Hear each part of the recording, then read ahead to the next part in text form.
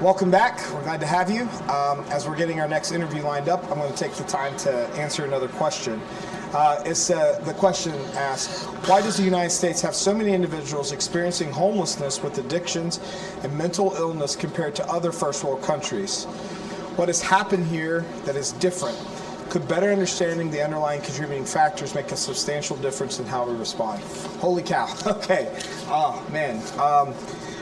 I really want to take a long time answering this, but I don't know if I can. So this is a very complex issue, but let me suffice it to say this. Where there is demand, there is supply and demand, right? We are the wealthiest country, and we have a lot of means.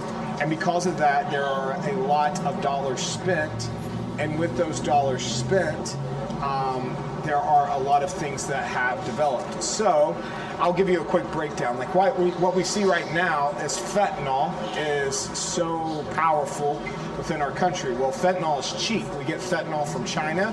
It gets through our southern border, and then it's distributed throughout our streets. Well, then when someone's addicted to fentanyl, then it's a strong synthetic opiate, and it's a lot of challenges there, right?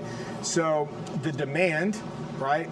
We can see when that demand really started. There's a lot of debate, but there's a lot of trafficking that's happened, drug trafficking that's happened in years past, where those same traffickers are now putting in the fentanyl. Even if you think you're getting another drug, more than likely you're still getting a lot of fentanyl. So we have a lot of demand. What created that demand? Well, there's a lot of different factors.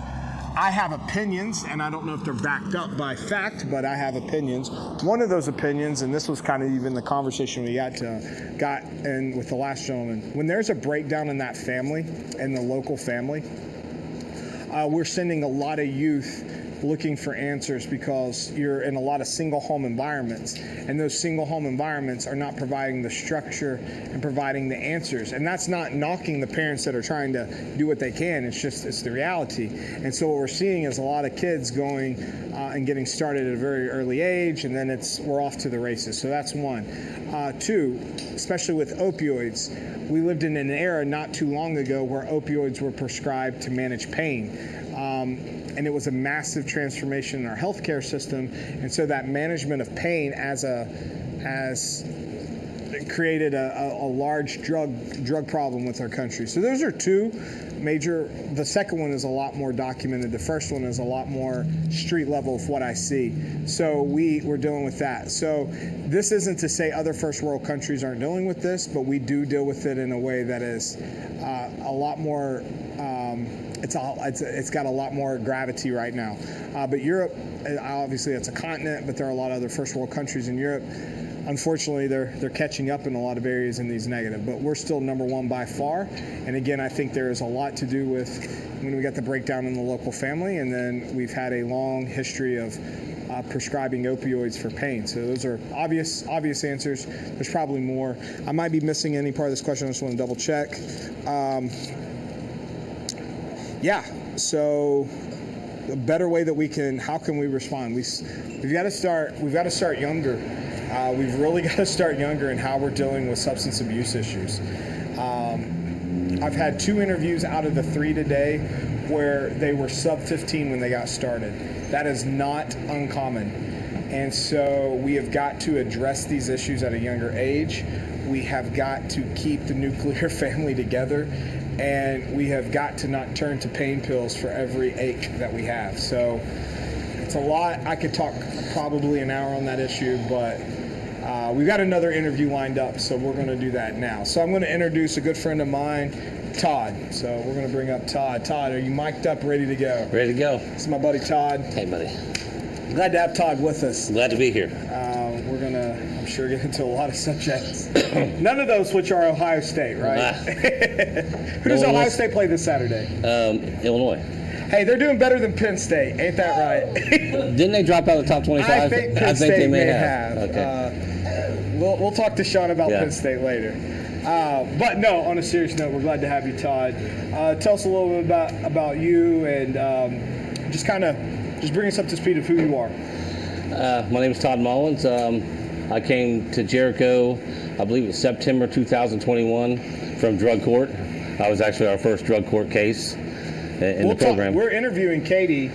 Oh, good. We're interviewing Katie, I think tomorrow. Is that correct? Yeah, we're interviewing Katie tomorrow from drug court. Cool. So it's going to be really cool. So you'll get to hear a lot about drug court. It's awesome. I came into the program and I was pretty desperate. I was in real trouble for the first time in my life, and the blessing of the program and the support of drug court, I got through all that. Yeah, I think that's an important thing to note. It wasn't just Jericho. Drug court was a big very big supporter. They are, if you let them. Yeah, because the thing that we want to advocate, this isn't a Jericho promo session. Now, obviously, we're happy to say good things about Jericho when applicable, but there are other great players, great partners in this community and other communities working. Drug court was one of them. Tell a little bit real quick on what drug court afforded you. Well, drug court, they gave me counseling and any kind of peer support I needed, and accountability is a big one, So. Yeah, and I think a good way of articulating that as well is by going through drug court, it enabled you or allowed you not to spend certain time in jail, correct? Correct. That's you could get a sentence before you get sentenced out if you threatened by prison. Drug court, if there's drug charges involved, they'll get you out of jail and put you in. We call it a problem-solving court. Yes, problem-solving court. What we can see clearly is that a lot of the individuals in drug court or who are approached with drug court, we can see that the substance is the real cause, and if we can start to deal with that, we'll probably, Baycare is a big supporter during going through drug court also. Yeah, a lot of supporters there. And so your journey with us started, you needed a place to stay once you went through drug court. Yes, when I got out of jail after 7 months, I was homeless. Yeah, and that's what we've been talking a lot about, substance abuse, mental health, how that leads to homelessness a lot. Would you resonate that was true for you? Yes, it was true for me. It was very short-lived being homeless, and it was new to me, and it was very scary. You get that desperate feeling of urgency of you don't know what to do. It's traumatizing is what it is. When Todd came to us, we had just we weren't really where we are now from a recovery standpoint. But I think I can say with a lot conviction, that your stay with us really opened my eyes to a lot of what we could do and how we could do it. I don't know if you know that. No, I do now. Thank you for that. Yeah, well, I think what I'm getting to was you were our first drug court. Yes. We had two at the time. One worked out, one didn't. Right. You were the one that worked out. We were just in the beginning stages of knowing how to, in my tenure, of how to work with individuals coming through recovery and so forth. But you opened our eyes to, wait a second, we could partner with other agencies to really facilitate this. And I'll be honest with you, you did such a good job. It made it like an easy, I don't know if easy is the right word, but it made it a natural. The journey with me going through drug court, then working for the men's center and becoming the manager at the men's center. We'll get to that in a moment. But I'm even talking prior to working. You didn't cause problems. You had a lot of motivation through drug court to get your stuff done and to do it correctly, and you did everything that Jericho asked of you.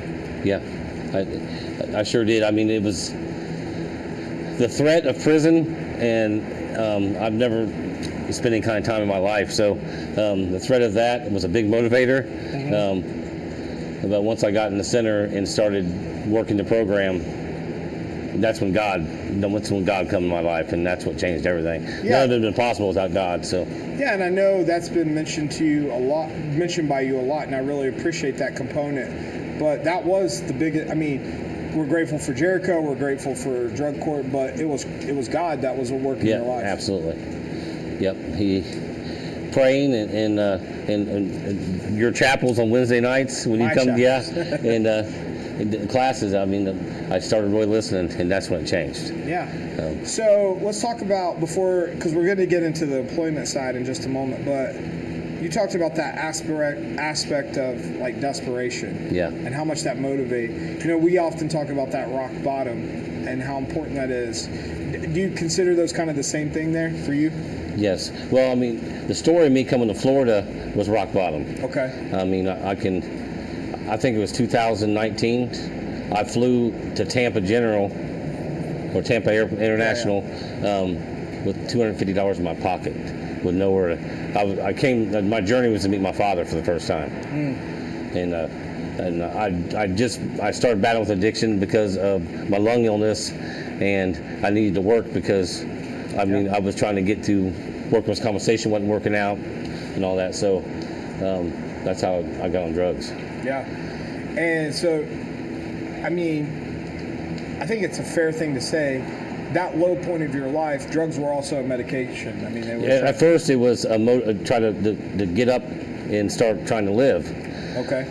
That's how it started. Then it, of course, it turns into a lot of trauma. It does, real quick, doesn't it? Yeah. So I couldn't. I went struggling because I was trying to get workers' compensation. I couldn't work at the time because my lungs were that bad of shape. To living on my son's couch. Yeah. And I wasn't going to do that to him another day. So I got up $250 and I got on an airplane, and I came to Florida to meet my father. So you went through our program, you went through drug court, obviously did both of those successfully. Yeah. You graduated, and then you started working for Jericho.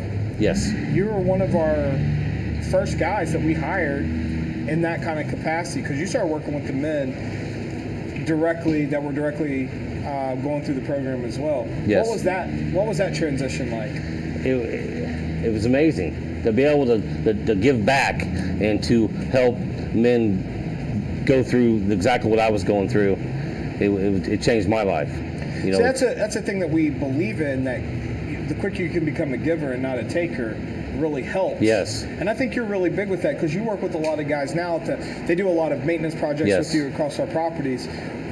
What is it about that giving that kind of, when you start to contribute, what is it about that like really accelerates the recovery process? Seeing, to me, accelerates it, and seeing the men transform in front of me while they're like interning with me, that just, it changes everything for me. You know what I mean? To see that, it brings that feeling back I had when I was in their shoes. But the question is, like, what is it about when we can have an individual start contributing to Jericho that helps them in their recovery? Why do you think that contribution aspect helps people in their recovery?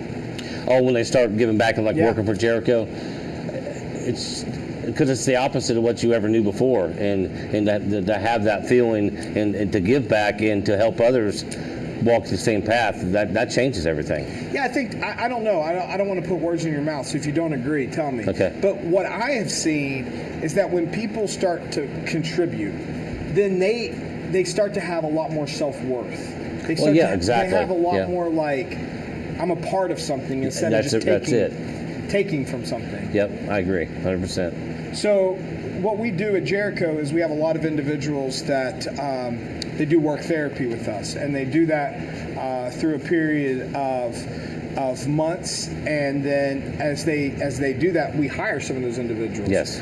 We can't guarantee a job for everybody, but we do hire some. Yes. That process of the therapy, working with these individuals, and you get to see that transformation. You talked about how that makes you feel. What kind of stuff do you see?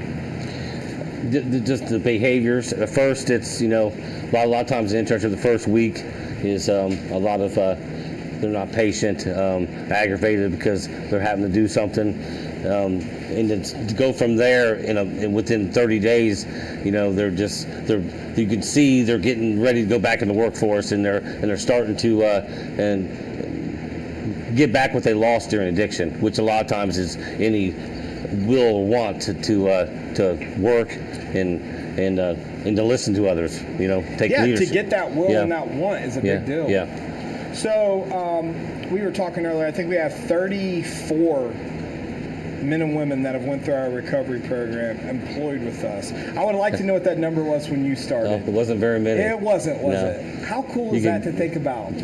Probably, I don't know how many. It wasn't, yeah, I look back all the time. It's amazing. Yeah, 34. We've grew in the last year, a year and a half. It's unbelievable. Yeah, and I think if you and I can keep going, we're going to keep growing you We're further. going to keep going. I'm here for the duration. Let's go. So, when you're thinking about, like, do you almost feel like a whole new man versus before you came to Jericho? Absolutely. Yeah. I also feel like this is the person I was always supposed to be. Wow. And addiction took that from me, and so in my family deserves a better version of me. Wow. And the real version of me, and they're all seeing that now.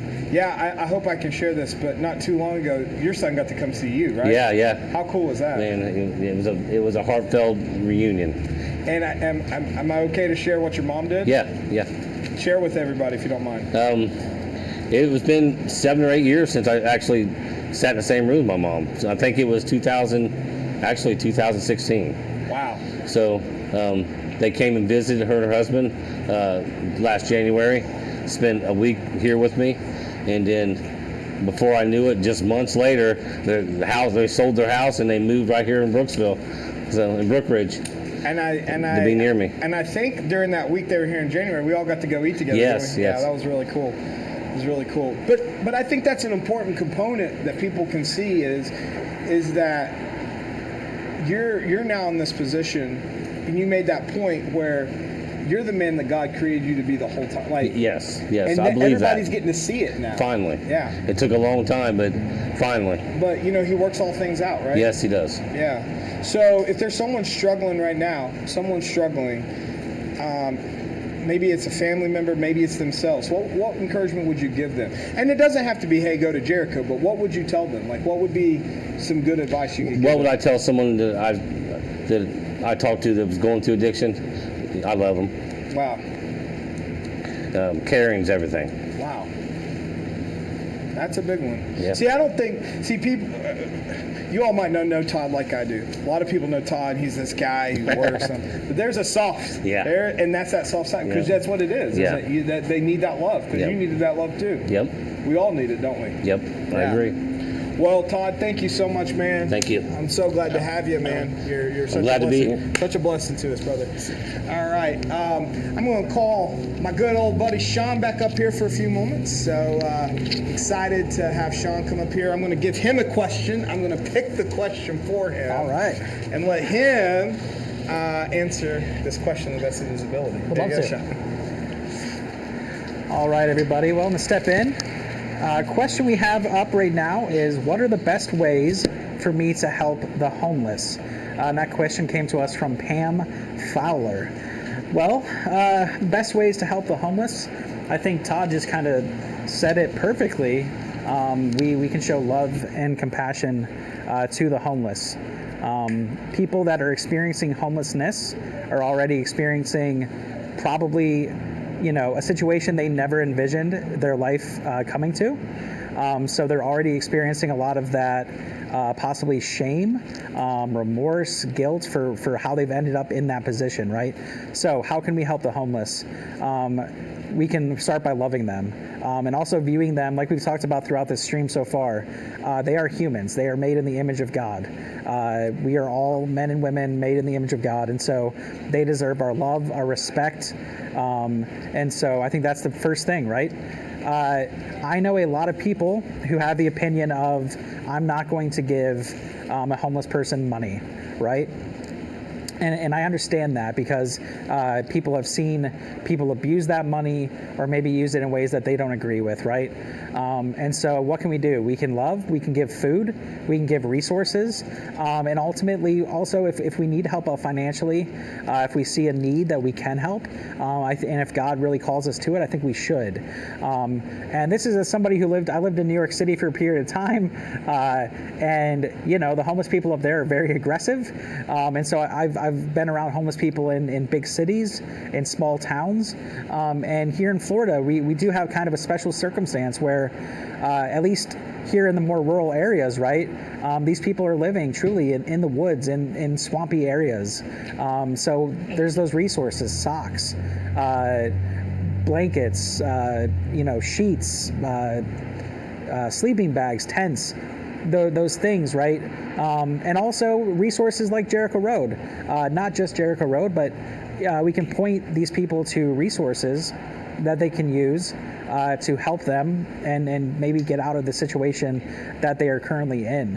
And so I think there's lots of practical ways that we can help the homeless. And also, I think that is the job of the local church. Ultimately, I think the local church should come together, and they should have better resources for people in need. And so I know a lot of churches do different events, do different food outreach, shower outreaches, and different things like that. So we need to continue to support that, continue to view these people in the image of God, and continue to help out where we can. So I think those are some of the best ways that we can help the homeless. Let me grab another question, and I'll do another question with everybody here.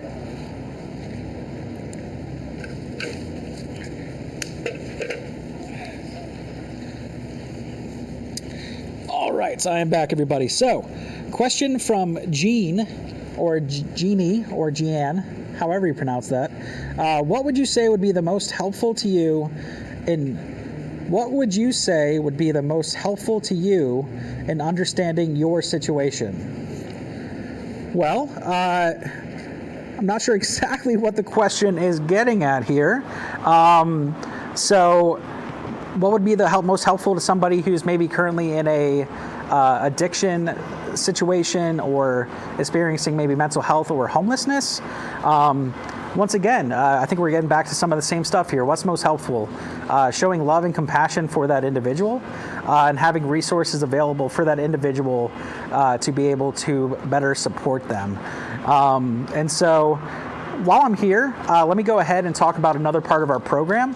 So when I was with you guys last time, I was discussing our 22 biblical-based classes that we have around addiction and really looking at the gospel and the fall and these things that we go through, right? So another resource that we have is we do Celebrate Recovery once a week on our campuses. And the way we do that is we come together, we celebrate milestones in recovery. So we celebrate milestones people have hit, whether that's 1 month, 2 months, years of sobriety. We celebrate that together. We sing some songs and praises to God. We're very lucky that we have people within our organization that have many gifts and talents that God has blessed them with. And so one of our directors comes in, and he's a worship leader at his local church, so he gets to come and lead us in worship. And then we get to hear a message, right? We get to hear a message of hope in the gospel. And really one of my absolute favorite things I get to do here at Jericho, and since I've come into this role, is I get to lead that weekly Celebrate Recovery group.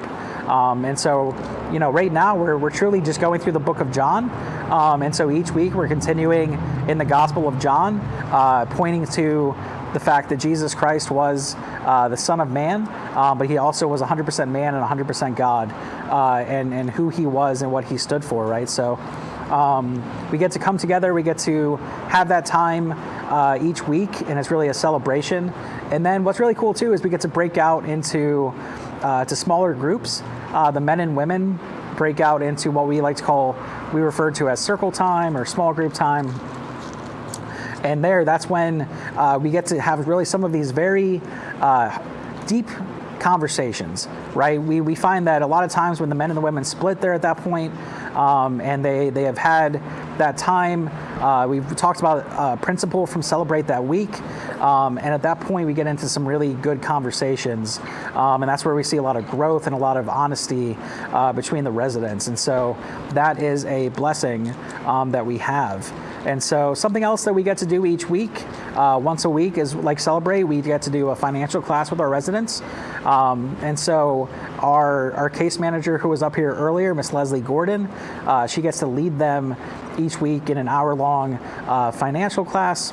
And what's really cool is it's a financial class looking at finances from a biblical lens, right? Ultimately, we believe that we are stewards of the finances and the blessings that God provides for us, and so we want to be good stewards of that, right? And so in that, we come together each week, we look at those, we discuss that, and also not just from that spiritual component of it, but also practically, as somebody who's gone through addiction. I know that at the end of my addiction, I had nothing, right? So financially, I was beyond broke. I was past broke, really. I was in the point of like, now I owe people things, right?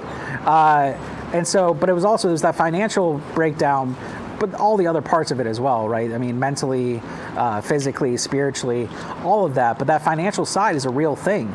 And so at that point, I need to learn how to be a better steward of my finances. I need to learn how to save. I need to learn how to provide for not only myself, but also, at this point, I have a family and I'm married. So, so we have that weekly financial class. That's another blessing that we get to come together each week and talk about not only the spiritual side of that, but also those practical things that we learn in there as well. And so please, if you are watching on YouTube or on Facebook, or if you're just checking in with us, please submit some questions. We would love to hear from you guys. We love answering these questions. And also what's really cool is, right, everybody's coming at this from different points of view, different angles, different backgrounds. And so not everybody's going to have the same output, the same look. And so these questions will be varying. And so we really look forward to getting more of those questions in so we can keep discussing these things with you. Hello, sir. Hey, man. Welcome back. We've been tell me about Penn State at all? We didn't get to that yet, everybody, but see, what happened is those preseason polls are a lie. And yeah, that was a heartbreaker. But we're going to bounce back better than ever, everybody. That's right. We're going to bounce back. Steelers are 4-1. There you go. So God is alive and well. Thank you, man. I appreciate it. Of course. Appreciate it. Yep. All right, we're going to bring on Amanda McCann. We're excited to have Amanda join with us. Amanda is our COO, and she's going to come and join with us on the bench and share her perspective. Amanda? Hey. Haven't seen you in a while. Yeah, how are you doing? Good. All right, so. Tired? No, I'm good. Good. I'm good. I'm just trying to, eat food and drink and do all those things. But just tell everybody kind of like what you do and in your perspective of. Let's just start with what you do. Start there. Yeah. So, like I said, I'm Amanda McCann. I am the COO, so the Chief Operating Officer. So, any of the day-to-day operations, I oversee and make sure that we have the money in the bank to pay for anything we need. Utilities, all those things, repairs. I help oversee any of our thrift operations, our facilities. Just making sure that we can stay running day to day and keep doing the ministry work we're doing. So in a role like yours, you think about, because you get a view that a lot of others don't see. It's a pretty big subsystem to keep everything to kind of make all this possible. With that type of system in place that's so in depth, what is that? How does that like? I would imagine you would find that it's, not only is it challenging, but I would imagine you find it's very rewarding to know that, hey, you're keeping something in place that's helping so many people. Yeah. I really view my role as like a support role. So we are really blessed to have a lot of good leadership and just different department directors that can run our different departments really well. And so I think we've done a good job at hiring people that are experts in things that we are not. And so my job is just making sure they have what they need to run that well. And so I get to get the highlights of everything. So I get to sit down with each one of them, each of the departments, check in and hear all the ways that God's moving from every angle of the ministry, and not just one side, but I get to see it from a higher level view, and that's just really a blessing. Wow. So you've also worked in our women's center. You've worked in our thrift stores. You've seen kind of every angle, if you will. That being the case, what do you think of like the involvement that we have with the, because Todd and I were talking about this, the involvement that we have with like our residents joining in to work with us, like the ones that have graduated and went through our program and so forth. What's your perspective of that? How important do you see that, not only from an operational standpoint, but even from that, their growth as a human being? Yeah, I don't think I fully understood the importance of just work in recovery until I came to Jericho, and understanding that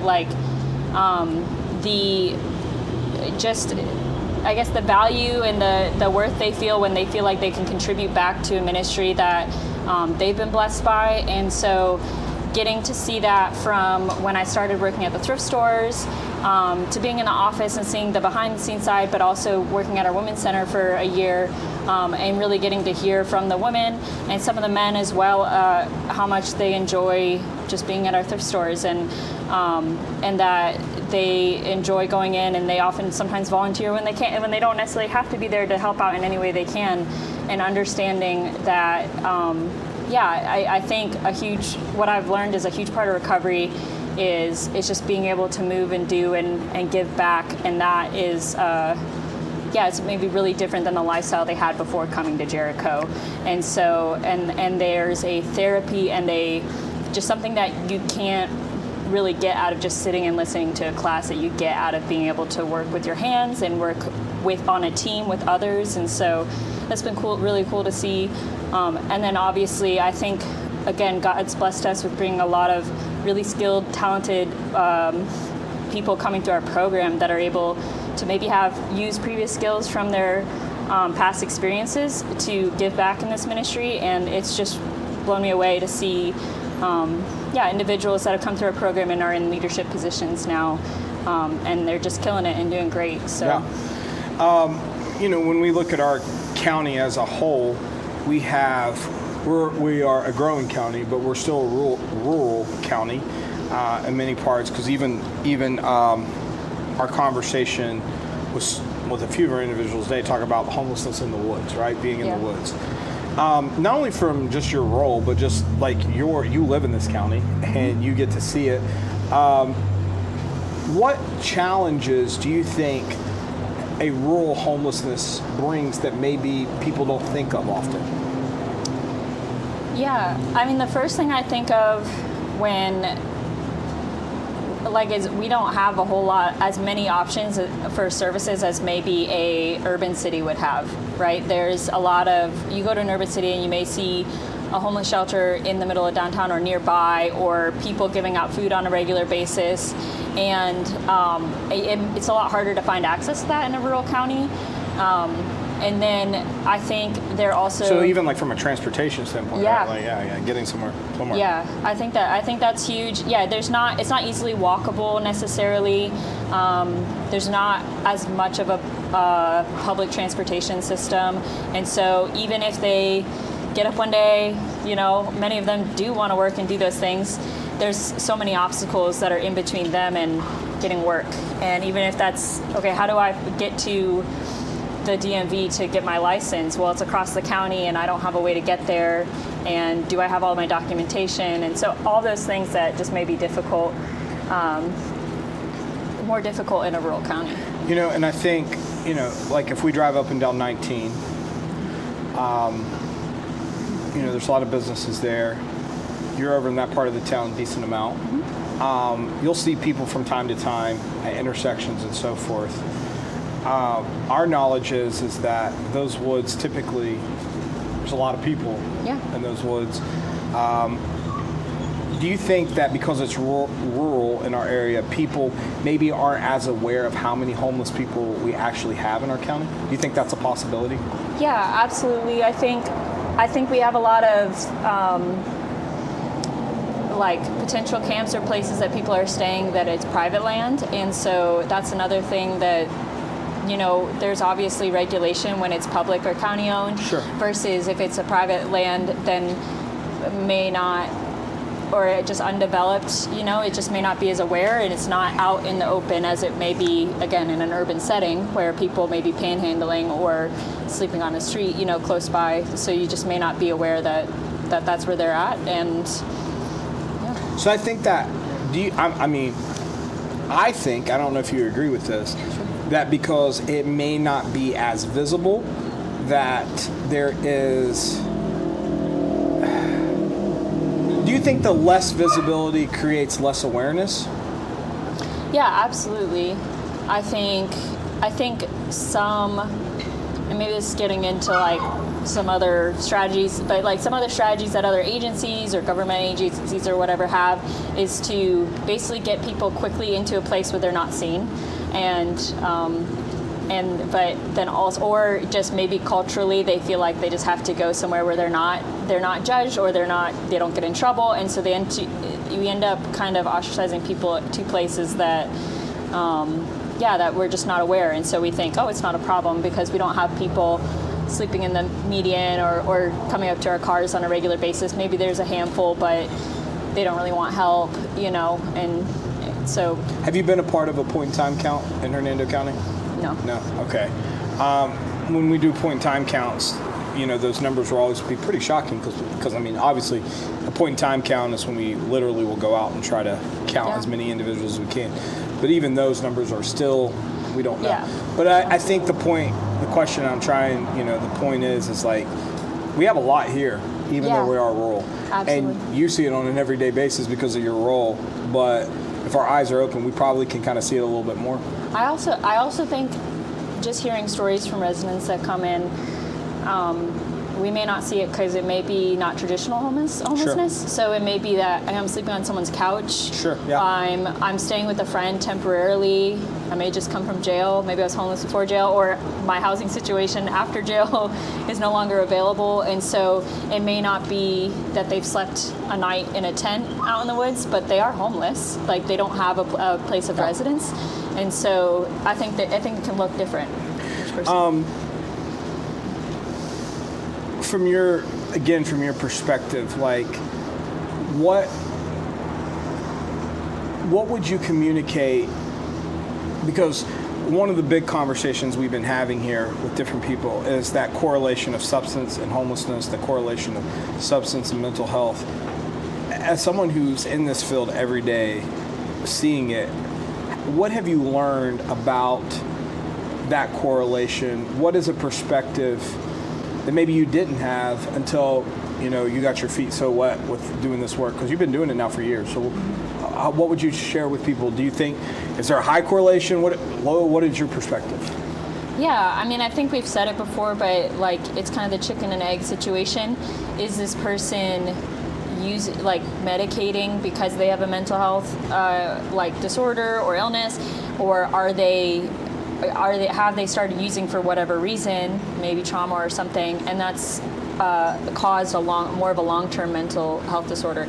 And so I think we've seen both, and I think you hear things like a lot of stories that have touched me recently, seeing either requests come in or hearing stories from people in our program, is how young individuals have started using really hard substances. Mm-hmm. And of course, you think you give somebody that's either pre-puberty or in the middle of puberty, you give them a substance, like, of course they're going to have long-term effects on the brain for that if they're in that developmental stage. And so I think, and at that point, you know, everybody makes choices, but we recognize if someone's a minor and young, like how much responsibility do they have that choice if a trusted adult gives them a substance? And that's really, they are responsible when they're adult and for all the choices they make. But it is, I've learned a new compassion or understanding of where people are coming from when all they've known since they were a kid is this lifestyle. Yeah.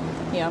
Yeah, I think you hit the nail on the head. I'm thinking of a story in particular where I just remember, and I've heard younger, I don't know what made this one stick out, but they all stick out, I guess, to some extent. I just remember hearing this guy's story about he started very heavy substances at the age of 15. And I remember thinking about that, like 15, and he and I think, are the same age, and so I cannot imagine where my development would be if that was, I think it's very traumatic. I think it's very overwhelming. Back to your role at Jericho, you again, we got a lot of employees now, and you get to oversee a lot. When, not just from an employee standpoint, but a lot of the questions have been asked, and I think it's really not from people who want to necessarily work at Jericho, or an organization like that, but a lot of people just want to know, like, in a general sense, what do I do to help people? And you're oftentimes making sure that the people we bring in are really there to help people and so forth. How would you articulate that to the general or the person who wants to maybe even go a step further? What is the characteristics you see that are so necessary for them to really be involved to help this community? Yeah, I mean, I think there's some general answers, like obviously any operation like ours, doesn't necessarily have to be ours, needs certain things to operate, right? Obviously, money helps us pay the bills. Food helps us like feed people. There's those basic things that we need, and we have the blessing of having thrift stores. So any kind of donations like that, we can turn into revenue to pay the bills, right? I think that's the practical side of it.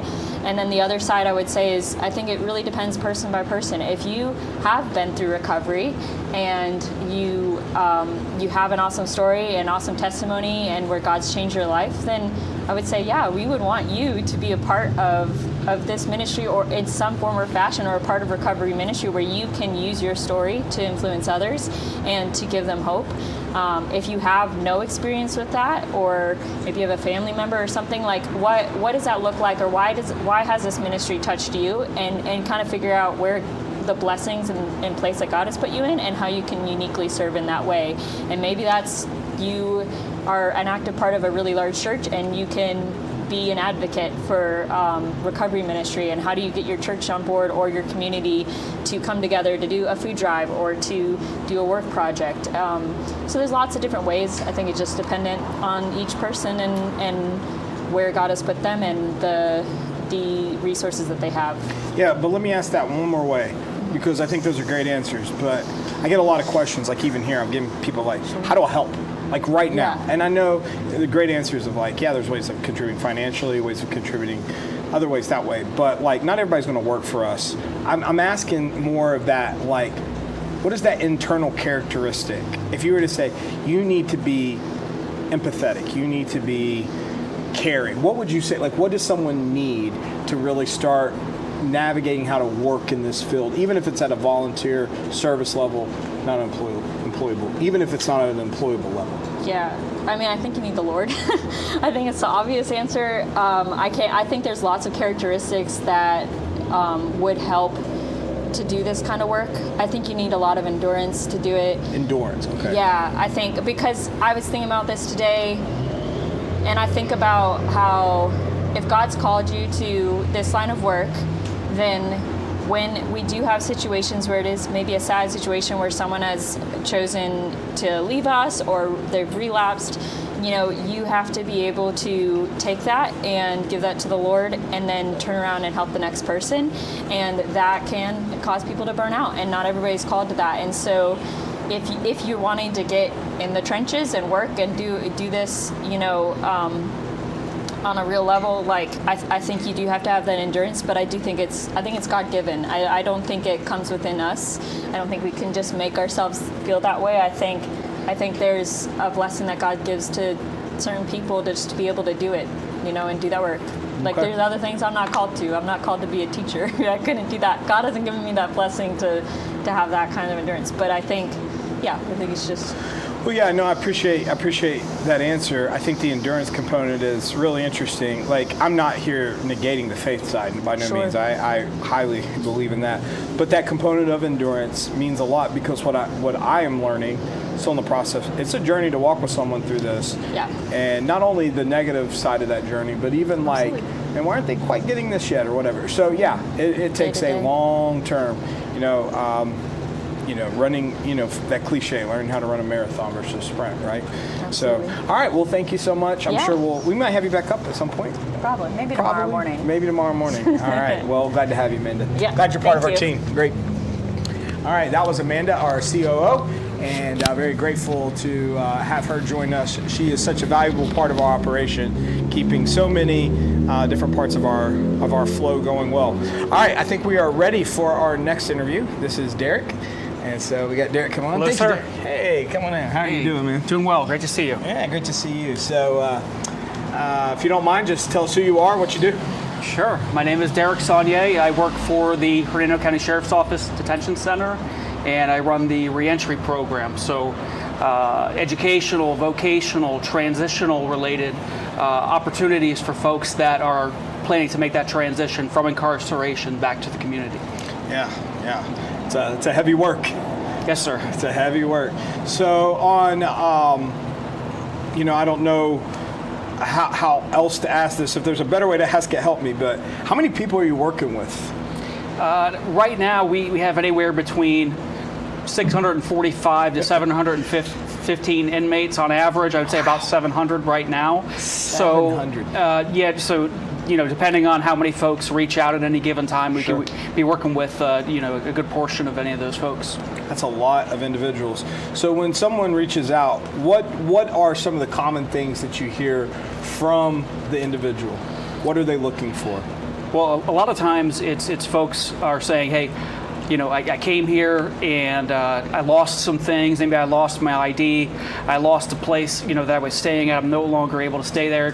Perhaps it was a domestic issue and they're no longer able to go back to that environment, or they couldn't pay rent any longer and now they've been evicted. So situations like that. And hey, maybe I'm looking for, a rehabilitative program. I'm looking at getting sober. So it can really vary. So hearing that there's a lot of practical, like the everyday stuff, they need their IDs and stuff like that. You're hearing housing requests, you're hearing rehabilitation. Do people come to you asking like, hey, I want to get a job or anything like that, or education? I think you mentioned that as well. Absolutely. So, our GED program is really strong. We had 35 graduates last year. We've been doing pretty good, and kind of put together a percentage. I'd like to have at least 5% of the inmate population have a GED each year. So I kind of put that together as a metric. And it's been going well, and we have seen where folks, they complete their educational journey, they start working on some vocational, job-related training, and then they kind of have that clear picture of, okay, you know what, I can do this. And now I've got those pieces in place. Let's, towards their last few months in incarceration, let's start looking at opportunities. And what makes sense for me? Is it long-term rehabilitative programming? Is it sober living? Where am I at, and what's the best fit for me? So we start to look at those pieces towards that end of the journey, and hopefully help them make that transition. From your vantage point, your opinion, I'm not holding you to this by no means, but from your vantage point, your opinion, the individuals that you work with, would you estimate that majority, minority, how many of them are dealing with a substance abuse issue? Yeah, that's a good question, and that gets us into another topic in that same realm of, if we're asking them, right? So it's being self-reported. Some of them, I would say that we deal with on a daily basis. A lot of them, and you hear it's kind of the both, the co-occurring, right? Mm-hmm. So maybe they have a mental health condition that they've had for some time, and they've chosen to self-treat that, right? Yeah. With whatever their drug or alcohol, whatever it is of choice, to kind of lessen the effects of whatever's going on with them. So we hear that, and we have the folks that they were an addict, and then they got clean, and then now they've kind of stumbled a little bit. So quite a bit to answer that. And you hear that often together, the mental health and the substance abuse, or are they usually separate conversations? It can be separate, but it seems like a lot of time it really is kind of both going on. Do you have a lot of individuals that will communicate that once they leave jail, they're fearful that they will be homeless? Yes. Yeah. Yes. I look at it at different levels. We have folks that know that there are resources out there, but they're not interested in them. Okay. There are folks that don't know what resources are out there and they might be interested in them. So you have folks at different stages of perhaps awareness, access, right, and readiness for that. I think that readiness is a big component because, you can have someone has all the information, but they're not ready. And you see that, I'm sure. Absolutely, and that's the biggest thing I think we try to focus on within reentry is this individual is coming to us with their situation, where they're at, and we want to be able to assess how we can best help them. And I think having that level of self-awareness for, hey, I'm at this point where I've kind of, burnt all of my connections, and I'm at the point where I've got kids or I've got something I want to live for, and I am tired of disappointing myself. I'm tired of seeing others disappointing me, and this is the time I'm going to do it. And for me, it's being able to realize that they're at that point and be able to help them at that critical point when they're ready to make that change and help them move on to that next level. Yeah, because we started with drug court 5-6 years ago. Really started diving in with drug court. And one thing I saw quickly, and this is true for individuals who come from jail as well, not all of them are success stories, but there is something that we have seen where individuals that have had either one of those in their life, they do seem to be a bit more, if not a lot more ready. And anecdotally, I think it's been very interesting for me to find out, because what I've learned is kind of what you're saying here. There are those 3 stages. Like you might not have the information, and I can't remember how you said the second one, but there is that 3rd stage. You might not be ready, and I'm learning how important that readiness. Is there things that you're doing, or are there things that you can do, or what have you learned to help people get more ready, for lack of better terms? Sure. So within our reentry programming, we have several different tools, self-assessments that individuals can take, and we have one product called Second Opportunity, and it allows individuals to really document where they are now and start to create a plan for reentry. And within that program, that gives them the opportunity to reach out to us at each stage and ask us questions, get involved with us. So obviously, we've tried to include Jericho on a monthly basis to where you guys come out and meet with males and females, and so that they can ask questions about your program. We have some other programs that will come out. We have the Mid-Florida Homeless Coalition that comes out, so they can ask questions. Hey, where do I stand in terms of a housing assessment? Would I perhaps be a good fit for Jericho's program? So I think it's getting involved, getting started, and be able to document their success and write, as we say, if you write something down, it's more likely to occur. So I think beginning that process of conceptualizing, taking it to the next level, and just getting that plan from the ground up. Yeah. Recently, you got to attend one of our graduations, and we had an individual that graduated that you had your program had really big impact in her life. She's actually an employee with us now. What do you think about, obviously she's doing a great job. We're glad to hear of her story, but what do you think about, what made that successful? Yes, she's doing a great job, and I'm not trying to take anything from her, but are there things that our organization, your organization, we're doing that help create that? I think talking about the awareness for the Jericho program, also seeing her grow within the program, and this individual had their GED, but they became a classroom leader helping others, and then didn't they help individuals with Florida Ready to Work as well? And they did, and they even helped us with our ladies going through Florida Ready to Work. That's great to hear, and to see this person's confidence grow throughout helping others, like you mentioned, with that Florida Ready to Work program, and then come to us and say, okay, I'm doing really good here. I built my confidence, and what is the next step for me? Because I'm going to be getting released. I want a program that fits me and where I'm at. And that's when we had the opportunity to connect this individual with folks from Jericho. So I think that point is so important, of you opening the doors for us to come, and then us coming through those doors and continue that conversation. Certainly. Because one thing that I've learned in this community, there are a lot of good people wanting to help. Sometimes, unfortunately, even though they want to help, they don't know how to coordinate that help together.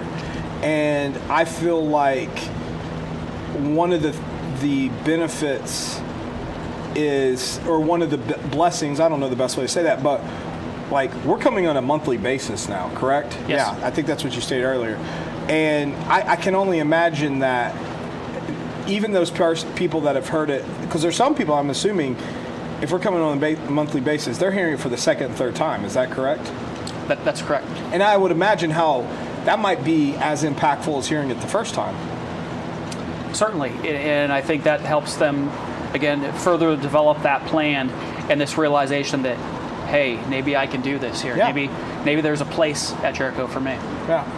So when you're looking at society at large for a moment, outside of what you deal with, because you got a lot to deal with on the day to day, and if we were trying to come up with more preventative measures, because you and I both know we're coming later in the game for a lot of people. Mm-hmm. And again, experience has taught me a few things that I look for. But what are some things that, like, the everyday person, because we get a lot of questions, how can I help, or how can we help mitigate some of this problem? What would you say to that? Like, how do we, I mean, that jail number's high. Absolutely. What can we do? And are we talking about from the side of preventing people from becoming homeless? I'm talking about from just anything that you see, like, how do we keep people from homeless? How do we keep people? I'll take it one step further. I worked in an organization in Ohio. I knew a guy that would intentionally go to jail because that was the only place he knew how to get to, and then he would come to us, and then it was always a cycle, right? Right.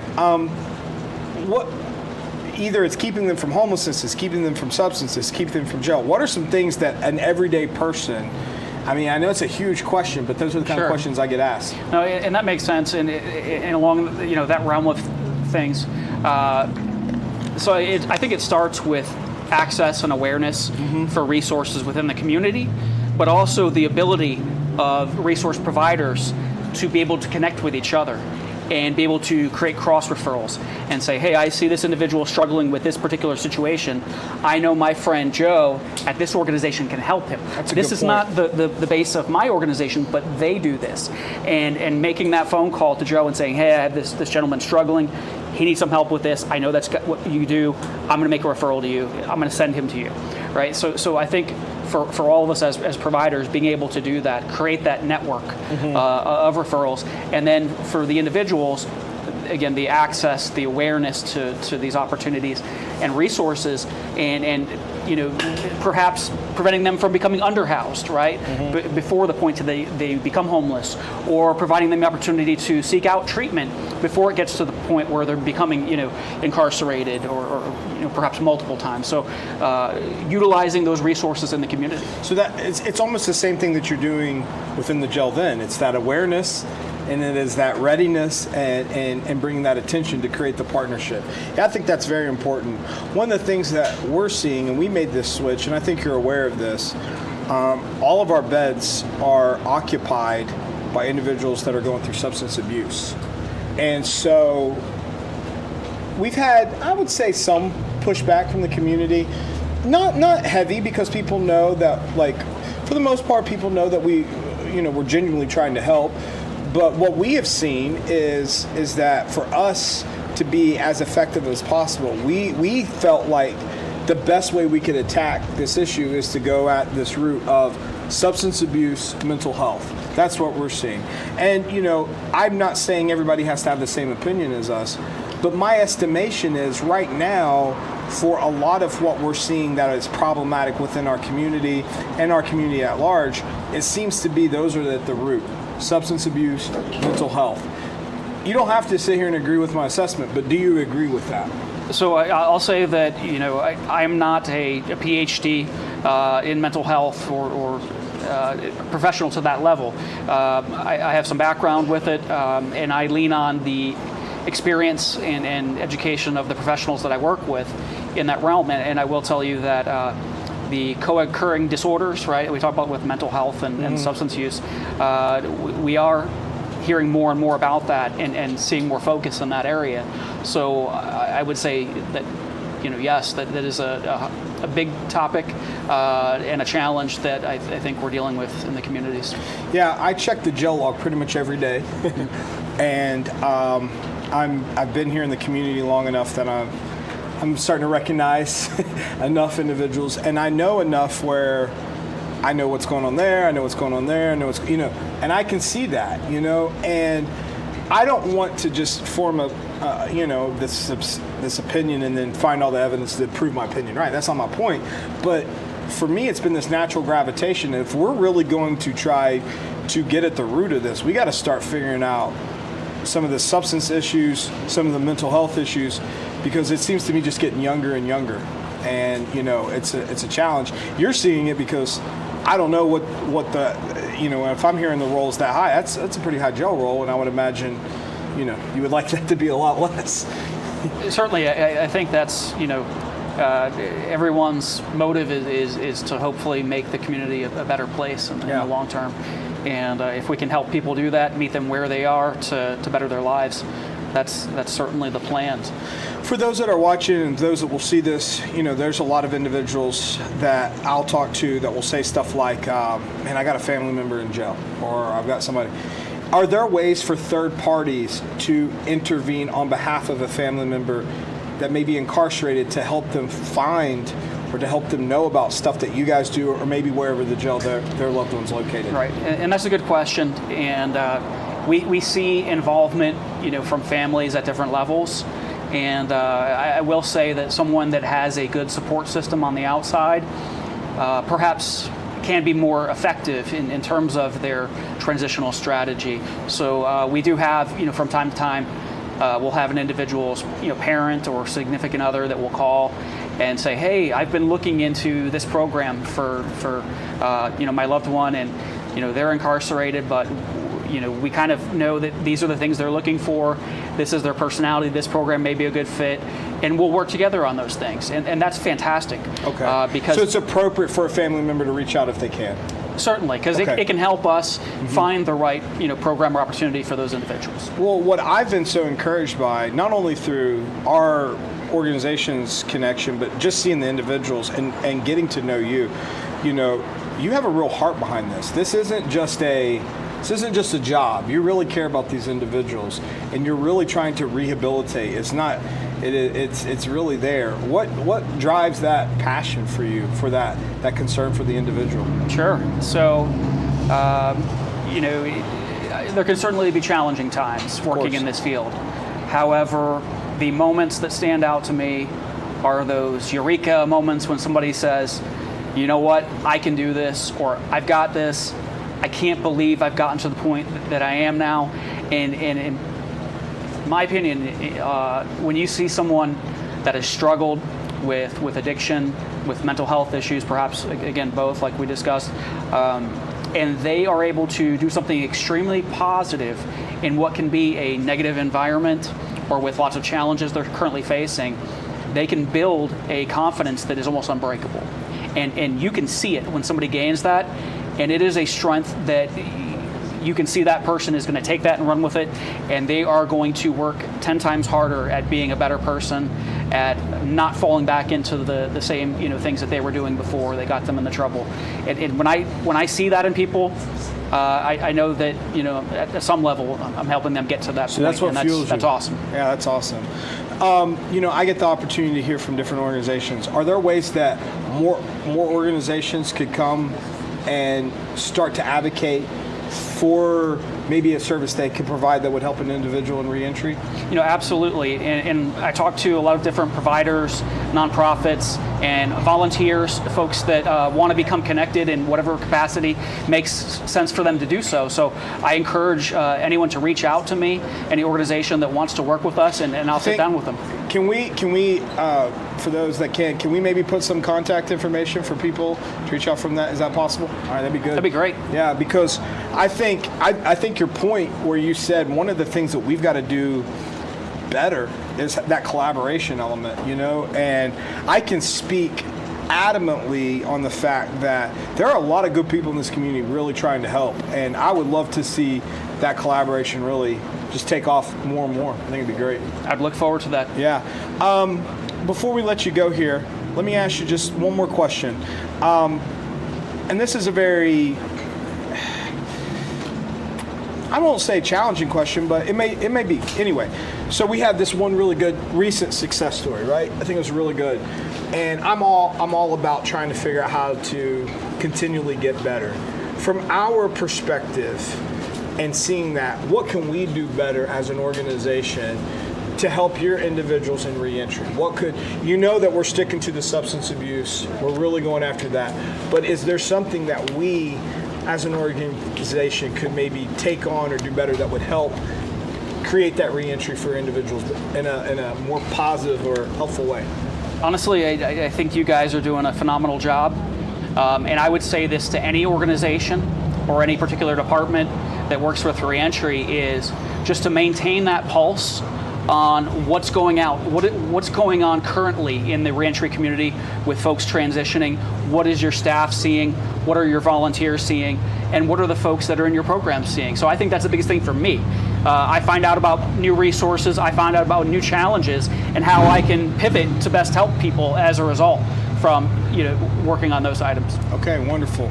Well, we'll keep that relationship. Derek, yes, sir. Thank you so much. Sounds good. So glad to have you out, brother. Appreciate it. Yep, take care. And that was Derek. We're so grateful to have him, and just that connection that we have been able to establish in the reentry world. So many individuals that have found themselves incarcerated, they get to this point where, it seems like one of two things can happen. I mean, maybe more than one or two, but one we see that's on the negative is that they give up, right? They're just done. They just kind of keep going through it. But two, we do see that determination side, and we love to see that, because when we get that, then we know, and we got somebody that's really trying to move forward. And it's awesome to have Derek, who is such an advocate for the individual, and so we're very grateful for that. All right, I got time here for another question, so I'm going to take this question and do my best to answer it. It says, why is it for some that homelessness is preferred? Okay, so I have met individuals that do prefer to be homeless, and there are a myriad of reasons that can be true. One, the individual desires to be alone, and they find that being alone is safer. They find that being alone brings them peace. They love to kind of take themselves, if you will, outside of society, and they enjoy that. Not always, but often that can be from a place of trauma. It doesn't have to be, but often there is trauma involved there, and the person that has went through that traumatic event does not want to obviously relive that trauma, and so their answer is to pull themselves out. Another thing that I've seen that is very unfortunate, but sometimes people prefer to be homeless so that they can stay in their addiction. They are feeling a level of accountability, or shame, I think is a better word. They're feeling a lot of shame. So if they practice their addiction in front of others. So what they will do is they'll choose to be homeless so that they feel more covered in their addiction, and they'll be able to continue that practice without a lot of people being noticeable. And then third, some people prefer homelessness because they're not in the right state of mind. And I think that's an important one to understand.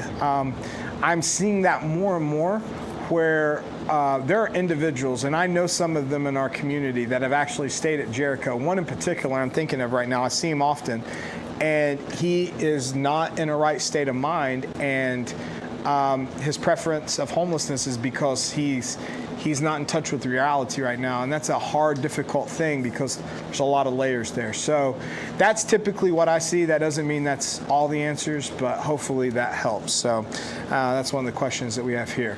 All right, I'm going to take time for one more, I guess, and then we got a break coming up in just a few minutes, so I'm going to take some time for a couple questions and just kind of share with you all some things that I see. All right, here's another one that says, I'm always trying to understand all the encampments in the woods in Hernando County. Are they homeless from addiction or from hardship or the loss of jobs and homes? Thank you. So this is a question that we have somewhat addressed tonight, but probably could go a little bit further.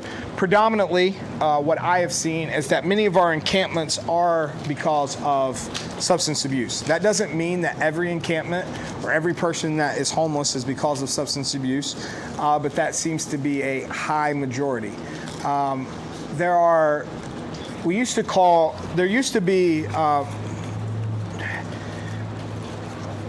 We used to have in our country more what we would consider like what we call traditional homelessness, where we had individuals that were homeless because, somebody lost a job, somebody,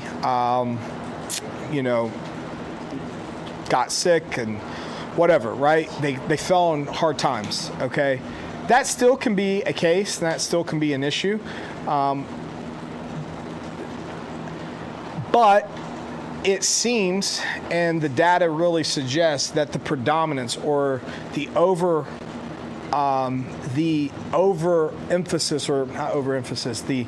the biggest factor, right, is the mental health of substance abuse. So particularly here in Hernando County, that question was addressed.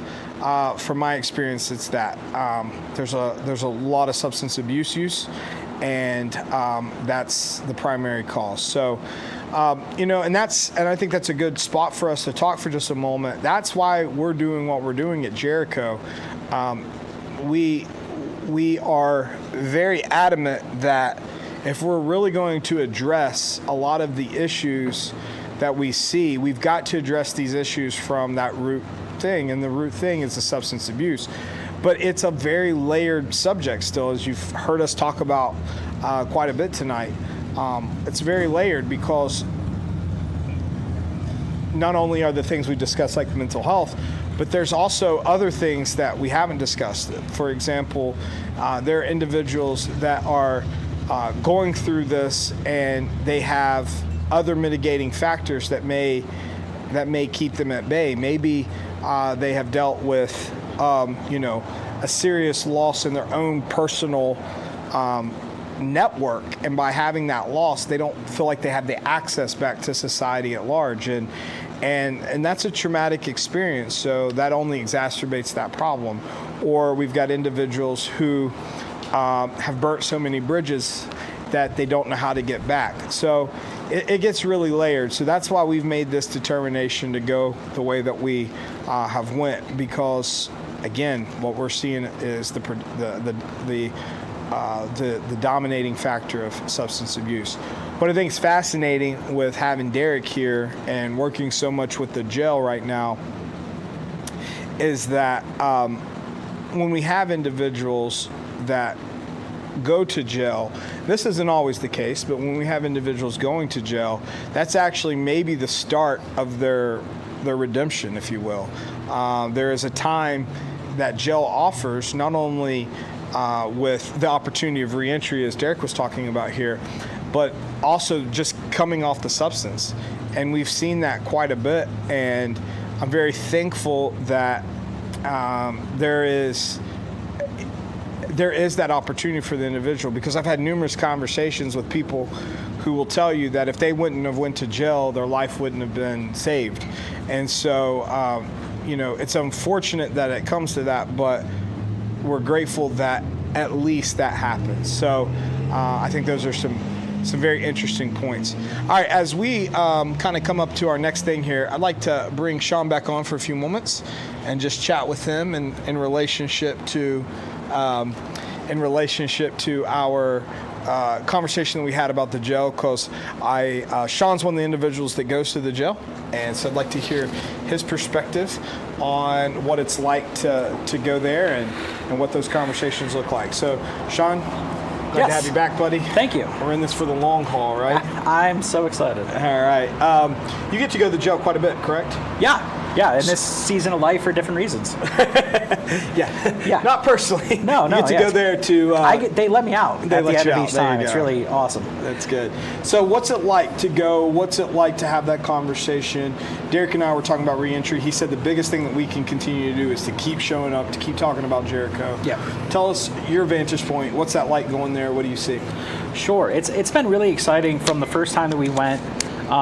Really started addressing this with them probably back in, I don't know, maybe April, May of this year. And so it's been really cool each time we've gone. The crowds have gotten bigger. They've had bigger pods of people coming in. And also what's really cool is what Derek shares with us is that, our first time we went there, maybe we had 7 ladies come and hear a presentation about Jericho. He said by the time they get back there and it's chow time, every woman in their pod's going to know about Jericho Road. It's that word of mouth that spreads out. And I think what's great is it's because we're offering a solution, and maybe something they hadn't thought about before, or something they didn't think was available to them. And so once they find that out, there's a lot of excitement. And so it's just a blessing. It's a blessing to be able to go, to be able to share with these individuals things that we can offer them, to help ease that transition from jail into back into life. Yeah, and so as we think about having those conversations with them and having that word of mouth, I wonder, and I don't expect you to have an answer for this, but I would imagine that now that we start to have success stories from individuals coming from jail, I would imagine it's only going to grow. That would be my guess. Yes, I think so as well. And I think it's because there's hope. And where hope is offered, I think we see it grow. And so to be able to present an option to help them with that transition. So a couple weeks ago, they actually, as part of the Hernando County Jail, they did a seminar about what it looks like for an individual to be re-entered into society. And they actually set it up almost like a board game, like the game of life, where you went around to these stations and you had a certain amount of money and you had to get all of these things accomplished, right? And so what do we talk about? They might not have a license, they might not have a social security card. They have to get a job, and they have to make it to all the appointments that they do if they have any, probation or anything outside of that. It's very difficult. So when you have a place that says, we will walk with you beside that in your earliest months, which are the hardest months, I think it'll only continue to grow. Yeah, I mean, we dedicate staff just to driving. Strictly, we have dedicated staff just to getting people to appointments. Yep. Yeah, Leslie and I didn't talk about that, but we track how many appointments we do a month. Yes. It's astronomical, the amount. Last month, I just did this numbers yesterday. It was around 270. 270 appointments. And so that's what makes what we do, because we're just learning more and more of the longevity it takes and what it really takes. That's why I think that's what I'm excited about within our program. We're not stuck in this, like, we got to keep doing it this one way. I feel like we're evolving to understand what it really takes and to listen to people. That's why Todd was such an important conversation for me, because Todd was a part of, like, hey, if we're really going to do this, we got to do X, Y, and Z. We can't just offer this one thing and think it's going to fix it. And I think what we're going to find out the further we go in this is what else we've got to do, or surprisingly, maybe even like, oh, we're already doing that pretty well, which would be really encouraging. Have you learned anything yet, like you're shocked, like maybe what you just mentioned there, like how many different appointments and stuff? Like, is that all that, like, shocking information to you? You feel like you kind of understand that already, or where did you come at it with that? Yeah, I mean, I think it's somewhat shocking, right? I mean, there's so many different types of appointments, and there's so many different needs for individuals either coming out of jail or out of the woods or out of a broken relationship or family.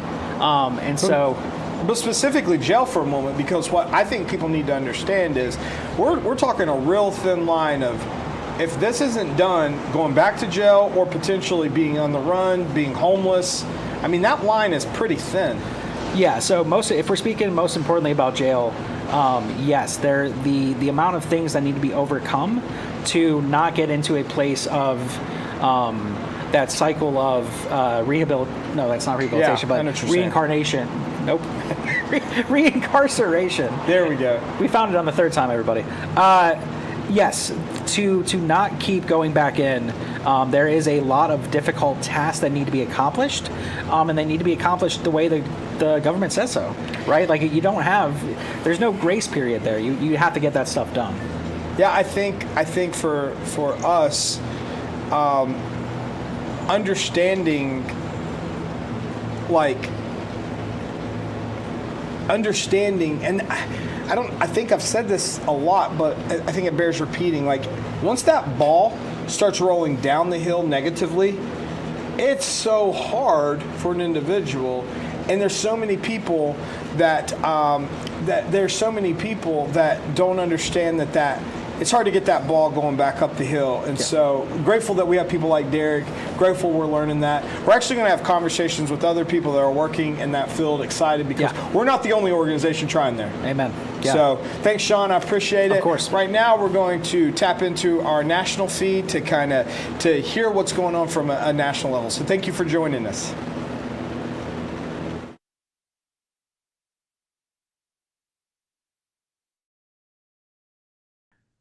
Well, welcome everybody to this conversation, which is between myself and with Rich Stearns. And Rich is the President Emeritus of World Vision and been a good friend for well over a decade. And Rich, so appreciate your leadership of World Vision globally, especially in reaching out to helping children, and especially in the area of really crisis and being able to say, how do we serve and love in the name of Jesus? But as president of World Vision, that really wasn't your initial calling, or maybe it became a calling, but really your background was more out of the business world. And why don't you share just a little bit of your time at Lennox and how God worked in your heart to begin to move you into a place of humanitarian aid and being able to care for people as how you lived out your faith. Well, sure, Tom. Thanks for having me on the program today. And back in the late 1990s, I was the CEO of Lennox Fine China and Crystal, America's fine china company, back in New Jersey. And as I like to say, I was minding my own business when one day a recruiter called and said he was representing World Vision, and that World Vision was looking for a new president. Now, my wife and I had been donors to World Vision for about 15 years at that time. So we knew of World Vision. In fact, we knew the president of World Vision, who was then planning to step down. But I basically said to him, well, that's a hard job to fill. You need somebody that's, part CEO, part Mother Teresa, and part Indiana Jones. And, good luck with that, right? Finding somebody. But and of course, as recruiters often do, later in the conversation, he said, well, what about you? Would you be a good candidate for World Vision? And I think my voice went up about 3 octaves, and I said, me? Surely you don't mean me. And, Tom, at the time, I had never been to Africa. I knew nothing about global poverty. I had no theological degree. I had never done any fundraising. I had never worked for a nonprofit. I mean, I was a terrible candidate, I thought, for the president of World Vision. And I won't get into all of the details because of time, but this was clearly God knocking on my door and asking the question, are you available? Are you available? And I didn't want to be available. I was at the top of my career. I was 47 years old. I was, I had made it to the CEO chair in a wonderful company. And I call it my rich young ruler moment. And we all know that story from scripture where this rich young man comes to Jesus and says, Rabbi, what must I do to inherit eternal life? And Jesus gives him a stock answer. Well, keep the commandments, worship the Lord at the temple, keep doing the things that, the scriptures command you to do. And of course, the man who might have been a little cocky, he said, well, I've done all of that. You can check me out. I've covered that base. I keep all the commandments. I'm a faithful tither. And then, as I like to say, the young man made one mistake. He decided he would ask another question, and he should have quit while he was ahead. He said, is there anything I still lack? And scripture tells us that Jesus looked at him and loved him and said, you lack one thing. Sell everything you have and give it to the poor and come and follow me. And then you'll have treasure in heaven. Well, I wish at the time World Vision was calling me, that story was resonating in my head, because metaphorically, what World Vision was doing was saying, Rich, sell everything you have, quit your job, quit your career, sell your dream house, turn in your company car, pack up your family and move them 3,000 miles to the West Coast and follow me. In other words, give everything you have to the ministry with the poor, and then you'll have treasure in heaven. And at that time, I was more interested in treasure on earth than I was in heaven, to be honest. And so it was a difficult decision. But the way that story ends in Scripture is tragic because it says the man went away very sad because he had great wealth. So kicking and screaming and fearful of, this is a career suicide.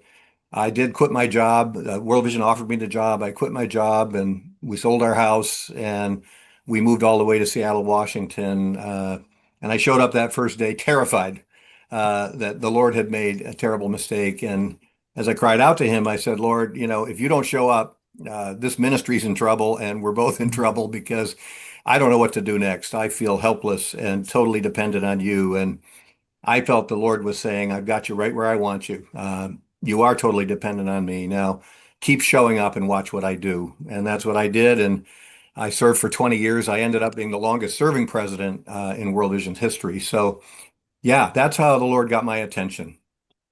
I love that, Rich, and really thanks so much for sharing your story because I'm sure there are a lot of folks out there that God could be knocking on their door or inviting them into a second chapter of their life and leadership, and maybe hearing of your courage to be able to step out and follow might allow them to do something similar. So really appreciate that. How about though, as you began to kind of think about that role that you had as president of World Vision, it began to inform and impact kind of your understanding of the gospel. And one of the things I appreciate that is the book that you wrote, The Hole in Our Gospel, which was really significant and almost shares for you of certainly coming to a place of faith in Christ, but then this second conversion of looking at what does that faith really mean, or how do we live it out, or engage or act in it. And I just wanted to kind of read a quick excerpt out of that I've appreciated over the years that you wrote out of The Hole in Our Gospel when you say, we're the carriers of the gospel, the good news that was meant to change the world. Belief is not enough. Worship is not enough. Personal morality is not enough. And Christian community is not enough. God has always demanded more.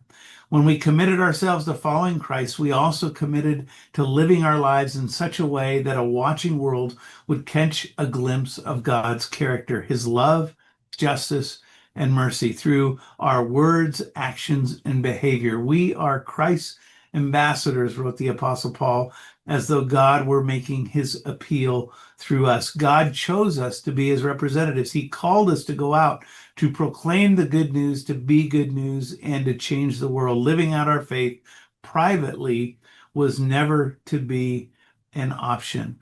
And what might you hope as you kind of look and have penned those words for Christ followers across our country as they would reflect and glean on living out their faith today, how that perspective maybe changed your heart a little bit and how you would hope it would change the hearts of other Christ followers?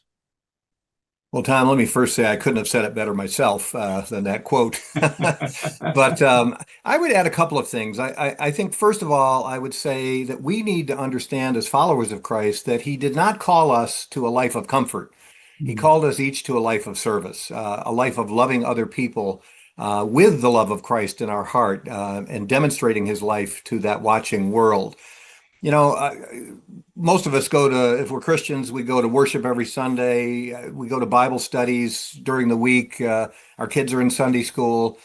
But the Lord, I don't think, is impressed with all of those activities unless they result in putting what he taught us into action, right? So there's some great scriptures about this. In the book of James, James says this: suppose a brother or sister is without clothes and daily food. If one of you says to them, go in peace, keep warm and well fed, but does nothing about their physical needs, what good is it? In the same way, faith by itself, if it's not accompanied by action, is dead. I can't imagine a better scripture for a homeless ministry to settle on and to talk about. There's another one in 1 John chapter 3, where John says this: if someone has enough money to live well and sees a brother or sister in need but shows no compassion, how can the love of God be in that person? Dear children, let us not merely say that we love each other. Let us show the truth by our actions. Our actions will show that we belong to the truth, so we will be confident when we stand before God. You know, just in closing this question, this answer, there is a real simplicity to our Christian faith that is often lost in the complexity we create around faith, right? Um, the Lord gave us the two greatest commandments: love the Lord your God with all your heart, mind, and strength. And he said the second commandment is like it: love your neighbor as yourself. And I would add a third great commandment, which is the Great Commission, which is about sharing the love of Christ to everyone so that they too can become disciples of that same loving Lord.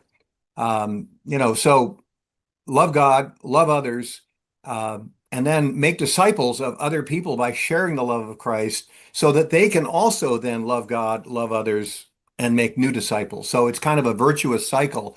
And that's the simplicity of our Christian faith that a 5-year-old can understand.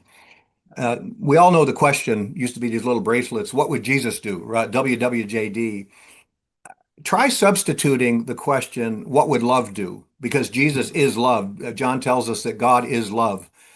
So what would love do about homelessness? What would love do about refugees? Don't ask what a political party would do, or, what should the government do? What would love do about refugees, about homelessness, about those struggling with mental illness or addiction? We need, as Christians, to ask that question, what would love do, and then attempt to do it. Mm. I love that, Rich, because we're really talking about being grounded in love and then saying that our faith has a tangible expression that lives itself out that ultimately impacts other people. Mhm. And being able to do that. Oh, that's great.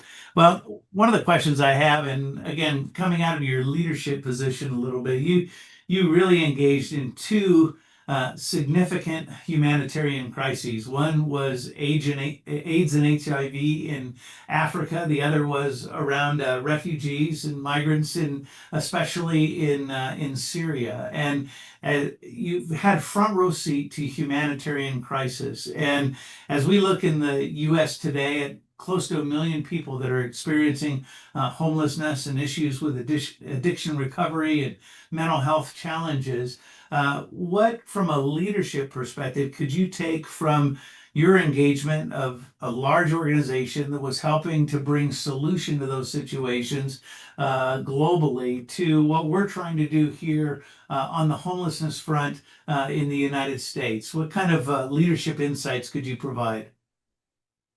Well, I think for those that might be listening, big crises are often overwhelming. When I used to talk about to our donors and child sponsors at World Vision about global poverty, and I had the statistics of global poverty that 1 billion people are living on less than $1 a day, and 29,000 children under the age of 5 die every day of preventable causes, and I throw out these huge numbers, and what I found is people were overwhelmed by these big numbers. Like, how could I possibly make a difference? How could I possibly make a dent?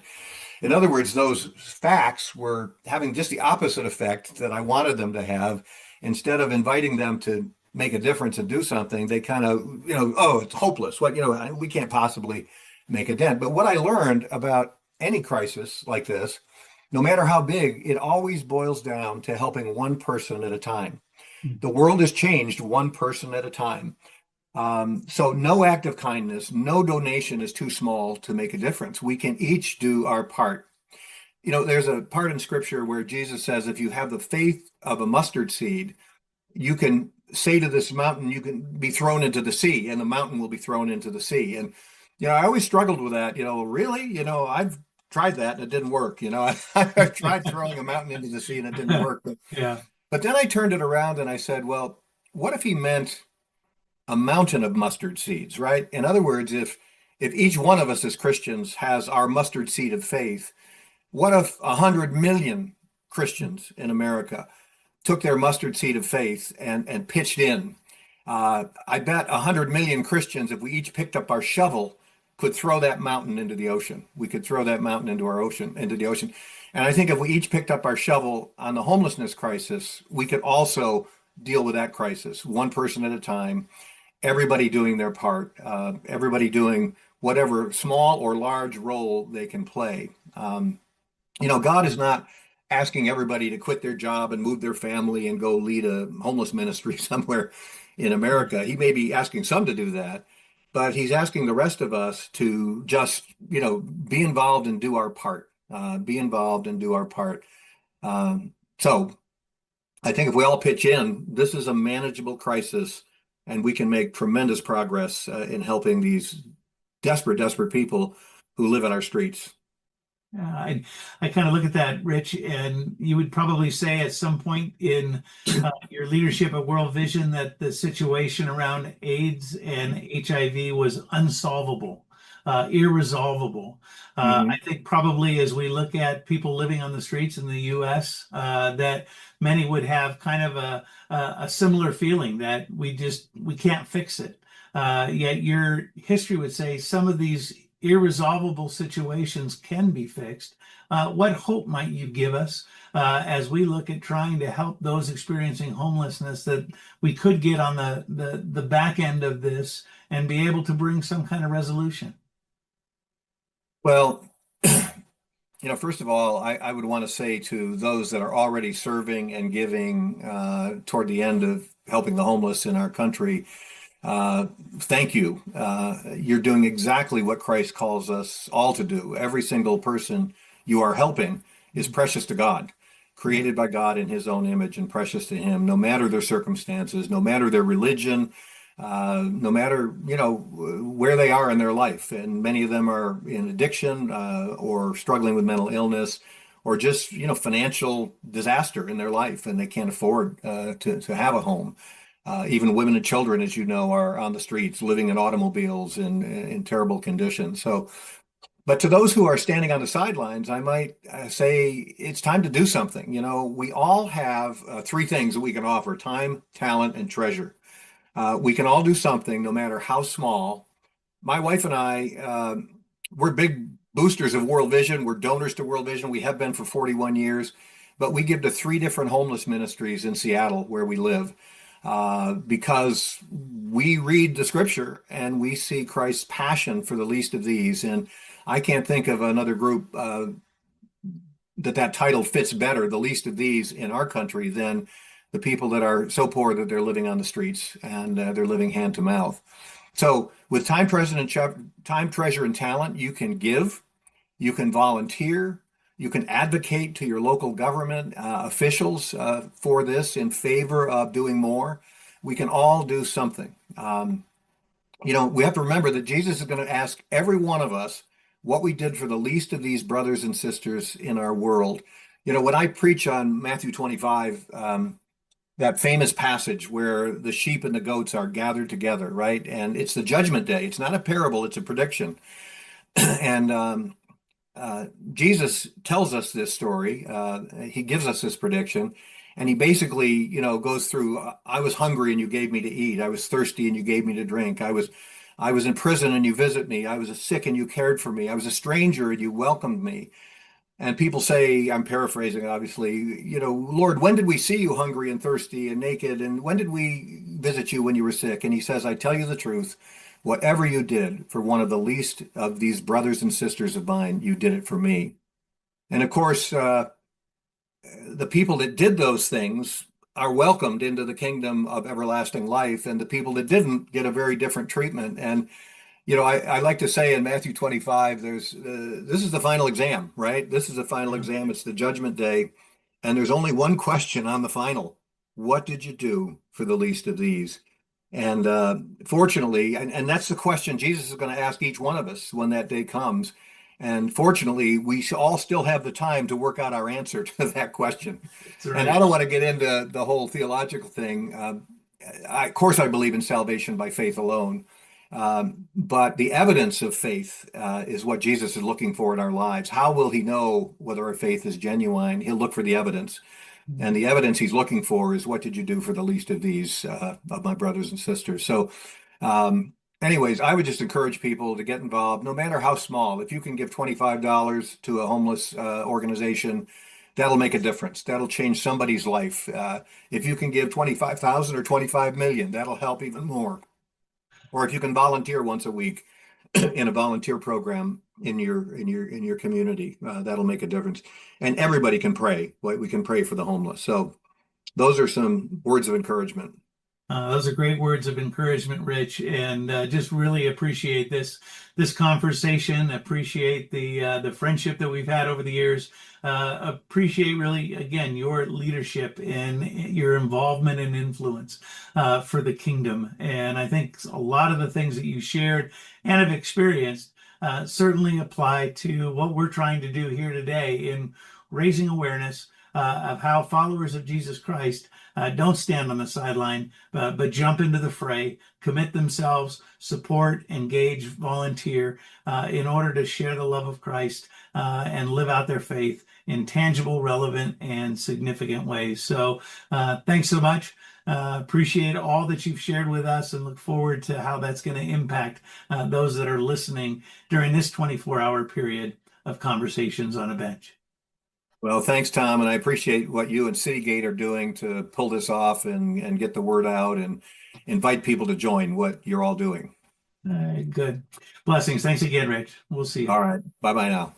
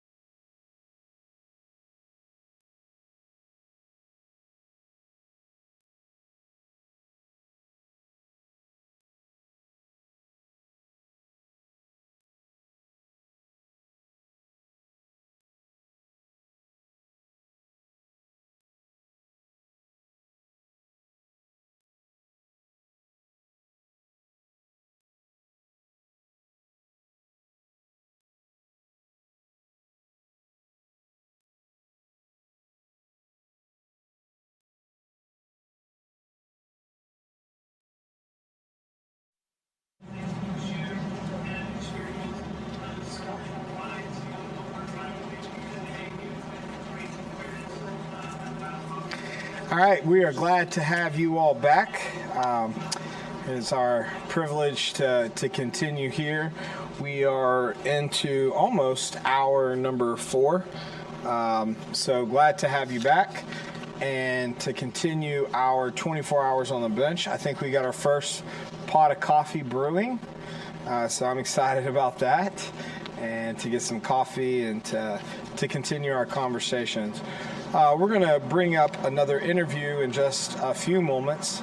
But before we do that, we're going to take some time to answer some more questions.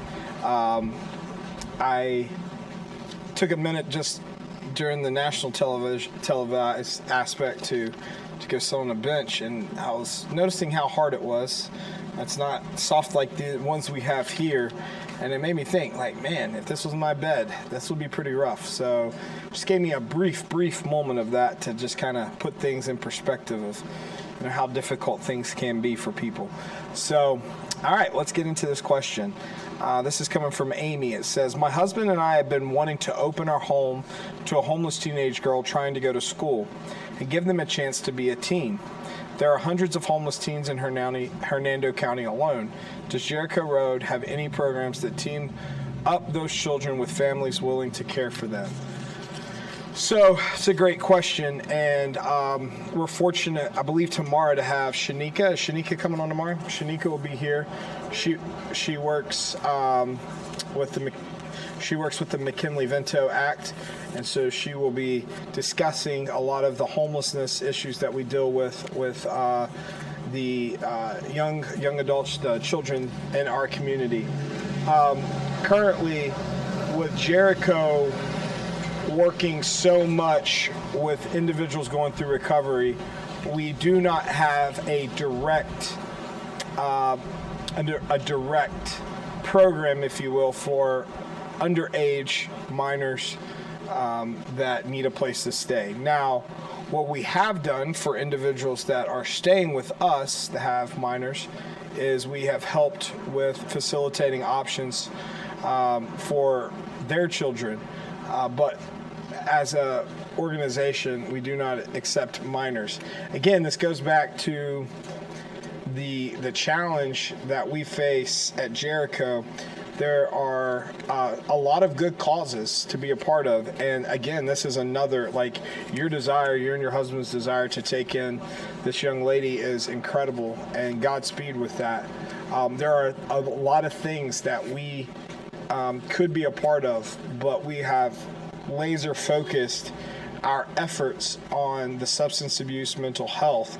And I just want to reiterate that our hope by doing this is we create less of these situations in the future. That's our goal. So, you know, I know that's not an answer that helps your situation or others right now, but our goal is to hopefully start to mitigate problems like this, because that is a massive problem. And so our desire is to not put a Band-Aid on that, but to really try to get to the challenges of substance abuse mental health. So hopefully we can do a good job there. But great question, and my hope and desire is that God really works out that opportunity for you all to serve her. Okay. So this question is it says, can the mission, I guess they're referring to Jericho, can Jericho provide a list of needed items for donation? That's what my church usually does. All right, so I have some wonderful people that work on our staff that update our website pretty frequently. And a couple of those people are back here right now. And I believe, I'm going to make sure I'm getting verification for this, but I believe we already have a spot on our website, and I'm getting the head yes. We already have a spot on our website that has that donation list, and the link is up on the feed right now. With what we're dealing with so many men and women, if you're just hearing this, you're like, okay, great, but I can't see the link, or whatever. Hygiene items are always necessary. If you think a person needs whatever hygiene item you need, that's what people need. So those are also great things to provide, and we have that on our website, and we have that in the comments below. I want to do one more question before we bring on our next interview. So the question is, when a resident breaks the rules and you ask them to leave, do you follow up with them afterward? That's a really good question. The answer to that is yes and no. Yes, there are individuals that get exited that we follow up with. Usually those individuals are wanting to get back in, and so we follow up with them. There are certain situations where people leave and they are, for lack of better terms, unhappy that they're leaving, and so they choose not to want to be in contact with us. So where we can follow up, we will. Our goal is obviously never to dismiss someone, because why would we be doing the work that we're doing if all we're trying to do is dismiss people? But typically, dismissals happen when they're absolutely necessary for the well-being of all. And typically in those situations, if that person is willing to work on those, we try to offer some ways to either bring them back or connect them with other organizations. So yeah, we try to connect with them as much as we possibly can. All right, so all good questions. If you have more, I got plenty in this bucket. If you have more, then please continue to provide them via Facebook, YouTube. I guess we probably have other ways that you can still stop by. We still got our tent out. You can show up, hang out, drink some coffee with me. But right now, before you come out, we got another person that is ready to join us on the bench. This is a wonderful, wonderful lady of God who's serving in so many capacities. I'm happy to bring Sherry. So Sherry, come on out. Thank you. Hey, Sherry. Thank you very much. Yeah. All right. So here you are. You're our first fully dark, it's dark out here guest. It definitely We're is. getting into the night hours of this. Right. Just starting. We're crazy, aren't we? Yes, absolutely. All right, so tell everybody who you are and what you do. Okay, so I am Sherry Houck, the widow of Paul Houck, the author of When Pigs Fly. And my mission is the Restoration Center of Florida. and the Restoration Center of Florida is somewhat like what you're doing. The difference is I will be taking ladies coming from prison and jail, housing them, feeding them, clothing them, giving them life skills, pretty much like you, trying to change the environment that they were in to a better environment, and something that so they can completely change their whole mindset and do, what they need to do in the world. Yeah. And your emphasis are women coming from incarceration. Exactly. Why is that the emphasis? Well, I guess because that was something my husband instilled into me. That was his love. He had a past life of being in prison, and because of that, when he got out, he couldn't get a job. It was a struggle for him. It was a struggle for him to be able to provide for his children. And he says, I don't want this to happen anymore. So I want to go ahead and strictly change the lives of women coming out and being able to provide for their families. Yeah. It's interesting. We had you right after we had Derek. Derek just came on. Right. Derek works with Reentry. I'm sure you know Derek. I do. One of the things that I have seen is, and we mentioned this, Sean and I mentioned this after Derek, that line from homelessness, returning to a past lifestyle that was unhealthy, in our case, substance abuse issues and so forth. From jail to that place, it's a very thin line. Right. Do you agree with that? I totally agree. Why do you think that it's so thin? There's some obvious answers, right? Because things are challenging and you got a record now, and right. stuff like that. And we don't know where it started, too. We don't know if it started from a home life situation, and we don't know if it started from a divorce situation, a tragic situation. So all I know. So you're indicating that some of that even starts before jail. Yeah, absolutely. I agree. Absolutely. Jail and prison are often the fruit of another tree. Exactly. Yeah. Exactly. Yeah. So with your guys' involvement with ladies coming from jail and prison, are you seeing what correlation are you seeing between substance abuse and mental health, or are you seeing that yet? So far, I'm not, Okay. Unfortunately. I'm yet to open. I'm very close. But just working with the ladies. That's important to know. You haven't opened quite yet. Yes. When do you open? Oh, my goodness, I am so close. I've got the bathroom, the outside shell is completely done. The roof is being put on. So all they need is the electric, connecting the AC, and I'm talking so close. So I believe once you open, you're going to see that correlation. Substance abuse, I agree. mental health. Yeah. So you're really close to opening. You're not quite there yet, but Right. you're right there. We got to tour your property a couple months ago. Yeah. It was beautiful. Thank you. And I'm excited to see that get going. How many ladies do you all plan on serving? We're licensed for 30, but we only have a building that can house 8. So it's going to be a gradual Yes. process. 8. Right. Okay. So what do you envision? Do you envision, or maybe you're already doing this, going to the jail? Derek and I were talking about Yes. some of that. Is that something you're Yeah, doing, want to do? I do. I go weekly. Oh, you go weekly? Yes. Wonderful. I go and I do Free Indeed.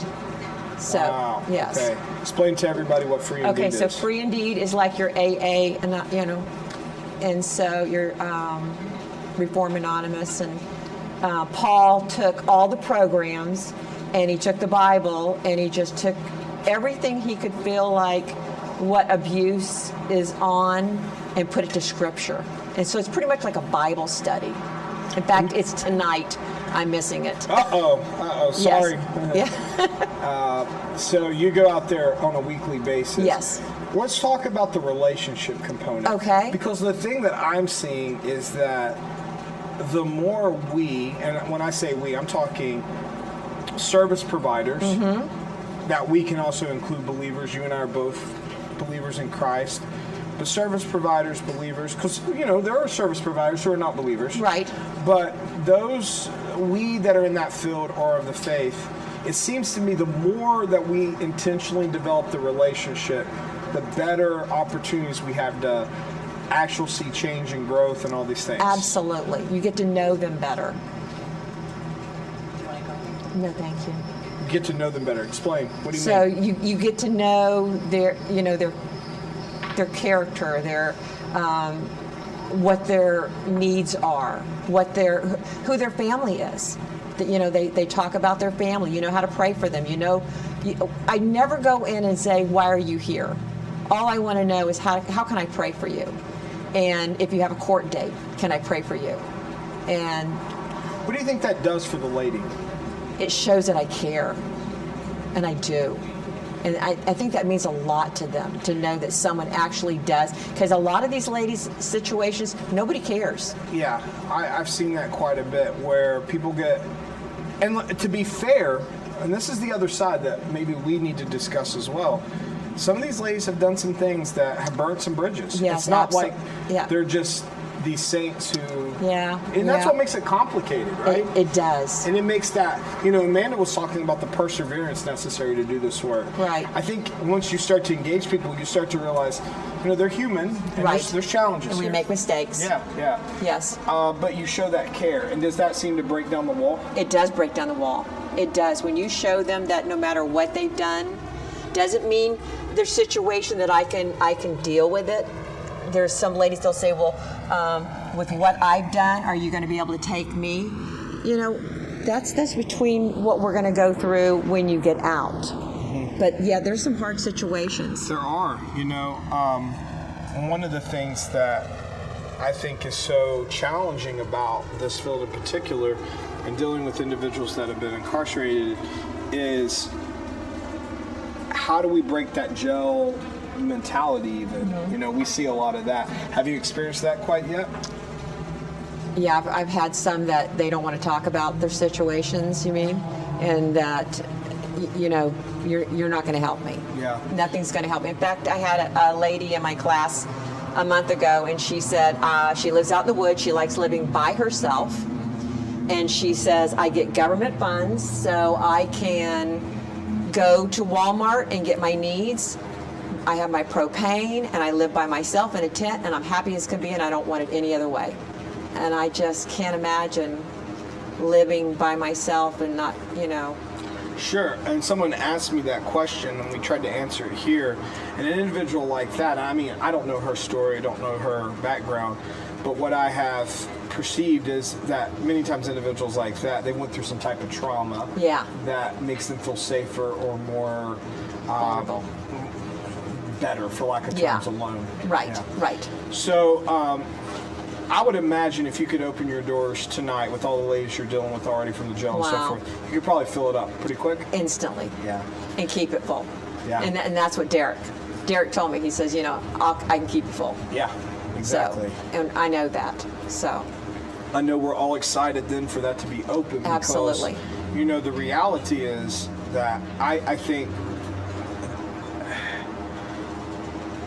our community, and it's not just ours, but we need as many hands at the table serving as possible. Would you agree with that? I totally agree. Can't get enough. Yeah, because the need is there. Right. Have you been at some point, have you done a point in time count before? No. Okay. No. That'd be something interesting for you to do. It would be. Because I think we got one coming up. I heard you talking about it. I think I'd like to do that. Yeah, it's a really fascinating thing because you actually will go to different encampments and Right. you'll start to see, and the number, we'll get a number from it, but Okay. you'll start to realize that, we're doing the best we can to find that number, but Right.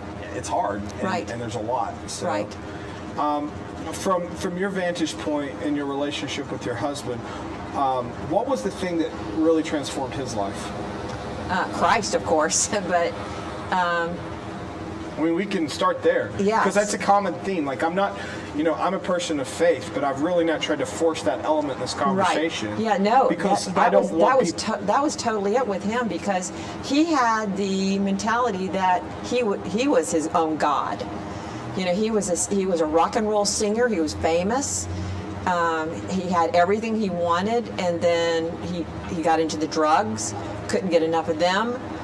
He couldn't see that it was tearing him down until he found Christ. And when he found Christ, everything changed, and he realized it's not about me.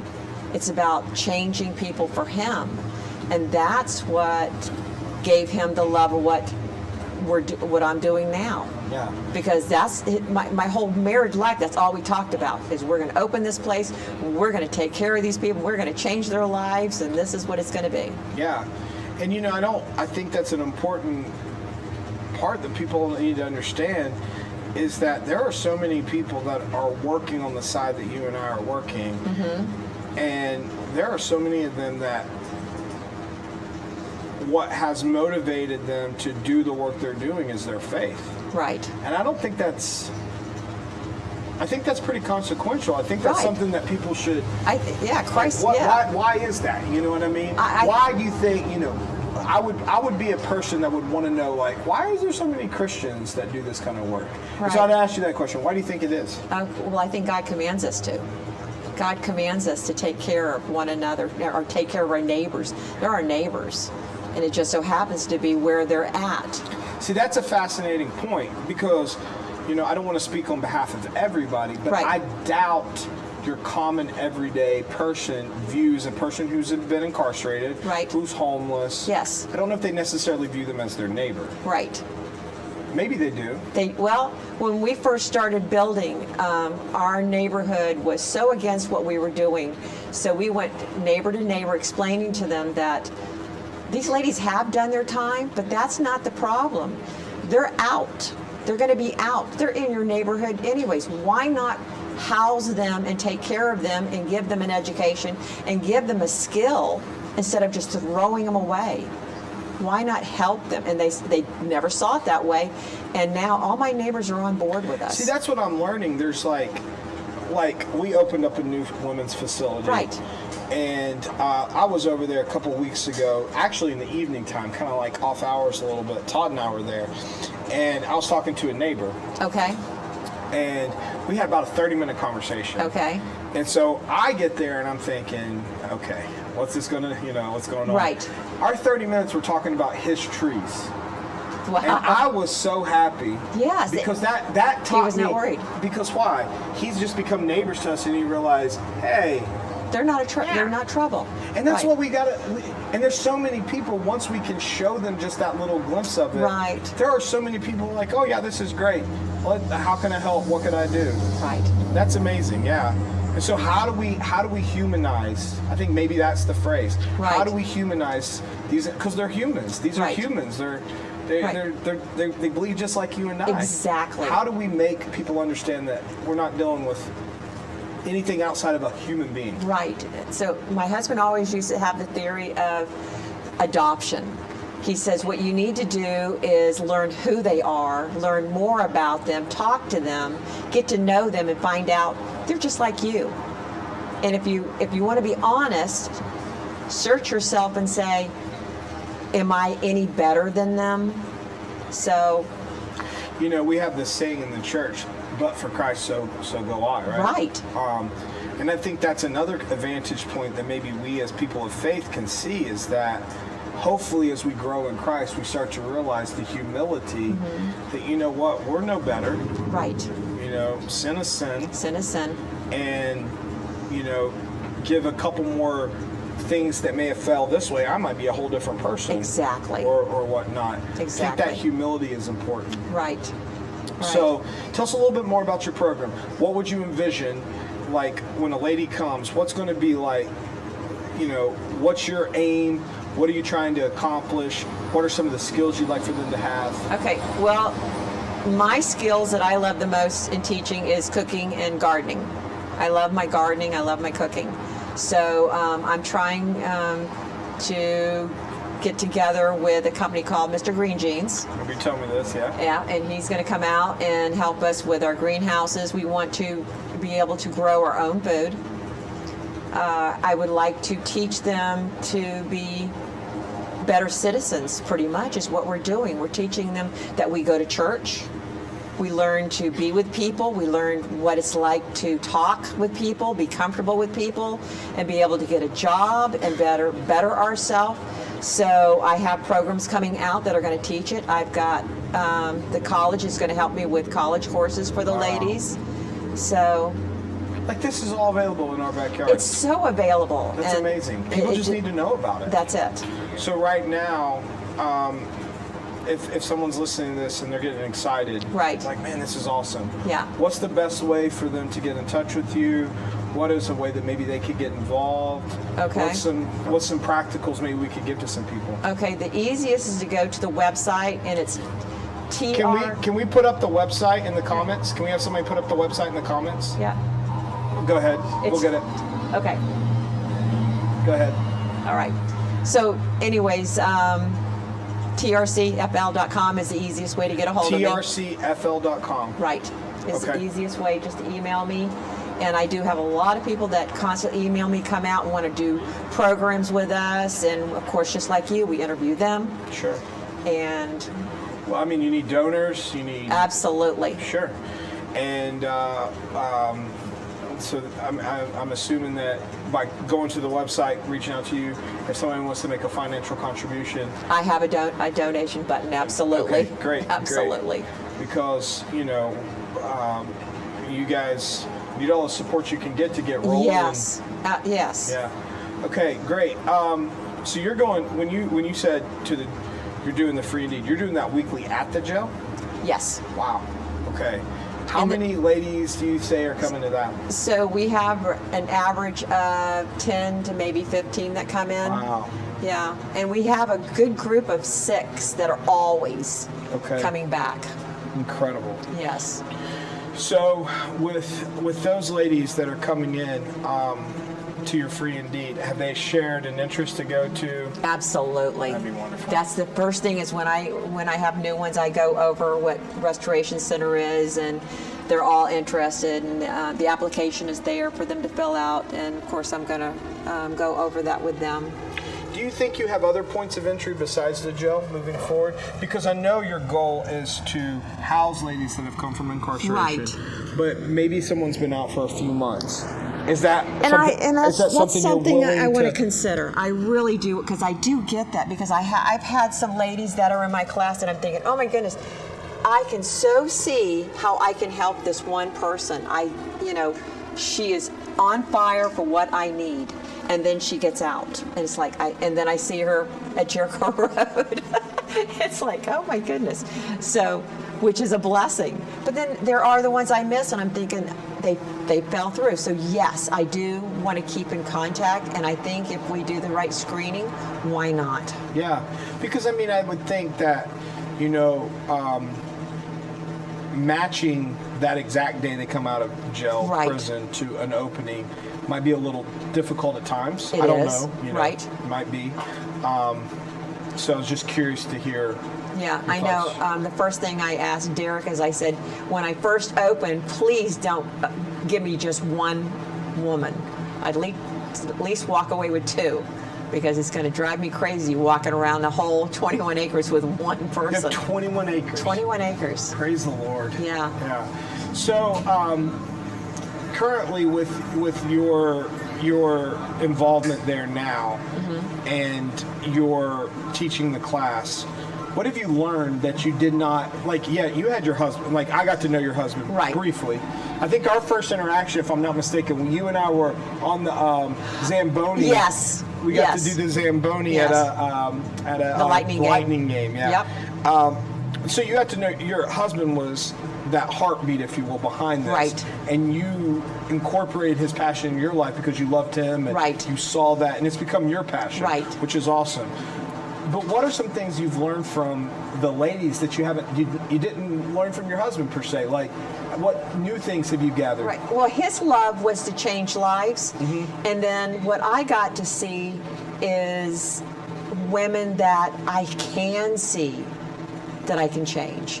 I can see that, when you don't go into a jail or prison, you think automatically they're hard. They're going to be someone that I don't know if I can deal with them. They're going to be, how am I going to react with them? And am I going to be scared? And then, it's like I told the ladies in my Bible study, when you walk in, it's like, I feel like I'm walking into my Bible study. It's the same ladies. It's the same ladies. They just messed up their life.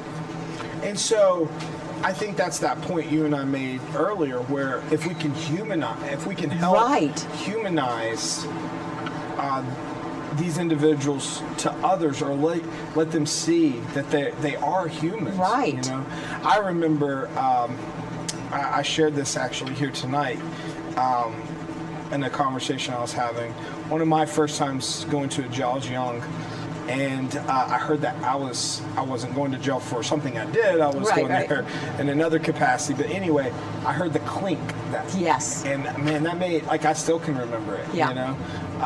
Think about what that does to an individual all the time. Exactly. What that makes them feel knowing like. that no matter what you do, you're there. Yeah. You're there. Yeah. You're there eating those bologna sandwiches. Yeah. Has any of the women indicated to you in your class time that they're thankful that they went to jail? Yes. I stepped in for a young man in our church that he was just doing the juveniles at the sheriff. And so I told the ladies, I said, so tomorrow I'm going into the juveniles. Is there something you would like to tell them that you would do different?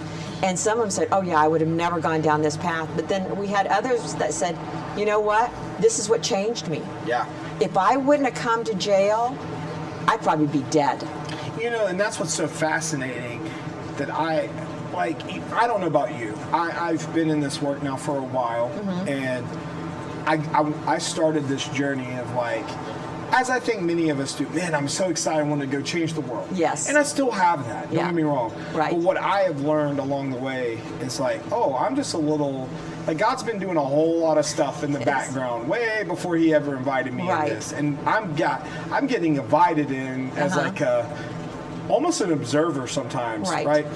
And that's what's so fascinating to me, is hearing those types of stories where people I have that true gratitude or that true gratefulness because there's something that God was already doing in their life, and it opened their eyes in this really challenging situation. Absolutely.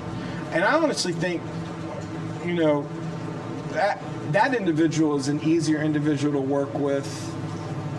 So true. Than the denial. Sure. The denial is so difficult. I don't know why I'm here. I don't know why I was arrested. Yeah, and what are we going to do? Yeah. So if we're still there, okay. I don't know. I asked this to a man. I want to ask this to you, because you've had to come at this from a very unique perspective. You lost your husband. Yeah. I'm sure in ways you're still grieving. Yeah. I'm sure in ways you can almost sense him, see him in that property. Right. And there's probably been some hard days with that. I can only imagine. Absolutely. But there's been a perseverance. Yeah. There's been something that's kept you going through all of this. I don't want to put the words in your mouth because I already said but what has it been? Yeah, it's knowing this was what he wanted, because I can remember when he would have problems with his health, he would make a joke with me saying, I feel like I'm David, and I'm gathering all the supplies here, and I'm not going to be able to ever see it finish. And I said, that makes me Solomon. So I said, but you know what? With 400 husbands, I could get the job done. But no. That's really funny. Yeah, sorry. I like it. My pastor will get me for that. That's all right. He's already texted me once tonight. So. That's another thing. I truly feel God blessed me. I was married before. I lost my first husband. He died of cancer. I didn't know that. Yeah. So, and then I met Paul. And then, 30 years, fantastic man. I mean, just loved the Lord, just really knew his love for the Lord. So that's it. I'm content. I feel like this is what God has for me. In a way, God opened my eyes saying, you know what? What better for a woman to run a woman's center? That's something that I think is important for people to understand. Like, we talk about that within our staff quite a bit, that how there are certain there are certain traumas that certain women have went through. Right. That sometimes having a man in that mix, Right. as well-intentioned, as good as that man may be, Right. still creates a difficulty for Yes. that lady. You can probably break down that barrier really quickly. Right. Yeah. Right. Exactly. Because that's the thing, like, especially when someone's experiencing homelessness, and many of the women that have been incarcerated, or I would say a portion, they've experienced homelessness. What you're going to hear, or you probably already have heard, is while they're homeless, a lot of other horrific things can and have happened. Yes, I have heard. And so, you being able to be a safe place for them. Yeah. Yeah. Yeah, to have that safe haven. Yeah, that they feel comfortable. Right. When I was touring your property, one of the areas I was so excited about was that kitchen area. Oh, we yeah. sat in that really cool, I don't know if it was like a The hangout room. Oh, yeah. Yeah. Yeah. That was a cool spot. Yeah. These are not institutional feeling buildings. No. They feel like a home. Right. How important That's is what I that want. to you? That's what I wanted. I want them to have that feeling of when they walk in, it's their home. Yeah. I want them to help me take care of their home. So when we do everything, we're going to eat family style. We're going to cook family style. We're going to have our devotions family style. Everything is going to be like a family. So you're picking up on a theme that I love, and we say this here where we'll talk about recovery is community. Right. You're saying, in essence, you're saying the same thing. Like, we're Yeah. going to be together. Right. Why is that so important? I think that's where it starts. I think a lot of their problems, it breaks down because they had a breakdown in their family somewhere. Yep. And it could be from family, it could be from divorce, it could be losing a child or something, but family brings you back together. Yeah. I've told this to many times. I've probably counseled 100 and some, I don't know. I wish I would have kept track of how many. I bet. But I could put it on my hand. Like, there's these common things I hear all the time, and breakdown in the family is there. Right. I don't know why we're not talking about that more. Exactly. I mean, we as believers understand the importance of that one man, one woman, that matrimony, Right. that unity that God has created, the uniqueness of male, Right. female. We understand that, Yes. and we've been attacked even because Yes. we believe in this. But, like, I think people should start to see that. We need to go back. We do, because there's a lot of issues. Right. And it's like us that are in this field and Right. walk with these people every day. They're going Right. to tell you, well, this happened, and you're going to start to see this correlation. It's the breakdown in the family. Right. And I feel that if you heal this, a lot of them, the first thing they talk to me about is how they've lost their children. Yes.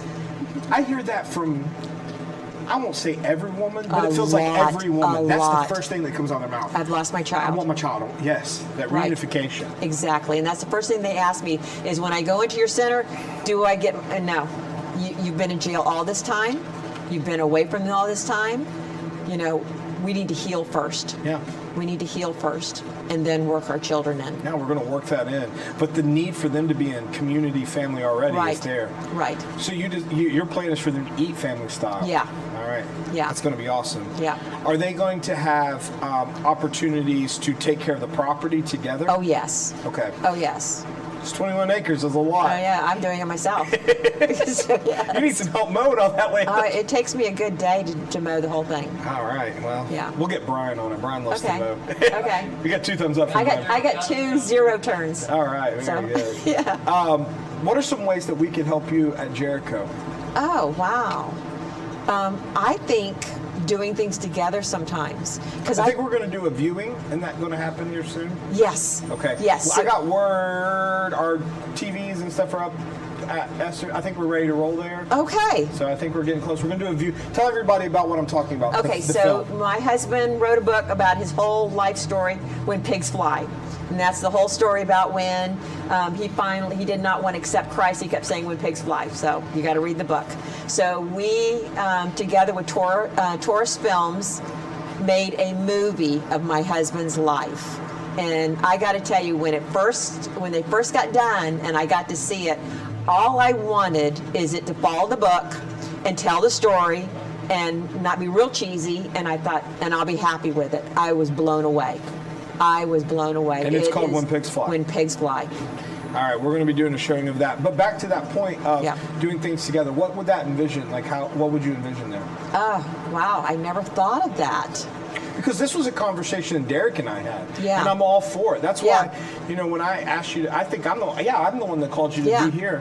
Like, I want you to tell about what you're doing. Right, you know? exactly. So how do we, obviously this is us doing something together. Right. But let's keep that going. So why not Saturday picnic day, out Okay. hot dogs and the whole Yeah, works? like even bringing the women and Giving testimonies. Yeah, that'd be great. Joint chapel or something. Right. That'd be cool. I've got the chapel. That'd be really cool. Yeah.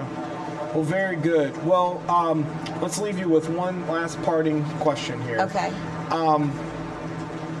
If there's someone right now hearing this or going to hear this in the future, and they have a family member who's incarcerated, Right. and they know how to reach out to you now. Right. We've dealt with that. That's really good. But maybe they got 6 months. Right. What would you encourage that family member to do in that Yeah. waiting period? Right. Keep in contact with them. I think that's the one thing I hear is my family won't talk to me. They're ashamed of me. They have completely said, I'm out. I'm out of their family. And I think you can't do that. I think we need to bond back with family. So before Give them encouragement. That's a really good point. Because I'm gonna try to look at that from a different angle for just a moment. Okay. What would you say? I think that's a great word. Yeah, I know what you're going to, I think when, They've hurt me. yes. What would you say to them? Yeah, okay, well, okay. And think about the fact that have you never hurt someone in your life and thought, I wish they would forgive me? Wow, powerful word. Yeah, I know. Goes back to that humility, right? Right. Humble ourselves and say, you know what? Yeah. Exactly. Well, Sherry, thank you so much. This was Thank a you. joy. Thank you. I appreciate your time. We hope that our partnership will only grow. Absolutely. We'll have to. Can't wait to do the viewing. That's going to be awesome. Oh, it's going to be wonderful. So great to have you tonight. Thank you you so much. That was Sherry, everybody. As you can tell, I hope you could sense it through just our conversation. The type of lady that she is and the blessing she is to this community. We had the privilege, I believe it was a couple months I said with her, we had the privilege of touring her facility, her property, and it's amazing, and we're excited to see all that God will do in and through that property, because as one of the common themes we're picking up on here is the necessity, even us doing this with 60 plus other organizations around the country, we need everybody at the table. This is an all hands on deck kind of situation, and we're grateful for every partner stepping up, doing their part to serve those that are experiencing homelessness, substance abuse, mental health. So, all right, I'm going to take a couple more questions here for just a little bit, and I'm going to get Sean ready to come back up here with me so he can help me answer some of these questions. So I'm so grateful for Sean being with us tonight. He has become such a blessing to us at Jericho, and him sharing. And let me give a shout out to everybody else that's working. We got so many staff working behind the scenes here. It is incredible. We're so grateful for all the staff members. We're grateful to Brooksville United Methodist. They've been phenomenal helping us put this on. All of our wonderful visitors. So we're just grateful. All right, so let me get to this question as Sean's coming up here now. He's getting his mic on. I'll go ahead and ask it. This is coming from a current employee of Jericho. It says, being an employee of Jericho for the past, I'm assuming year, has given immense pleasure. I serve in the kingdom, in God's kingdom, in a very small way under the banner of your ministry. Just want to know if there is an option that this ministry has a vision for raising future workers who want to spread God's love and spiritual nature to the unloved, forgotten, and wounded people. Wow, that's a really cool question. So I'm going to interpret that through the lens of she's asking, do we want to try to raise up other individuals within our organization to maybe further this work in a different way, maybe even in a different place? Is that how you would interpret it? Yeah, I think that's what I heard. Okay. So let me answer that with stating this. One, I hope that's happening already in a local, everyday sense. One of the things that we talk about, this is an employee that works at our store. Okay.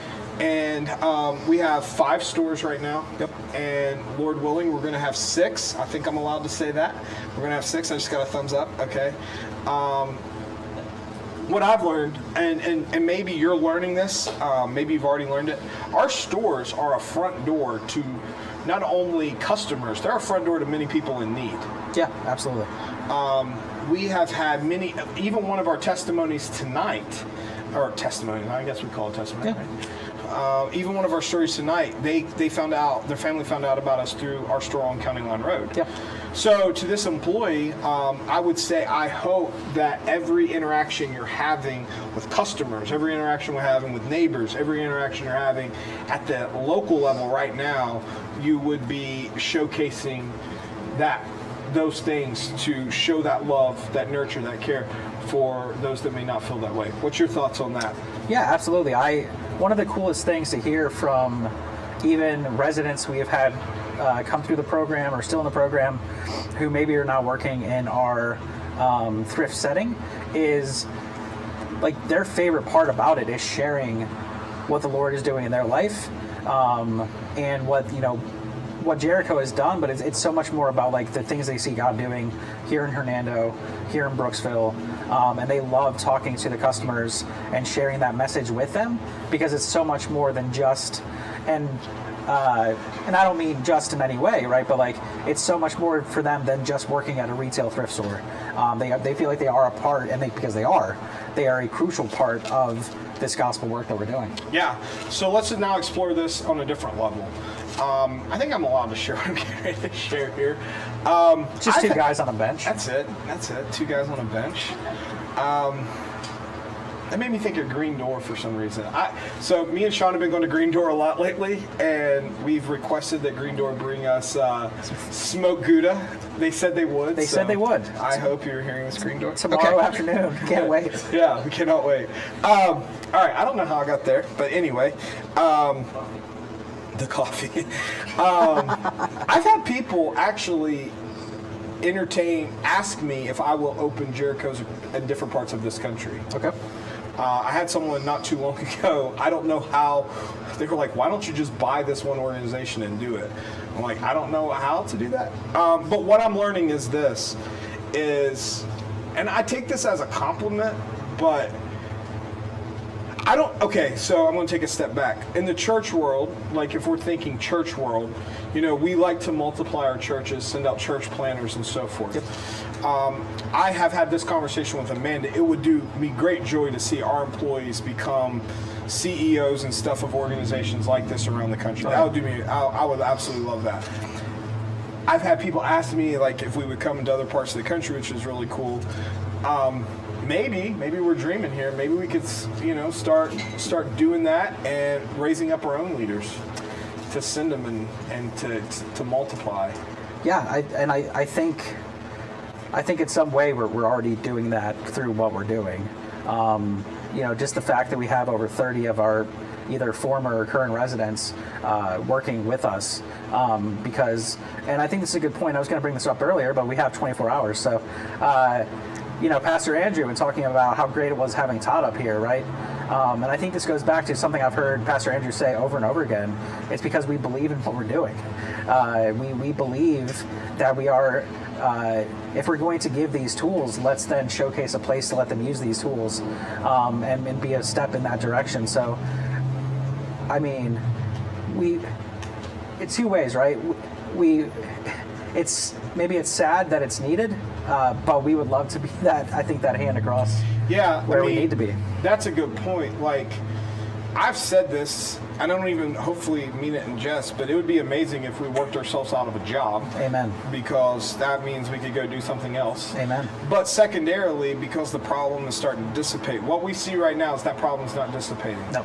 It's still there. And so while it's still there, we need to do everything we can. So to the employee that asked that, that's a really great idea.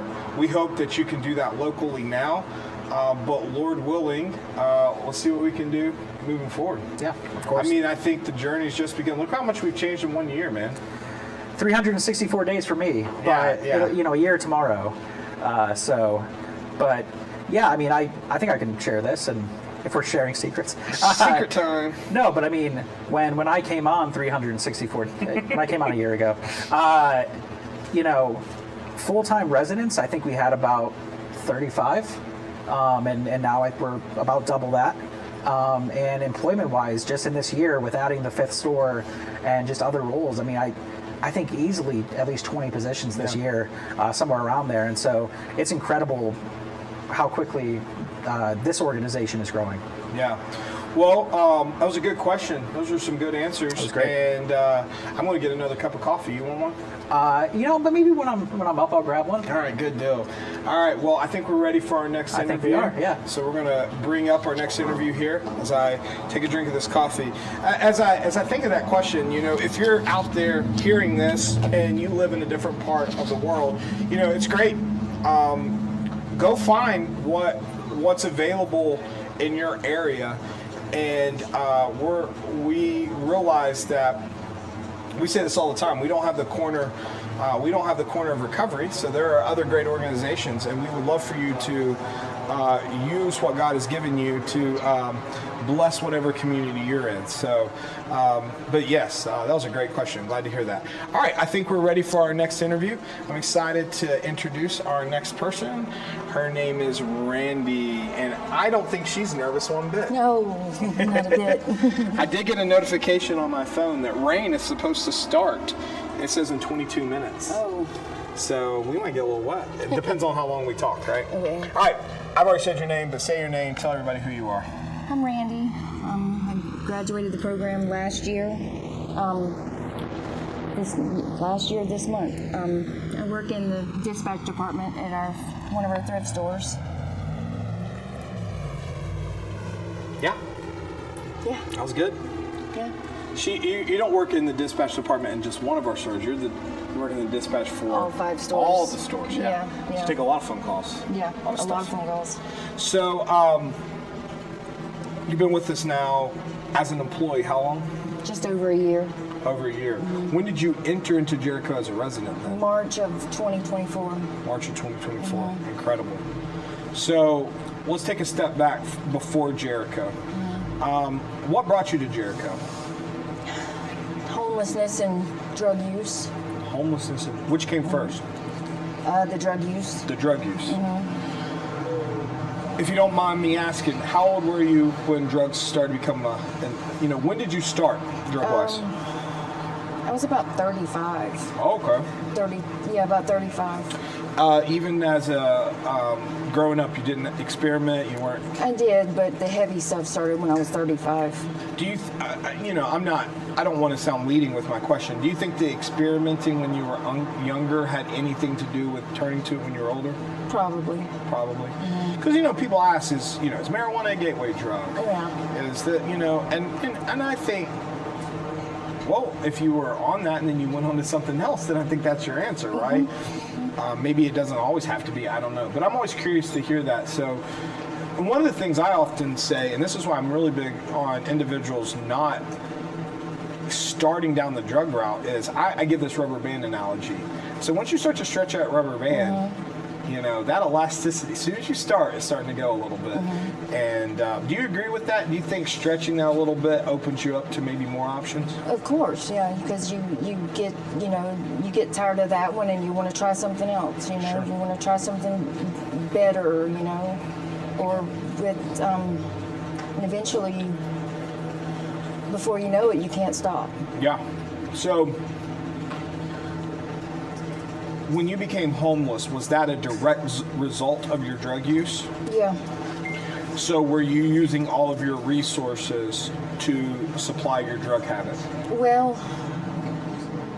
it was when I left my ex-husband, when I left him because he was abusive, and kind of bounced around from house to house because I didn't really have anywhere to stay, and then I would go back up to where my family's at, and the drugs weren't there, so I'd come back down to Sumter County. And Okay. that's just, eventually it was just like, I'd rather be there than where my family was. Okay. And that's sad to say, but that's how it went. So you had a domestic issue with abuse. You were using drugs. This alienated you from your family. Yeah, he alienated me from my family with the abuse before the drugs even started. Okay. Cold. So there's a lot of layers there. Oh yeah. And we talk about that. We talk about that from the trauma perspective. That's not something you just get over in a day, a week, a month. No.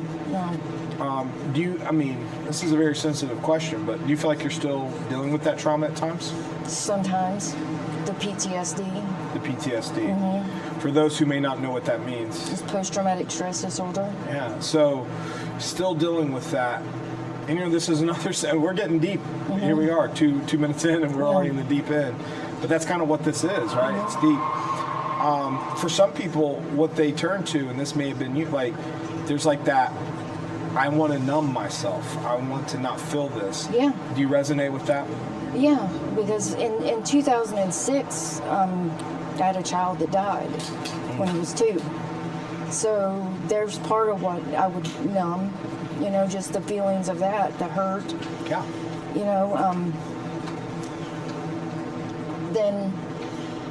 Then being away from my kids that I had after him, off and on, then wanting to just forget how I was hurting them. I just knew that if I got high, that I wouldn't feel that way. So you're communicating points that we've talked a lot about tonight. It turns into this cycle. You have the negative, you have the starting, and then the drug use creates more negatives, and then there's more negatives because maybe now somebody, you're alienated from this person. And in your case, you had a whole nother level of trauma by losing a child. And that is a wound that, it still hurts. Yeah.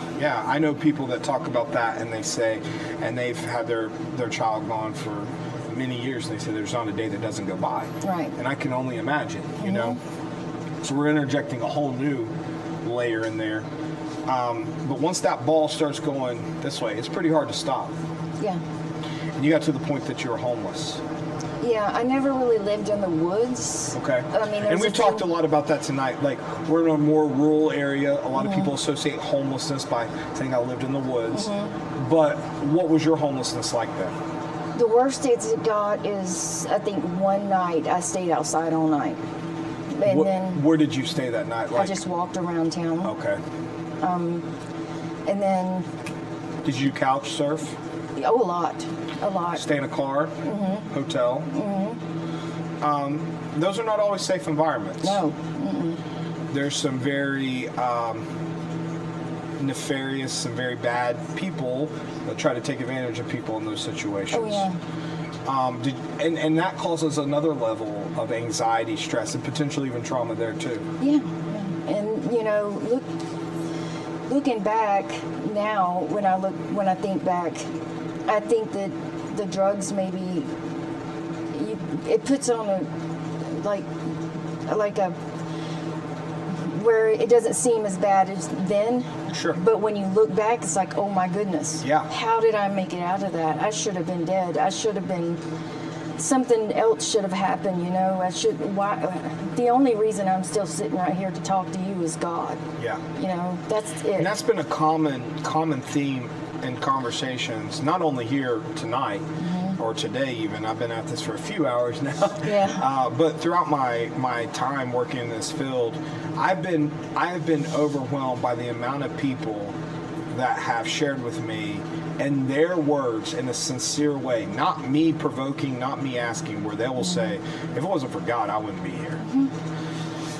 And that's just the only truth of it. That's it. Yeah. And that's what I tell my kids, you know, when my son doesn't want to fold his laundry. You know, I have to tell him, you don't have to, you get to. Yeah. Because there's times where we didn't have a place to hang laundry. Yeah. And that's an important... You getting cold? It's cold. Okay, I just want everybody to know, we're in Florida. This is a Florida cold. That's what we talk about. It's probably still 70-some degrees out It is. here. But I'm a Florida... She's a Florida I was born girl. and raised in Florida. Yeah, she's got that Florida blood. So,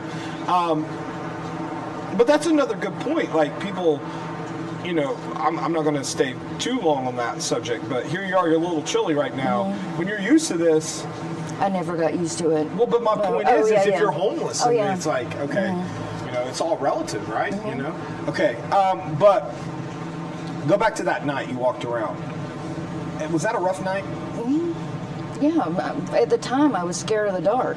I'm not anymore, but I was, you know, I'd stay in the lighted areas. I was in Bushnell then, and I just walked, you know, but yes, it was scary. I didn't know what was around the next corner. What was your point when you were like, I just can't do this anymore, I gotta change? That was right before I came to this program. Okay. I had almost gotten into some trouble with the law, and I feel like God was telling me for a long time, get out of there before something happens. I kept feeling that. And the one day that I got pulled over and almost went to jail, you know, it just kind of, that was it for me. You know, I was living with a friend down in Zephyr Hills, and I just said, you know what, I'm done. And I made a phone call to a detox center and went there, and then 5 days later I was in Jericho. Okay. I mean, I just couldn't do it anymore. I couldn't find a job. Yeah. I couldn't, as much as I wanted to find a job, I couldn't find a job. I didn't have anywhere to stay where anybody was sober, so I could have rest at night, or even worry about, you know, them doing something to my car while I was sleeping. Yeah. You know? You wake up, your catalytic converter's gone or something, right? You know, and that's real. That happens. I know. So I think that's an important component that people need to understand, is that, and I think this is a very empowering component, and for people to understand that, I would actually say your journey of recovery, we were a recipient, if you will, of your journey of recovery. The journey of recovery didn't start at Jericho. It started prior, and you sought out a place like Jericho because you were ready. Yeah. Is that a fair way of saying it? Yeah. See, I think that's an important component, because I think people then can start to understand and to realize better, can start to realize and understand better that the desire to get clean, the desire to get help, is really happening for a lot of people that do that way before they actually get help and get clean. Yeah. Is that true? Oh yeah, definitely. You don't just wake up one day and go, oh, I think I'm going to go get clean today. You're sick of it for a while, and then you're looking for a place, or you're trying to figure it out, and then you find a place. Yeah, I guess what I'm getting to is how important. Does anybody have a jacket for her? I'm just thinking, she's really cold. I have a jacket in the front of my car if you need my keys. You know, Thank you. You're welcome. I don't want you to be uncomfortable the rest of the time out here.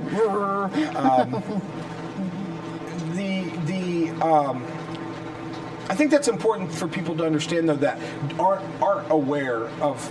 They've never went through substance abuse. They don't know people that have, or they don't know them closely. That a place like Jericho, and you know, there's a lot of great places out there. So I'm not, you know, that's usually like secondary. The primary, the first thing is you, the individual, saying, "I'm ready. I'm ready to be done with this." And that day that you got scared, I don't know if scared's the right word, but that was the day I just said, I can't do it anymore. I can't. And it was when you got pulled over, right? Yeah. Yeah, when they let me go off the side of that road, I knew that I had to do something. Do you think were you a person of faith then? I've always had a belief. But I didn't have a relationship with God. Here we go. Thank you. It might be like a pullover, yeah. Uh-oh. Is that? No, it's okay. At least put it over your arms or something. Yeah, Do that's that. good. There you go. Okay. I don't need to put it over my head. All right. What were you saying again? I don't know. What was I But saying? you're saying that day was the day, you're done, right? Yeah. But like, because I knew I couldn't call my mom and be like, Mom, I'm in jail. I couldn't. I'm the only child she has. And I knew that I was already stressing her out. what was your first week like at Jericho? I wasn't scared at all. I mean, when I got there, it was more like home. It was. How long did it take you to feel comfortable there? I did never feel uncomfortable. Oh, you didn't? No. Okay. Because, I mean, even if you did, I think it would be completely understandable. Of course, yeah. The only time I really got, upset at any time was when I was trying to figure out places for my kids to go. Because they were living with a friend of their dad's, and It wasn't good. it wasn't what you good. wanted, yeah. No, well, it wasn't. They weren't stable like they promised me they would be, and of course they're taking on somebody else's kids. So, of course it would be stressful for them when they already had 3 or 4 of their own. So, once I finally got the kids situated, then I could relax. Okay. And do what I needed to do. Yeah. And that's an important component that I think people need to understand is that, I was talking to Emily tonight, like, we're not binary. It's not like, oh, I'm either an addict or I'm a mom, or I'm either an addict. I'm both of these things. And it's not like I lose my love for my kids. Right. It's like, but it gets so thwarted. And then once you start to get clean, then it like that passion and that love for your children just really ramps up. Right. Yeah. For someone that's struggling right now, like they're really struggling with substance abuse, what would you tell them? Like, what piece of hope would you give them? So it's scary, but it could be scary. Just do it. It's worth it. What do you think makes it so scary to recover? The fear of the unknown. You don't know. Going into a program, I can see you don't know what's happening. You don't know anybody there. You don't know if it's going to work out. If you're going to, it's just the fear that not knowing what's going to happen or what's, I don't really know how to explain it.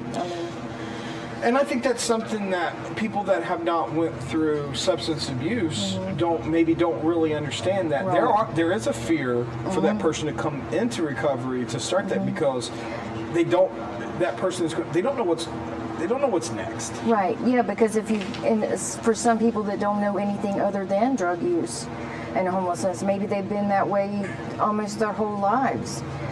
They may not even know how to think they know how to function as a normal person that's not on drugs or that don't have any issues like that. But it's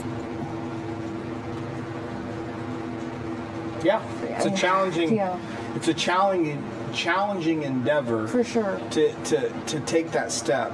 So for you took that step. Where are you at now? Now I'm living on my own in my own house. You have your own place. I moved out in May. You have your own place. And I think there's someone staying with you. My son. Your son. How cool is that? It's awesome. Yeah. It's just me and him and the cat. You, him, and the cat. Yep. And then Lindsay, my daughter, she's at the Florida Sheriff Youth Ranch. She's been up there for a year. That's where I had to have her go. Yep. It took me 6 months after being in the program for me to finally get her there. My older son let her stay with him for a few months until we got her up there. And I think in the middle of the school year this year, if the school's curriculum is, similar enough to their school up there, I'm going to bring her home to. Wow. Wow. I mean, and how long ago was it that you started this journey? You said what? It's been a little over 18 months. And look at you now. Yep, I bought a car in December. You have a car. You have your own place. Your son's staying with you. You have a path to be reunited with your daughter, but she's in a good spot right now. Yeah. I mean, so stepping into that fear of that unknown was worth it, wasn't it? Every bit of it. 100%. See, I think that's what people need to hear. There's hope. There's definitely hope. You know, You still got breath in your lungs, right? Yeah. If you still got breath in your lungs and you just get up every day and just try. So let me ask you one more, because not every day's easy. No. It's okay to What do you do on the hard days? How do you get through the hard days? like hard like what? Like I don't know. I mean, you tell me. I mean, because we all have hard days. Maybe you have a hard day mentally. Maybe you have a hard day. The past's really eating at you. I don't know. How do you not revert back? How do you keep pressing forward? Keep pressing forward. I just call, I call Jill sometimes. So Jill is somebody that works. She runs our women's center. So community people. Community people, yeah. Okay. My son lives there with me. I mean, I'm going to be honest with you. I never let my guard down, but I don't feel like I'll ever go back there again. I stay away. I stay on. So you put boundaries in place. I have a lot of boundaries. Which is very important. It's something we have to learn coming into, if we want to continue into sobriety, what kind of boundaries have to put in place. Boundaries. But I think one of the things I'm trying to hit with this last, not necessarily as we wrap up here, is I think people need to also see, like, we just heard the good side, right? We heard you've got a job, you've got your car, you've got your son, and you're working on, you've got a great place for your daughter, and you may be reunified. All those are great, but that's taking some time. Oh, yeah.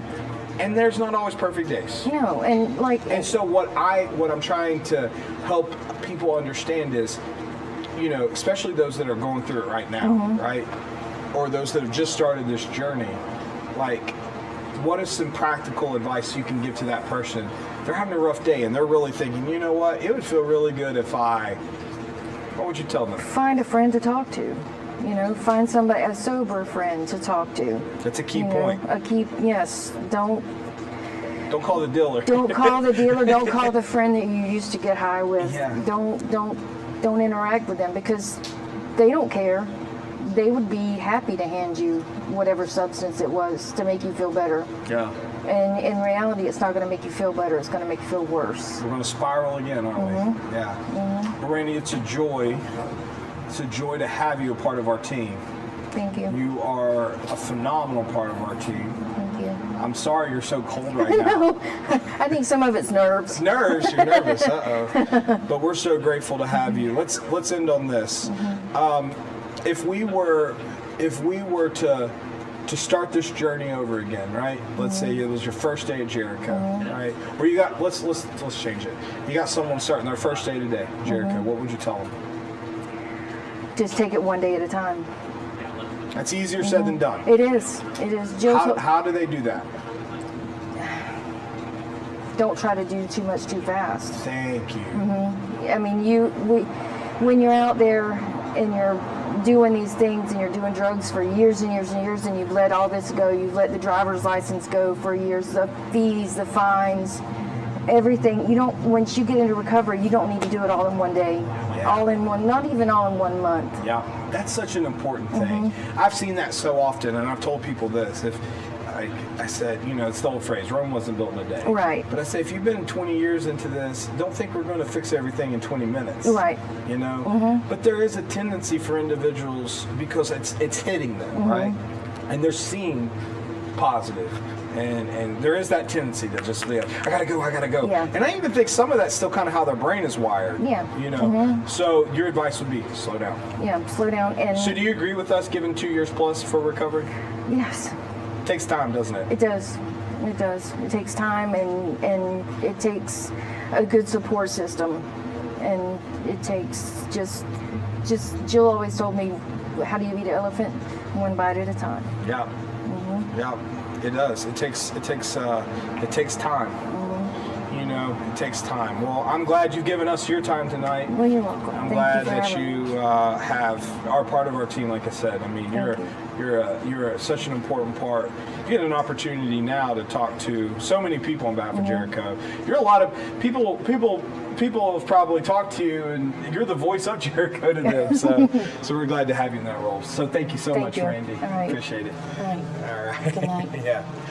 All right. Well, we're glad to have Randy join us. I know that we are going to bring up another interview here in just a moment. While we get her set up, I'm going to take the time to answer another question, and we are excited to answer this question. Excited to have the next interview. But before I do that, you know, the story of Randy is amazing, and it kind of goes back to a question we answered earlier about how do we help the children's side. You know, we were part of that conversation with the Sheriff's Youth Ranch, and that was a great option in that situation. So we are happy to facilitate, coordinate, communicate those things when we can. All right, so here's the question. This is a tough one, but one that we need to answer. Many people go through your program and are not successful the first time, second, or sometimes the third. What do you feel is lacking in the person or the program, or what? What would you do here? What do you feel is the cause of this? So it's a great question, because one of the things that I've had to learn being in this field for many years now is that we have to be careful how we're measuring success. I understand, and I, like everybody else, wants the first time to be the one and only time somebody goes through a program. I would love that. But I remember it's been many years ago, one of the first individuals I worked with, I just had a conversation with this person on a Saturday or Friday. We went to get lunch, and by that Sunday, not only did we have lunch, we were offering, more freedom to this individual, more responsibilities. Really an awesome time. He was going through recovery, and by that Sunday, he had already relapsed and was back out in it. And I remember how devastated I felt that Monday, that Tuesday in particular, and just a heart wrench, because it's like, what else could I do? I've given everything I possibly can to this individual. And it really made me realize that, okay, this is a process. And now that individual's doing very well, but it took multiple tries at this. So one of the things that we have to learn is how to reframe that question. And not say, why does it take so long, but understand that it may take multiple times, because there's multiple things that we don't understand or we need to discover. Second thing is, we've talked about it a lot here tonight, but people really do need to be ready for recovery to happen. There's that old saying, you can take the horse to the water, but you can't make them drink. So there's got to be that level that they're ready. But on the third part, we are not above trying to get better at doing what we do, and that's why we constantly are trying to improve ourselves. Even at the end of this month, a big group of our staff, we're going to Baltimore and spending nearly a week working with another mission, John Hopkins Hospital, and we're going to be working with them to just learn even more. And we do trainings all the time, so we're always trying to improve, because we want to get better and we want to give the very best tools that we can. So hopefully that answers the question, but it was a good one, and I'm really grateful for that. We're excited to have our next interview, and this is a great friend. She works tirelessly in our community. This is Miss Shanika, and she's here with us now already, and we're excited to have you. Hey, Shanika. Hi. How are you? Good, how are you? All right. Well, I'm seeing you got a jacket, so Yes, I don't have to offer mine. I hope I got mine back. I don't know, because I was preparing for later this evening. All right. So tell everybody who you are, what you do. Was it over here? Yeah. My name's Shanika Figueroa Rodriguez. I'm the supervisor of federal programs with Hernando County Schools, and I also oversee the Students and Families in Transition program. So we work with the homeless student population. That's through the McKinley-Vento? Yes. The Students and Families in Transition and McKinney-Vento are synonymous. It's one and McKinney. Yeah, I said it wrong. Yep, All right. no, you're good. Okay. So question I got one even tonight in this vein, and I know you probably get asked this a lot. How many students would you say right now are experiencing homelessness within our school district? identified, because we always, we always preface we know that there's probably more students than this, but identified right now we're at about 544 students. 544. Yes. So let's think about that, because you and I have talked. There's been certain students you've reached out to me Yes. in some situations. How difficult, I mean, some of this is probably self-explanatory, but how difficult is it for a student to do well academically while they're experiencing these conditions? Yeah, it really depends on their situation, because we have situations where they're pretty. I mean, even though they're experiencing homelessness, they have a lot of supports, let me put it that way. And they have maybe parents that are there that are really attentive and prioritizing education, or other family members, and they don't have very many additional barriers. Then you have other situations. So like real quick on that, the less barriers past this one, the better. Correct. Okay, and then Correct. keep going, sorry. And then we have other students that have just a plethora of barriers that they're encountering because of the homelessness they're experiencing, and it makes it extremely difficult for them to be able to achieve academically. So when we're talking about some of the ones that I've reached out to you, for example, that are at the high school level, most of them are unaccompanied homeless youth. They fall into those two categories where they're not with a parent or legal guardian, and they also meet the criteria of homelessness. So those students, they see the bulk of barriers because they don't have the supports. Some of them might be working because they have to meet their basic needs on their own. School may or may not be a priority. You kind of get a mixed bag of that. Some of them know that education's the way out, and so they really stick to the plan and graduating. Others, it just becomes too burdensome to juggle their emotional health, because they do have some, mental health issues. They've had things that have happened to them in the past. They have to work. They have to meet needs. Just so many different things that are coming up. These are things that so many of us we don't understand because we've never walked in those things. How do we help people? How do we help the youth? I don't know if this is the correct term. This was a term another guest and I came up with tonight. How do we humanize? How do we get people to understand these are just people? It's just like, what do we do? Yeah. One thing that we say consistently, especially when we're doing trainings or when we're talking about this, we always say that everybody's a paycheck away from being homeless. Yeah. In order to kind of put into perspective, that this can happen to anybody. And it can happen in a matter of, from one day to another. If somebody can get in a car accident, they're the breadwinner. You can have somebody that gets diagnosed with cancer. You can have, a situation where you're behind on rent, and once you start getting behind on rent, it's really difficult to get caught up and you get evicted. Yeah, big time. I don't know when the latest Alice report, I think it's called Alice, right? Yes. Yeah. I know at one point, I think it was like, I can't remember, it was like 45%. It was something very high, like that close. We're that close to being in serious need. Yeah. That's such a true statement. Like people are so close. It is, and we've seen a lot of that too, Andrew, because not only we have.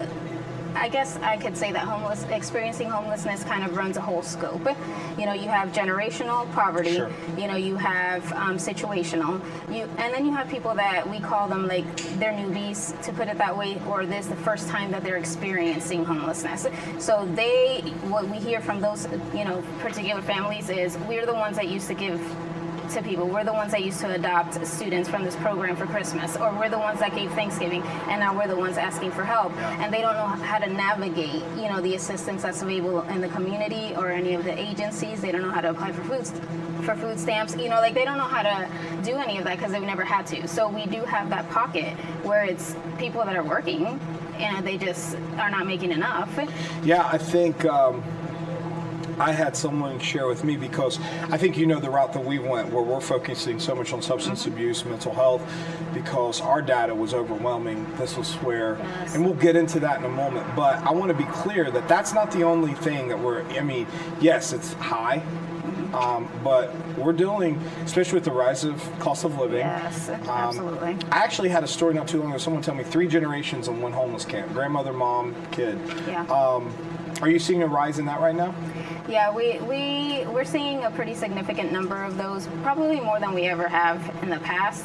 It's still a very small percentage of the students that we're identifying, but I think it's also because they don't want to be identified. Sure. There's a lot of stigma. Oh yeah, and there's that concern that their kids can get removed, or things like that. So I think that that's still a population that they kind of. Yeah, I'm curious with the way, this is out loud speculation. I want to be very clear.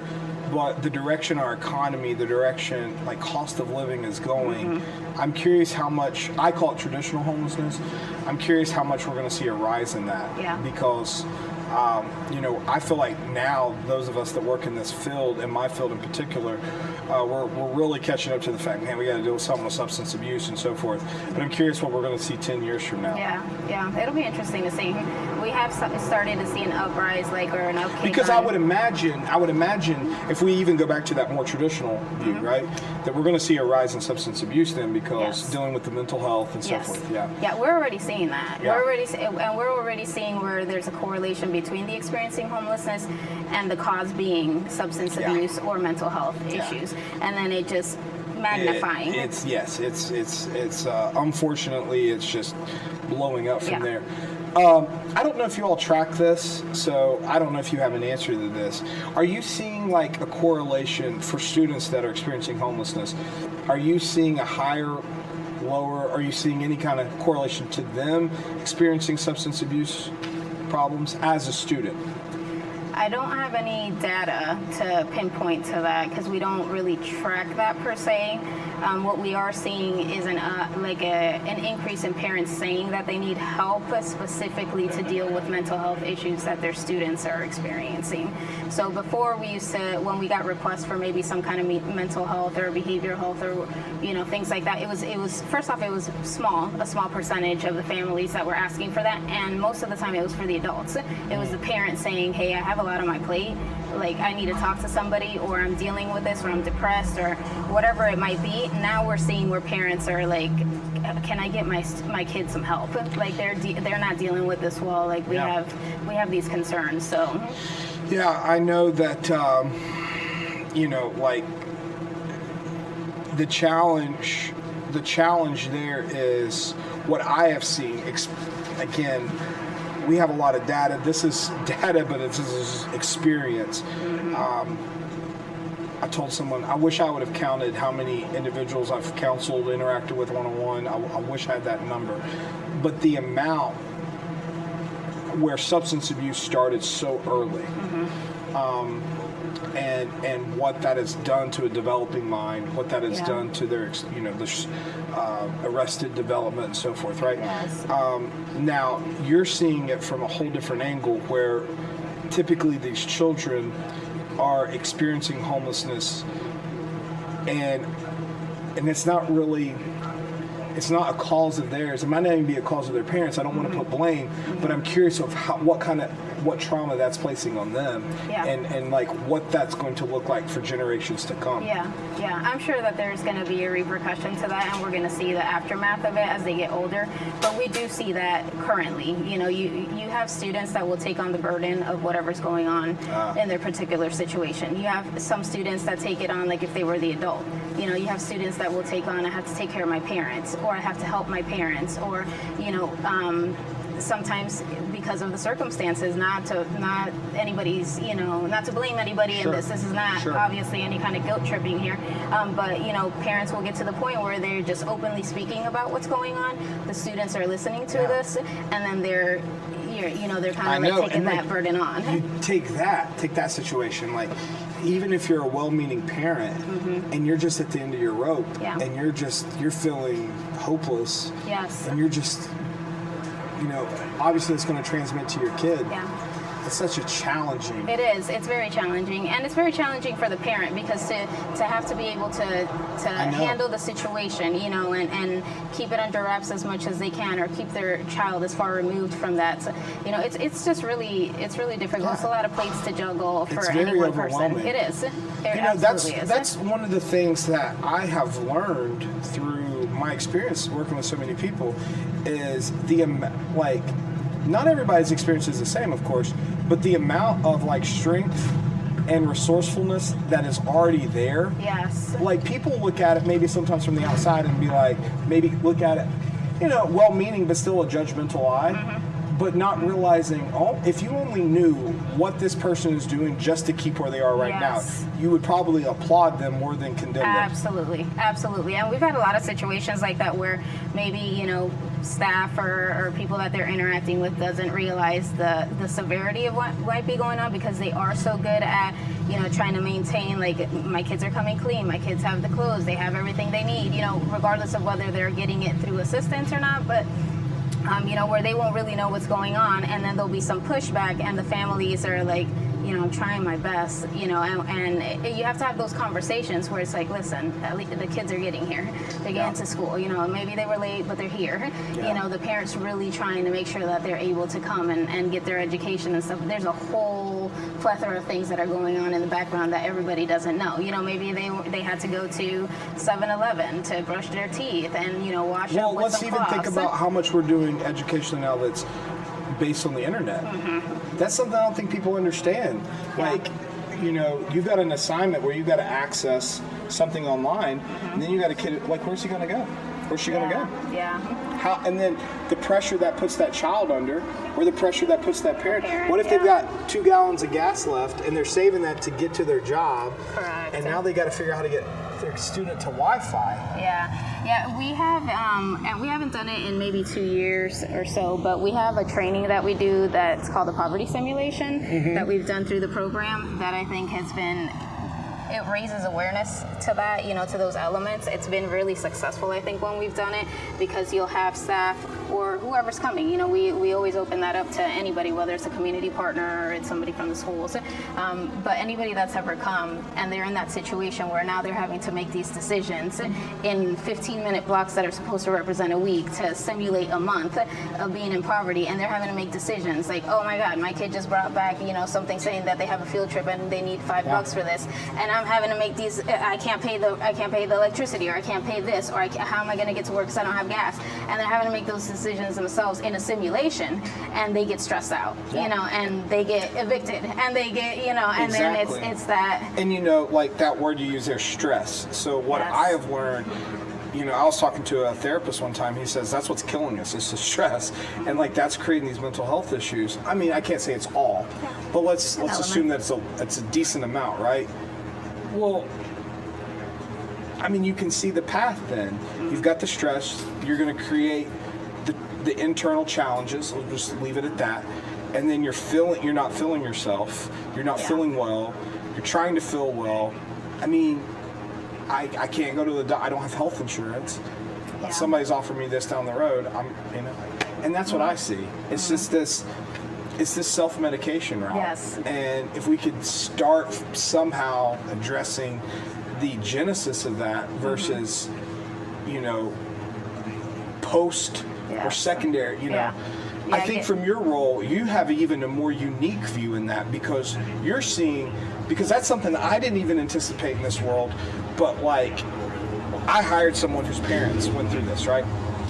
And it was such a unique perspective, because I wasn't even thinking about the layered or the generational effects. You're seeing that.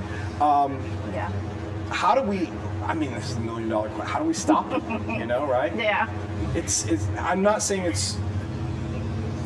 What do we do? What's a good starting point? What can we do? I think raising awareness is one. Yes, what absolutely. else can we do? Yeah, absolutely. I think raising awareness in order to minimize judgment, because I think when people judge these situations, it adds another layer to kind of what we're saying, where somebody will feel like, well, this is what people think of me anyways, or they're going to say what they're going to say about me regardless, so I'm just going to do it, type of an attitude. I think that's a huge component, is the awareness part. I think having supports that kind of meet the root issues, not we're going to put a Band-Aid on it. Sure. We do a lot of Band-Aids, and there's nothing wrong with that. I mean, like, we need to meet immediate needs and things like that, but we need to get to root causes too, and I think that raising awareness about how everything's layered, and what you see is not what you get. We do, whenever we do presentations or trainings and stuff too, we always bring up trauma-informed care. Exactly. Because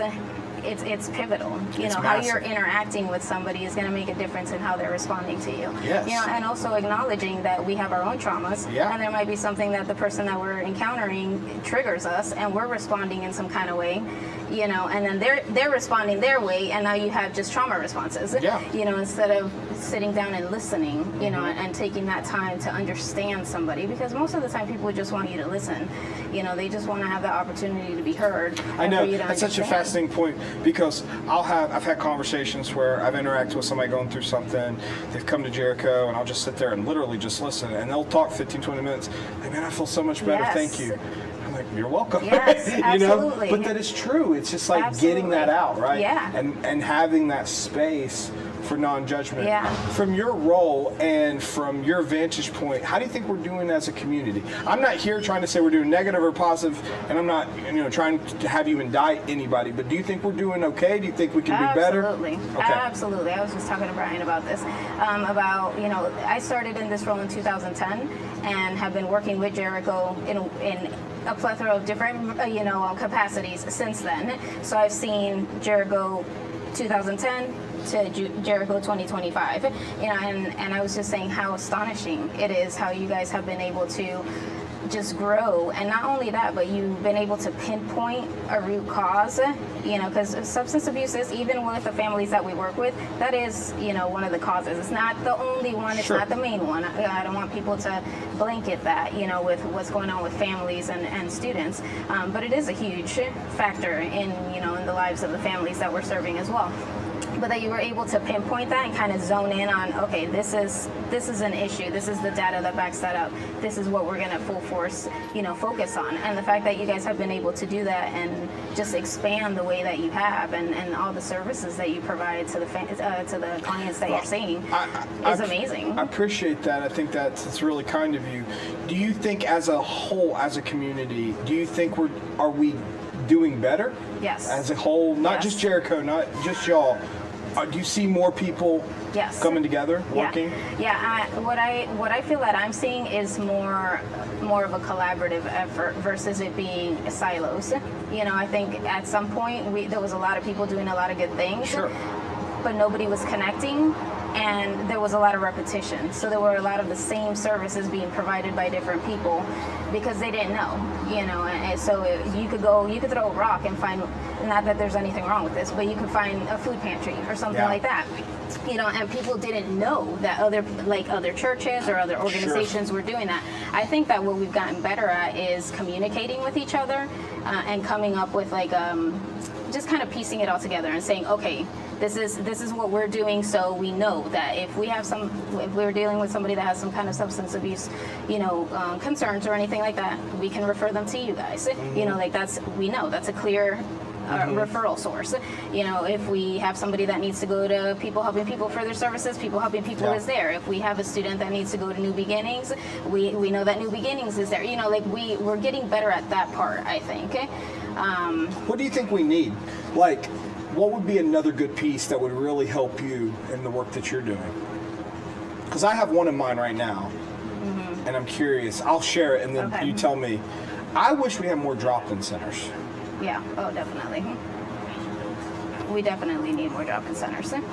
I think. Absolutely. Do we have anything I don't think we in have the any. city? I don't think we have Does any. People Not that Helping I know People of. that count with their shower and stuff? They might be the closest thing to it, but I mean, compared to some of the drop-in centers in other counties and the services that they provide and the time, it's not just limited. Are we at a space with the need and the size of our county where we really need that, from your vantage point? I believe so. I do too. I believe so. Because I think of, I think of those individuals that need that one extra thing to just kind of keep them from that, or to help them maintain where they are. Yes. I don't know if people realize how big of taking a shower, or a place to wash your Yes. clothes, or to connect to a device. Yeah. Think about all the appointments that some individuals have to make, Yeah. and they have to do that all internet based. Yeah. And some of them have to do it through like Medicaid or, and coordinate those type of things in advance. And that can get really elaborate as well, because if something comes up and now they can't attend their appointment, it's really difficult for them to be able to reschedule. Like we can reschedule an appointment anytime. We just get in our car and we go. Oh, you have tomorrow at 4? Perfect. If they don't have transportation, they can't do that. Yeah. There's a lot of layers to that, but yeah, I definitely think that would be something that would be needed here. Yeah. Is there another thing that you could think of in that vein? And I know I'm kind of putting you on the spot with that question. No, yeah. And this might not directly speak to that. I think that, and I don't know that there's a solution to this, but I think that there's a need to have more staff to run the programs that we do have, or any programs that we may have in the future that get developed, to be able to keep up with the capacity. So when people are calling, they're not getting a voicemail, or they're not getting a call back for like 2 weeks or 3 weeks, or they're having to call multiple times. It's not anybody's fault. Sure. We're working with what we're working with, but I think that creates a frustration, an additional frustration in our clients, and the people that we're serving, because you're giving them a resource, they're calling the resource, and they can't get through to anybody. And then by the time they get through to somebody, maybe there's no more funding, or that service is not available anymore. And it's because there's not the capacity, the human capacity, to be able to manage that program and those services. I think that's a very valuable point. I know, I'll speak to us real quick. That's something we really experienced at one point, where we would have so many people on the road and they'd make a phone call, like, I can't get a hold of anybody. And we've worked really hard at that. I don't think we're perfect at that, but I agree with that. That's a big, because I remember I had a conversation with a staff member one time, and I had to share. I was like, look, I understand we have so many constraints. But you got to understand, this person doesn't know where they're going to go this evening. Yeah. We got to, Yes. And there's no fault of the staff member. It's just a challenging dynamic. Yes, there. It is. It is. There's barriers on both ends, but I think that can make or break, because we've seen that in some of our families where like they've gotten to a point where they just give up at that. At that happening, and people are like, well, why don't they just keep calling, or why don't they? All they have to do is call and they'll get help. That's not the point. The point is that they're trying, and they can't get anywhere, and they've been trying for months or for years. And I don't know if people understand what that does psychologically to some people. Yeah. Because I've seen it, like, especially in young people, where it's like they can get disappointed or discouraged, and then it's like, well, I'm done with this. Yeah. They get to a point of hopelessness. Yeah. And that's very difficult. Once you're working with somebody who's gotten to that point, you have to really feed, and fill that person with hope and with possibility and with, this is something that can happen. Like, let's take it one day at a time. Yeah. You have to breathe hope back into people. Yeah. Well, we're wrapping up here. I'd be remiss if I didn't ask this. If there's someone right now that knows someone within our school district, or they're experiencing this themselves, or a family member, what is the best way for them? And is there something that we can even put in our comments right now? Yes, yeah, absolutely. I can send you a flyer. We have a flyer that has a QR code. They can use a QR code. It has our phone numbers. They can call, email. It'll have all the information on there, but they can definitely give us a call. And can third parties, like, can an aunt reference a nephew to you? Like, hey, I know this is going on. Mom doesn't want to talk about that. How do y'all deal with stuff like that? Yeah, that can get a little sticky. That could get a little tricky. Yeah, it all depends on whether they're on the contacts, because we have to look at all of that because of confidentiality and being able to know who we can talk to. So there may not be much we can do with a third party. And I think that's important information for people to understand, that, because I get a lot of phone calls about certain things, and I'm like, well, until that person wants to do this, we can't do it. Correct. And it's kind of it's very similar with us. We have to have, whether it's an unaccompanied youth, we have to be able to speak with them, or if it's the parent, we have to be able to speak with them as well. Well, Shanika, thank you so much for coming. Thank you for the work that you're doing. Thank you. And thank you guys for everything that you're doing. Well, we're grateful to do it. We're glad to have you. So thank you so much. Thank you so much. Yeah, have a good evening. Thank you. All right, too. Take care. All right, well, we're just so grateful to have Shanika. As you can tell, like, how blessed we are in this community to have someone who cares so much about our students, to help them and to give them every resource possible to continue their academic journey, and to help them stay out of, or move to a nice place while they are experiencing homelessness. So I believe we are going to a national feed here very soon. So excited to let you guys be a part of that. Thank you for joining us. We'll see you in just a few. Man, I tell you, I think one of the things I really love about doing the bench is just some of the incredible conversations you get to have, some of the creative conversations. And I know many of you are having awesome creative conversations. In fact, here's had a creative conversation right here. My friend Billy, man, hey, thanks for stopping in. Appreciate it. All right, thank you for having me. You never know who's just going to pop into Houston and have a conversation. You never know. Houston, we have a problem. Billy Baldwin has arrived. That's it. Now we're going to be able to fix everything. So, hey, thanks so much for stopping in and us having a conversation about what's happening and what you've seen. But before we do that, I've got to let people know how we know each other, because there's probably a lot of reasons people think we might know each other. But what you don't know is Billy and I actually starred in a movie together. Define starred. Well, or define we, because I starred in this film. You were in this film. Did you have any lines? I walked by. Yeah, and did you make it into the final cut? These are all semantics that really don't matter. Okay, so it's called Being Left on the Cutting Room Floor. People, look it up. And his picture, Brandon, is right next to it in the dictionary. I got left on the cutting room floor. You know, we made a wonderful film about homelessness, and then it spun off a documentary on homelessness. The film was called No Address.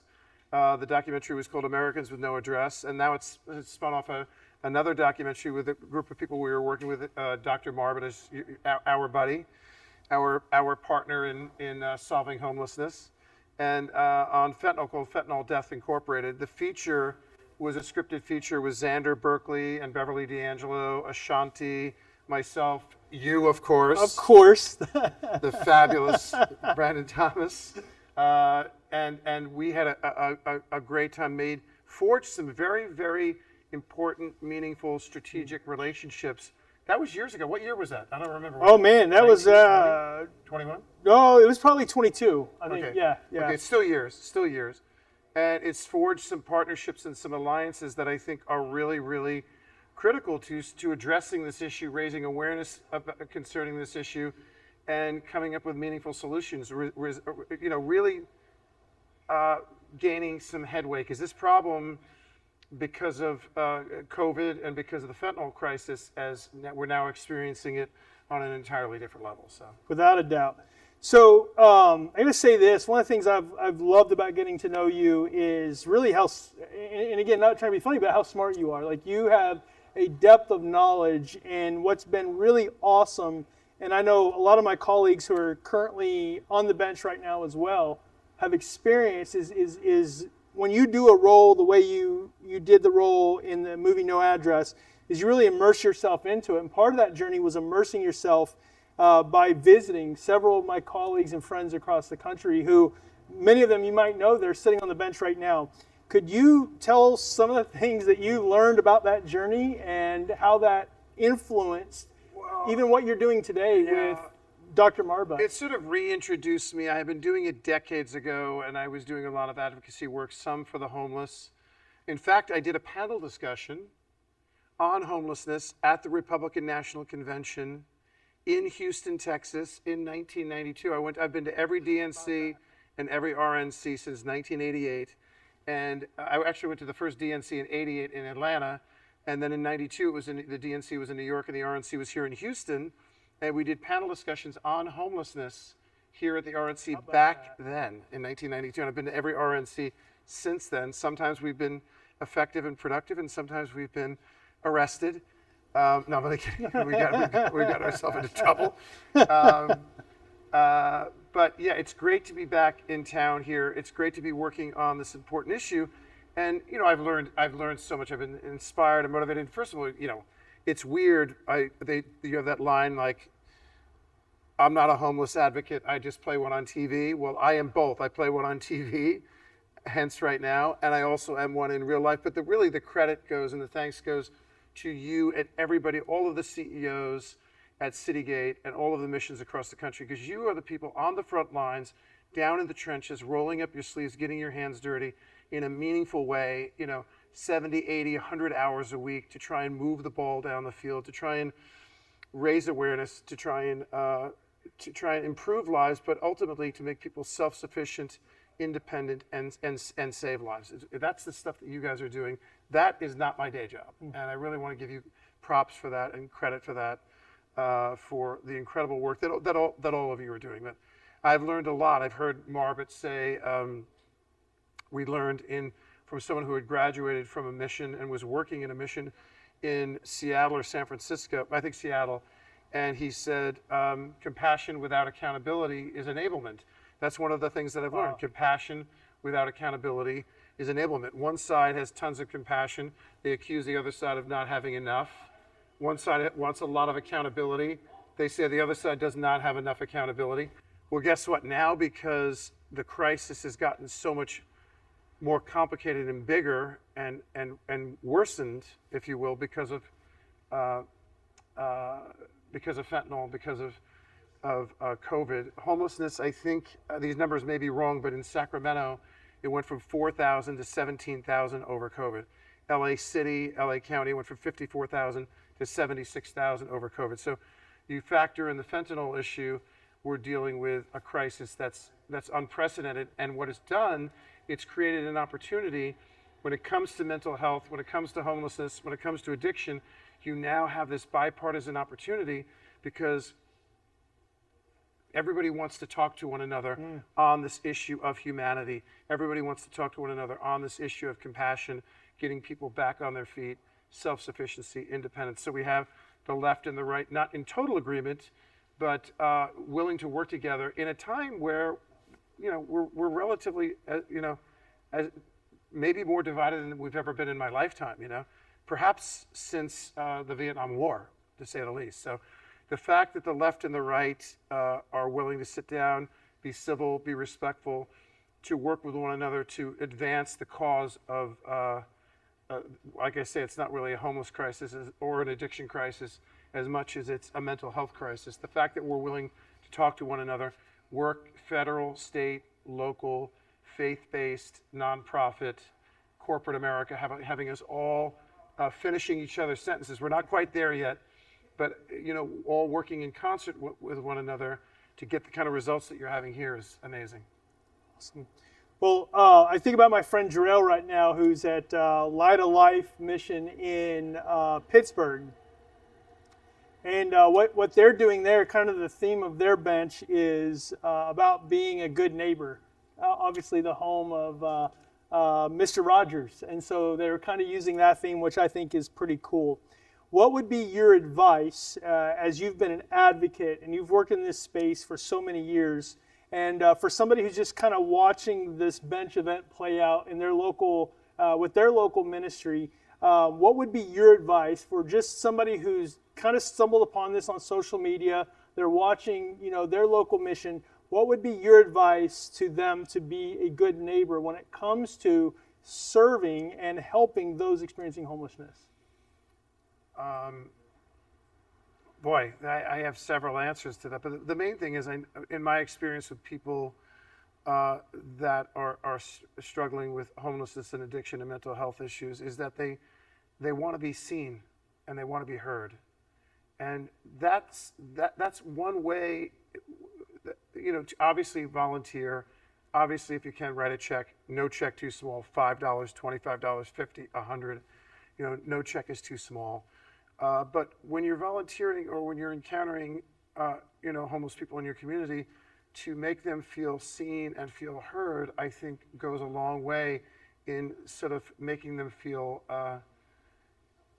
helping to sort of restore their dignity, rather than going to the other side of the street or putting your head down and pretending you're on the phone, looking them in the eye, saying good morning, ask how they're doing, ask what their name is. Just looking them in the eye and smiling and saying, I hope you're having a great day, is such a beautiful thing. But when it comes into the nuts and bolts of the activism beyond volunteering and beyond writing a check, we have to do this in bipartisan way. We have to cut through the bureaucracy and the red tape. We have to bring in new partners. It has to be faith-based. It has to be government. It has to be corporate. It has to be nonprofit. It has to be social workers.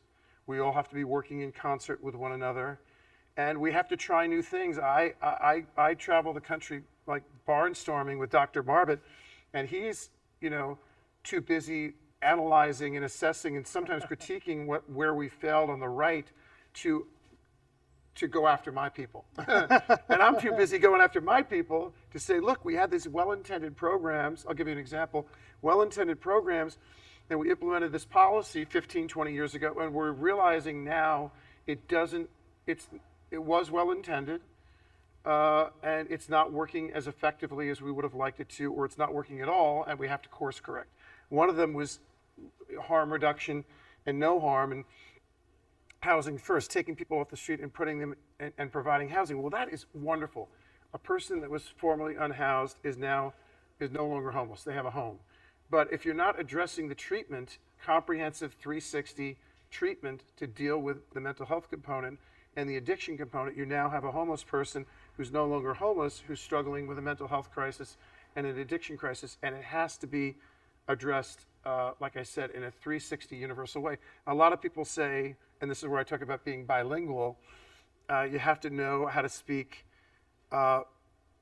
liberal English and conservative English, because when I talk to my liberal friends, they sometimes will just try to sling a lot of stuff against the wall, regardless of the cost, to see what works and what sticks, and we find out 15 years later what's working and what's not working. My more conservative friends, where it comes with the compassion without accountability, they want accountability, and they're like, wow, universal 360 care, that you may be treating somebody for 6, 8 months, 12 months, that sounds awfully expensive. Who's going to pay for that?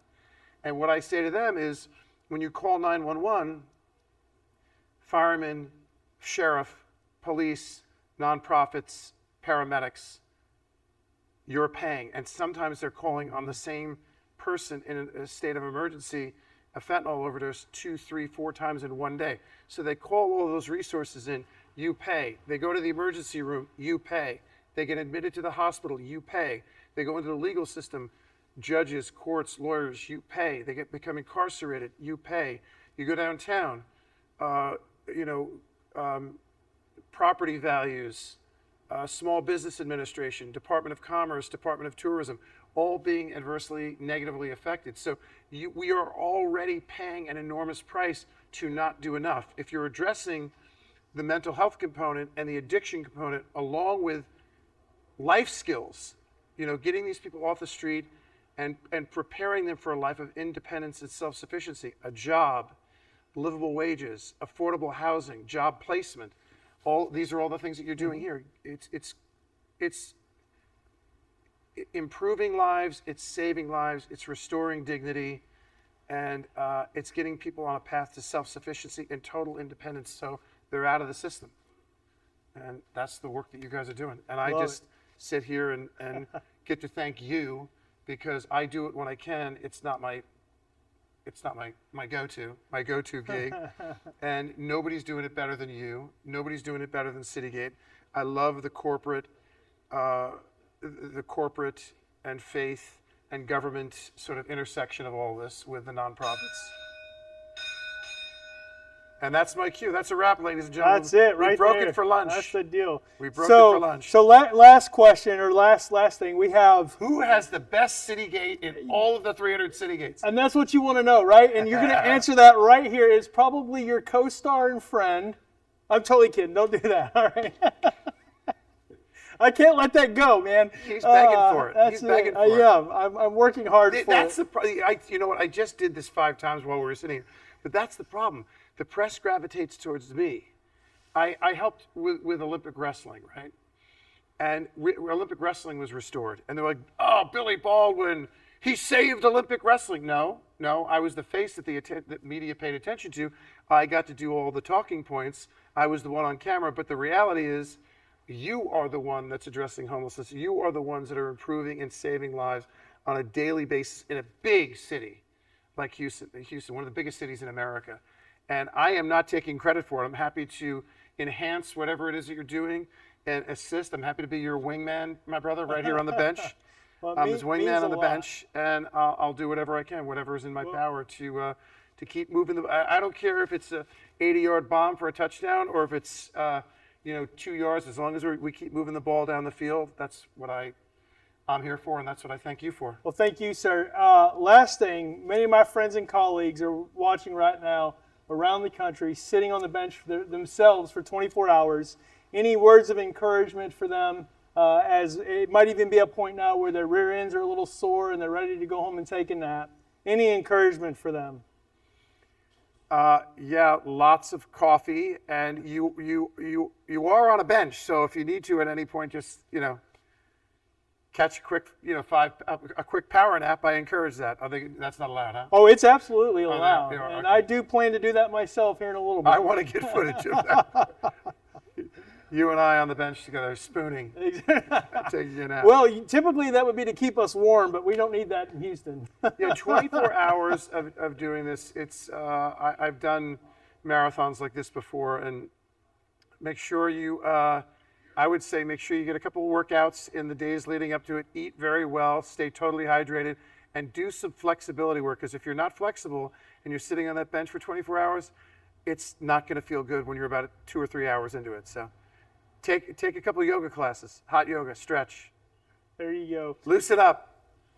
Awesome. Well, guys, keep up the great work. We appreciate y'all, and I can't wait to hear stories of how your bench event's going. Thank you. Thank you so much for the work you're doing. It's great to be able to continue with conversations on a bench and to have this conversation now with my good friend, Gabe Salguro. And Gabe is the president of the National Latino Evangelical Coalition and the pastor of The Gathering with his wife, Jeanette. And Gabe's been a good friend, I think, for almost 2 decades, Gabe. And it really is good to be able to journey together and to partner in ministry together. We had you at our annual conference this year as a speaker, and it was great as far as the impact that you had on our people, and they really appreciated it. So thanks for that, and thanks for taking time out to be part of this conversation as well. Well, a big warm hug from sunny Orlando, Florida. Yeah. A warm bench in Orlando, Florida, and always so honored to be a part of all the good work you all did and do. And it was great to be with all of you in Arizona to talk about the prodigal son and the forgiving father. So I'm part of the family if you'll have me. Absolutely. And love that. And one of the stories you shared when you were with us that I thought might be good to maybe share as we kind of have this conversation and to get people to know you a little bit and even your background, that you're aware of what addiction looks like and homelessness looks like and how it's actually impacted you personally through your dad's story, and being able to even share kind of the hope of transformation that came out of that. Tell us a little bit about how this has impacted you personally, Gabe. Look, like many people, I came up the rough side of the mountain. We were economically challenged. That might be a long form of saying we were very poor. And my father, as a teenager and a young adult, was struggled with substance abuse. He was addicted to heroin. And as you know, oftentimes substance abuse leads you to homelessness and a whole litany of other challenges that come from that. And so, you know, my dad lived under a bridge in Puerto Rico and then later also in New York. And that reality came from a dad who was addicted to alcohol. And my maternal grandfather suffered with alcoholism. And so those realities led them to a very challenging life. And so a lot of people don't make those ties, that living with substance abuse often leads people to homelessness, to joblessness, to a whole other group of social challenges. And so my dad has an 8th grade education. My dad has an 8th grade education. He was formerly incarcerated, and he belonged to, I like to call him, he was a nocturnal pharmacist. That means he used to deal drugs and he was part of a gang. But Christ found him. And so I don't just talk about second chances and about redemption and how people could turn their lives around. He had a radical conversion experience when Christ found him. He went to a program called Teen Challenge, graduated from there. There he went to Bible school, learned, and later he became a pastor. And so, but those challenges of my dad's early substance abuse into his young adulthood presented economic challenges for my family. We lived off the social safety net. I know what WIC and SNAP mean, not just theoretically. I was a beneficiary of that. And so I'm fortunate, I'm blessed that the community intervened and saw hope where people said, oh, there's no chance here. And my dad became a pastor, put me and my two brothers and sister through college, is now running a prison reentry program. He's running a drug rehab program. So he himself is paying back the opportunities he received. And so I've seen God's grace, and I've seen what ministry and intervention can do to change not just one man's life, but the trajectory of a whole family. Yeah, that's powerful, Gabe, and to recognize that God is a God of transformation. And many of the conversations on the more than 70 benches around the country today are those stories of transformation, and they do offer hope, and they do show us the power of healing and the ability to turn our life around as we choose to follow Christ. So really appreciate that, Gabe. Thanks. Look, I'm my whole life is paying it forward because somebody took a chance, a gospel chance on my father. It changed his life, my mother's life, my two older brothers' life, my younger sister's life, and all the lives we've touched. My brothers are school teachers, my sister's a dean at a college, and so that has ripple effects. You touch one life, you don't know how many people you invest, if you take a risk of faith, if you say, hey, there's an opportunity to change a life. You don't know the ripple effects over decades that you can have on people. Yeah, so true. And, we kind of look at when we see the situation in the United States today, often it isn't as much about people as it is around policies, and especially with regard to how we respond to drugs and addiction or to homelessness. And how would you kind of see Christ followers really needing to lean into caring and compassion, really over rhetoric, over policies? What does that really look like as you begin to think about the Bible coming alive in the lives of Christ followers? The heart of God is people. Yeah. God cares about people. Christ died for people. Now, of course, policies impact people. And so when people say to me, hey, Gabe, when you approach policies, how do you approach it? I say, well, I put people first because God put people first. I'm a pastor. And, scripture drives my engagement in every sphere of life, policy, family, education. And, John 3:16 is instructive and normative. For God so loved the world. And if you have love for people, you advocate for policies that help people, that lift people up, that heals people. Because at the end of the day, God is interested in the flourishing of people. God told the prophet Jeremiah, seek the welfare of the city wherever I plant you, because in its welfare is your health, is your well-being. And so God told Jonah, hey, consider Nineveh that great city. It's a fascinating phrase from Jonah. He says, I have a lot of people there and cattle too. God was even interested in the cattle, which is economy, right? Which is also the economy of an agricultural society. And so, and he says to them, shall I not love that great city? But that's true whether it's cities, rural, urban, suburban. God loves people. And there are policies that help people flourish. And there are policies that create obstacles to flourishing. If we are Jesus people and gospel-centered people, we look for policies that help people flourish. Yes.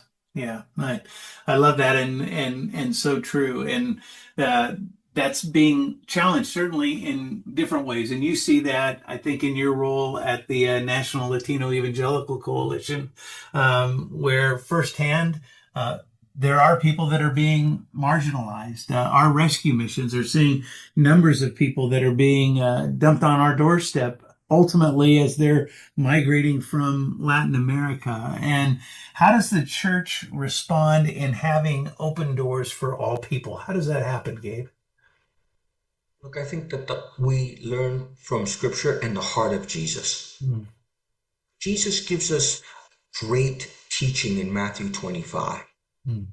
And what people may remember from Matthew 25, it's that it's not a text to an individual. It's a text to nations. It says that when the Son of Man comes and all his angels with him to judge the nations, in Greek, the ethnes, all the cultures, all the ethnicities, everybody, black, white, Asian, Latino, so forth. He says, he's going to say one thing to people: for I was hungry and you fed me, naked and you covered me, thirsty and you gave me to drink, in prison and you visited me. I was a stranger and you welcomed me. And so I'm driven, gospel-centered people and Jesus followers should be driven not by partisanship, not by polarization, but by the teachings of Jesus. The book of Hebrews reminds us in the 13th chapter, it says, remember hospitality. Because many of you have entertained angels unaware. The Greek word for hospitality, xenophilia, love of the stranger or love of the immigrant. And so good, well-meaning people can disagree on policy references. But what we can't disagree on is what Jesus taught us: to love our neighbor as ourselves, to love the widow, the orphan, the stranger. And Proverbs says to speak up and speak for the poor. We may do this in different ways, but we have to be broken with the things that break God's heart, and that's people, whether they're from Latin America or Asia or Africa or citizens. And so that Matthew 25 kind of becomes the normative text for how I deal with people on the margins. Yeah, I love that. And that's certainly then the call or the mandate or the challenge that Jesus gives to us. And then it becomes a matter of how do we see in the world around us places where we can engage, where we can step in, where we don't step away or necessarily step back in some way.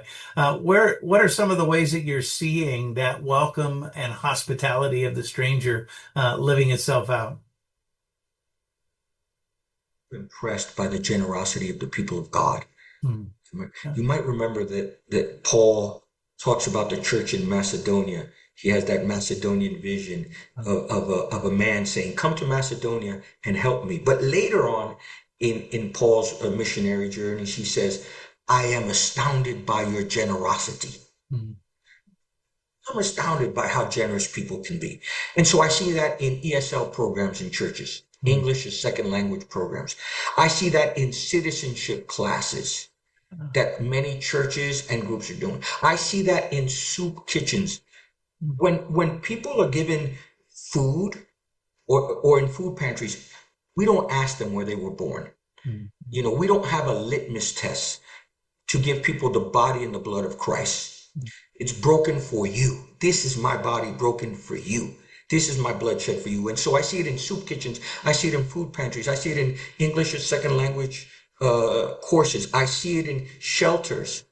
I see it in foster care programs on how many U.S. citizen families are adopting immigrant children or refugee children. I see it in programs of refugee replacement. There's Office of Refugee where we're receiving people from Cambodia and people who are fleeing religious and political persecution. And so I see the hands and feet of Christ. Listen, I have people in my church who come from shelters. And their first step of stability was that shelter. It helped them have an address. It helped them get a job. And so I see Christ in the sheltering of people, right? Part of God is that he's a shelter.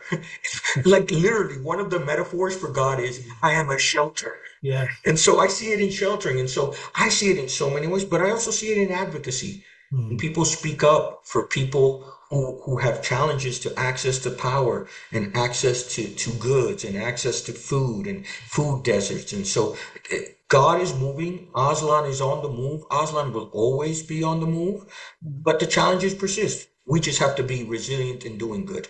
Yeah, and being willing to have the courage and confidence to be able to step out and do that. And certainly a lot of that comes out of seeing all people in the image of God and bringing a sense of dignity and respect to all people, which therefore then opens all of us to embrace and open our doors to be able to welcome, as you talked about that. And how do you see or encourage people just with regard to being able to see people as made in God's image, and so therefore it impacts how we interact together and even how we love one another?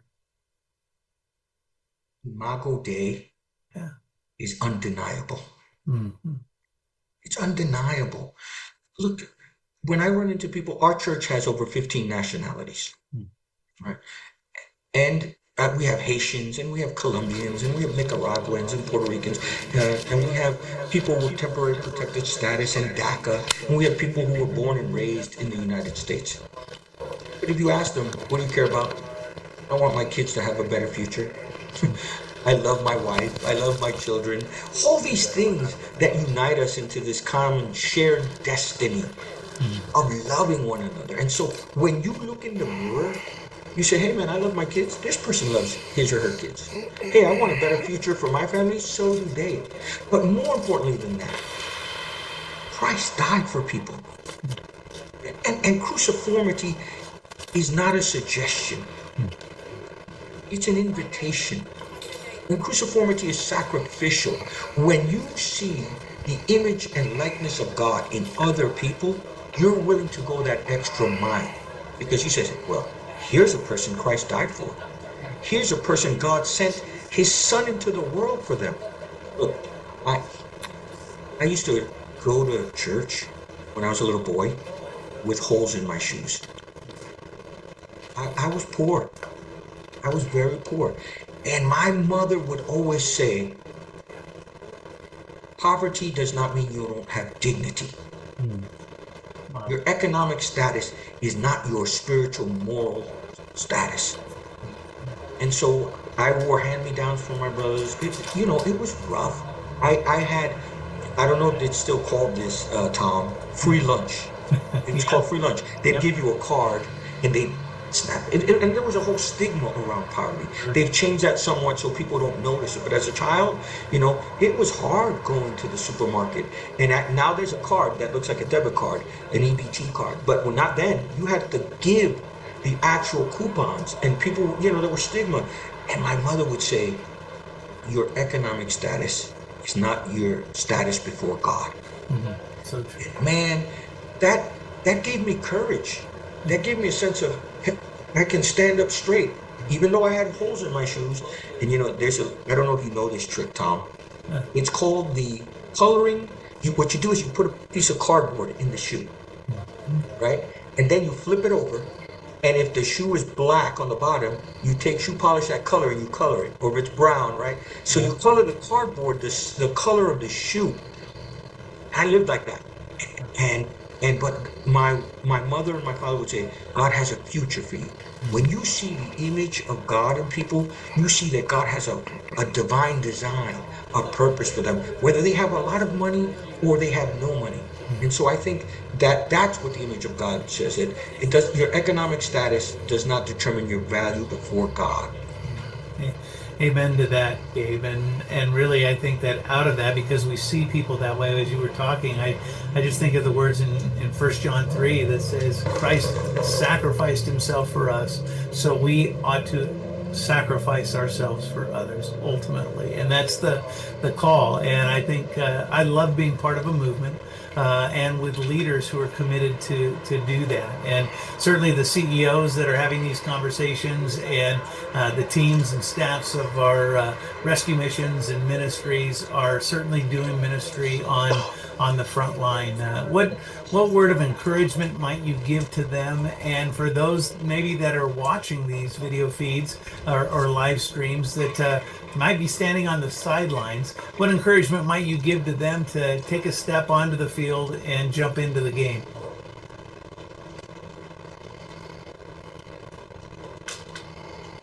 You. Because I'm a life that was changed. Your work is not in vain. Cast your bread upon the waters.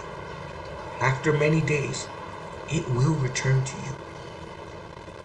I was in the White House, and I flew on Air Force One. The president asked me, what brought you here? What gave you access to this? I said, oh, who, me? I'm the son of a homeless man. I'm the son of a homeless man whom Christ found, and through the community and the support, his life was changed. So my encouragement is, you never know whose son and daughter's future you're changing with the radical hospitality, generosity, and love. So my encouragement is, I'm here because of you.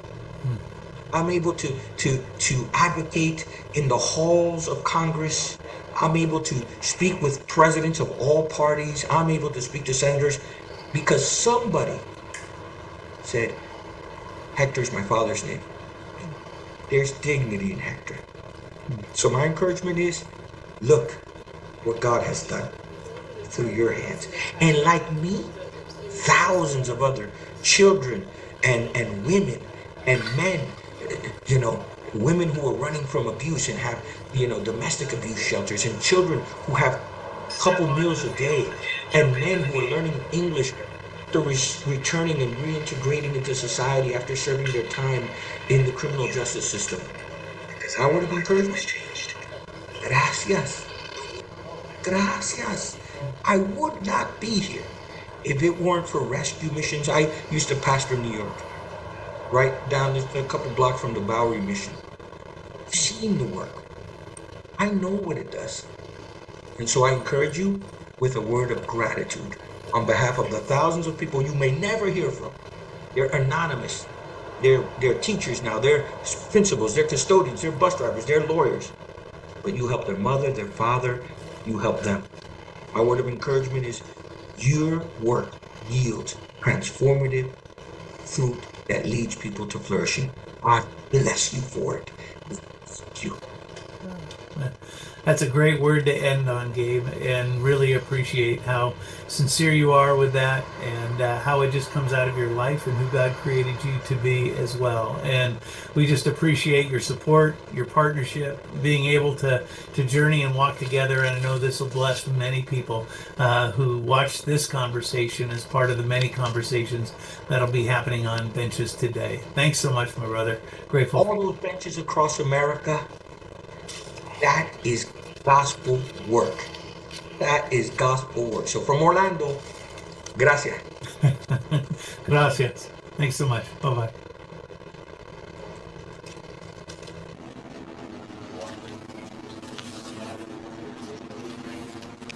All right, welcome back to our live feed. Hope you enjoyed hearing from Tom and others as they were sharing. Exciting to have so many wonderful voices speaking this evening. And we're excited to be able to continue on here. We're going into hour 6 hours. So, or wait a second, hour 7. I'm off, but we're getting there. So it's exciting to keep this going. All right, so as we prepare for our next interview, I'm going to do a couple questions, and then we're going to have another interview. Excited to do that. So let's do these two. These have come in recently. I've still got a whole bucket full here. So please keep putting your questions and comments in, and we'll try to get to everyone that we can. All right, so here's two that have come in here recently. What are ways people can volunteer at Jericho? All right, so on our website we have a volunteer link, and you can apply to volunteer there. Currently, our volunteer spots are a little bit more limited because since we've made this transition to 100% recovery, we're trying to know how to best utilize volunteers, because there's a lot of work that we're doing right now that's a little, we got to make sure that we're putting the right people there. But currently, a lot of people volunteer still in our thrift stores. People volunteer with our food distribution because we still have that going. And people have volunteered as chapel speakers. Those are our primary ways. We've also, at times, had volunteers help at our office. We've had volunteers help with like one-off style events or work projects. So there are a myriad of ways.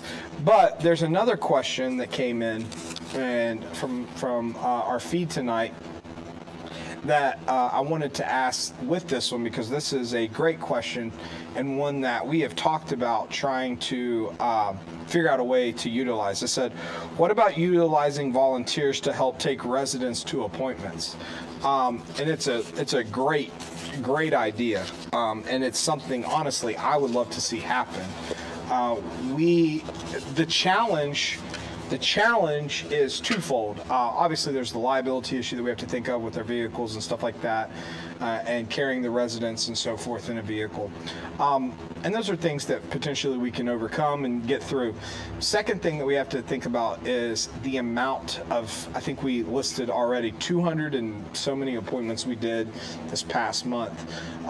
For volunteers to help with that, obviously, we would need very consistent individuals that could dedicate blocks of time that we know we could count on, because if an appointment is missed, sometimes those can be very detrimental, especially if somebody is doing something in relation to their probation, something in relation to their legal status. So this is definitely an idea that we've had, and we would love to figure out the best way to do it. So we would really, really love to have volunteers help in that capacity.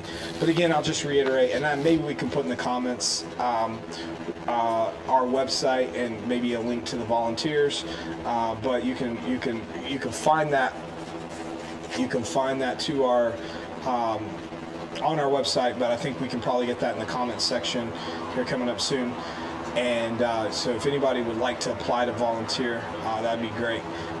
But yeah, all right, so those are some great questions. Please keep sending them in, and we will get to those as quickly and as efficiently as possible. I believe we are ready for our next interview, and so I'm very excited to welcome Sheena to the bench. So come on up, Sheena. Hey, welcome. Hi. Did you bring a... Yes. You brought a comfy seat. It's a necessity. There you go. All right. Just let everybody know who you are, and we'll go from there. So I look right there? Yeah. All right. Hi, I'm Sheena Murphy. I'm resident at Jericho Road Ministries. Okay. So how long have you been with us at Jericho? Well, in 11 days, it'll be my 150. 150 days. Wow. So the countdown is on. Literally the day before we walk at graduation is my graduated day. Oh, wow. Okay. Yeah, we got a graduation coming up in October 23rd. And so that's going to be, what day are we on? Are we on the 10th yet? Is it the 9th? Whatever it's we are. It's the 9th. Yeah, 2 weeks away. Ish. Wow. That's incredible. So 2 weeks away. That's incredible. So you've been with us nearly 150 days. What's your journey at Jericho been like? Well, leading up to Jericho was very, very difficult. We'll get to that part. I'm going to do a little backward this time. What's Jericho I've been like? here, my second or third day, I woke up and I didn't really know what was different. I knew as soon as I saw Jill Yates, which I had known many years ago, that I was going to be fine. Okay. I finally felt safe and peace, and like I could actually lay down and sleep and my stuff would still be there when I woke up in the morning, and that there was a roof and no bugs. Yeah. Very, very nice things. So anyway, my second day I woke up, and it took me about a week or two to figure out what was going on. I wasn't really sure, but somehow, like I just call it blessings from above, my shame was just lifted. And it's crazy because I had shame since I was 2 years old. So 45 years, I'm not gonna lie about my age. Anyway, 45 years of shame was just gone. And all of a sudden this huge weight was gone, and I didn't ask for it. It just happened, and I'm not asking questions because I want it to stay that way. And then shortly after that, I started feeling like once my emotions started regulating, which takes a few minutes, I started experiencing something called joy. And I hadn't really known joy in a very long time.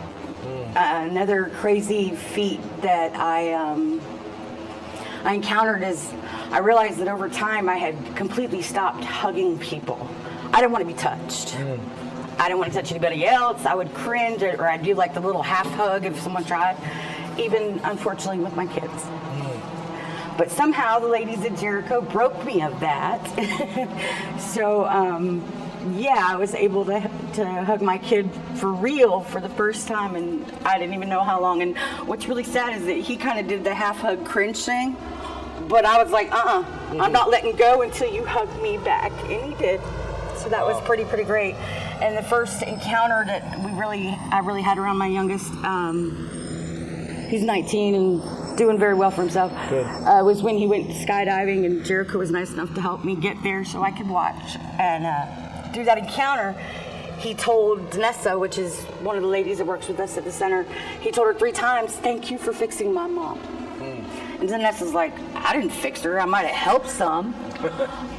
So that was just amazing for that darkness of all the bad stuff that had happened before Jericho was kind of like lifted, and the relations started getting so much better. Wow. So I now work at Jericho Thrift full time at Wisconsin. I'm a warrior. I like the full throttle of it. Yeah, it's a busy store. And God's definitely done a lot of things, like really cleaning out my heart. And I keep praying, help me see people how you see people. Wow, yeah. Because I also found out through one of the Bible chapel studies that I was meant to love the unlovable. And not knowing your purpose your whole life is kind of crazy. So when it comes to you, it's like getting hit by a semi. Yeah. And it made a lot of sense. And then, I've always had this big heart for like the elderly, or for people who are cognitively impaired, I would say. Yeah. And I always called that like it's not a disability, it's ability, because you have to strive so much harder to get through, anything in life than if you weren't afflicted in some way. Okay. So I always loved that, and loved like animals that nobody else wanted. That would be me taking them, and it was great to finally understand why I'm here, and it's to love the unlovable, which is crazy because I felt unlovable for so long. So, I mean, that was a lot of good stuff there. So, you felt safe. Yeah. You felt shame gone. Yeah. Yep. Loved. Felt like you understood what your purpose is. Yeah, why I'm here on the planet to begin with. So, leading up to Jericho, what brought you to Jericho? So, in the matter of 3 weeks, my phone was stolen, my car broke down, I got bit by a brown recluse on my chest, and it got infected. I had cellulitis, and I got evicted. And all I really wanted to try and do was make it 3 weeks so I could make it my kid's graduation, and I didn't make it. So, and not for my lack of trying, it was, just didn't have the phone, so the bank didn't want to approve of the Uber on a card on a different phone, and it is what it is. I missed it. So I remember sitting there, and I wrote on this piece of paper, "Dear Lord, please help me now, because I'm fitting to do something really dark if I don't find some light." So I rode this bike that was too tall for me, go figure. And it was a boy's bike, so getting on and off is not real pleasant. I mean, it is for somebody else to watch, but not for me to do it. I had to ride it over an overpass, and I remember sitting at the top on the overpass, and there's this like gate for, it's like the anti-jump gate on an overpass where you're looking down at the highway. I remember looking at it thinking, even my short self could make it in the cracks, but with my luck, I probably wouldn't get. I would live and then be, horribly whatever.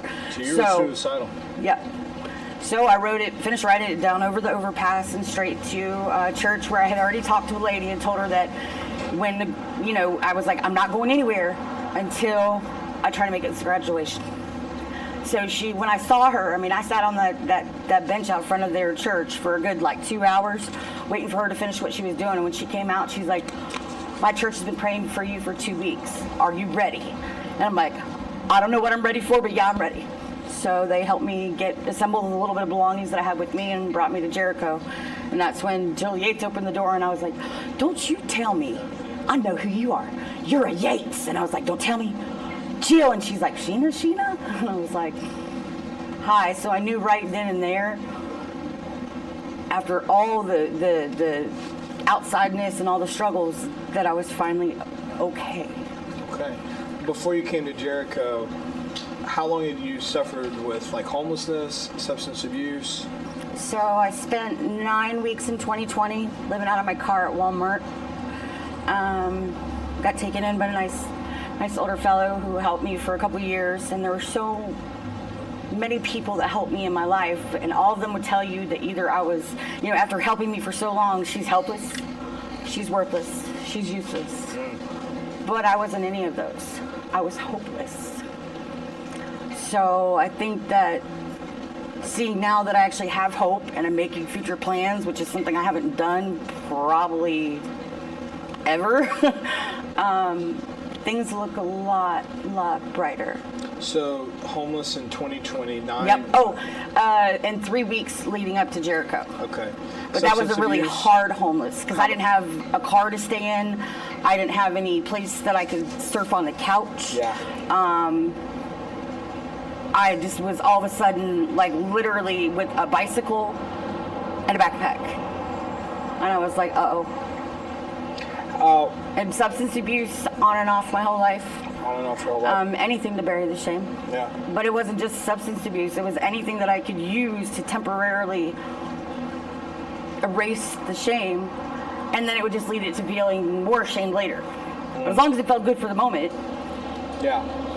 So you were definitely using substances Since I was 16. 16. Definitely using substances to cover, mask, medicate negative. Yeah. Okay. Yeah, I was diagnosed with ADHD when I was 12 or 13, and that was back when nobody really knew what it was. Okay. And mental illness was a very huge stigma. It's gotten so much better now, but it's still not fantastic like I would like it, but the stigma back then was uh-oh, she's bad news. Okay. So you can remember dealing with that stigma even then. Is that where a lot of the shame came from? Mm-mm. Okay. I think it's probably best for everyone if we don't go into where the shame came from. Fair enough. So keep it Disney. So from the perspective of dealing with the mental health side and those stigmas, did the self-medicating through substances, did it offer any type of relief? Yeah. Yeah, at times, and for a while. They put me on medicine when I was 14 or 15, and I was on medicine all the way on and off my whole life pretty much. I'm assuming you were on Adderall at some point. So I'm assuming I was on Adderall for 30 years. I'm assuming you probably experimented with methamphetamines then. Mm-hmm. I think a lot of people don't understand how close those two are. They're like sisters in the world of chemical substances or what have you, or maybe cousins. There's one little Close. DNA either way. My psychiatrist had retired, and trying to find a new one, even with self-pay, is just insane. Just trying to find a shrink to begin with is not an easy task. So then I was completely I've been on something that's been keeping me going and keeping me, at least not scatterbrained. As you can see, I'll start with one sentence, begin with another, for about ever. And then all of a sudden I was like, oh, this will do almost the same thing as this. Yeah. But it doesn't lead to anything good.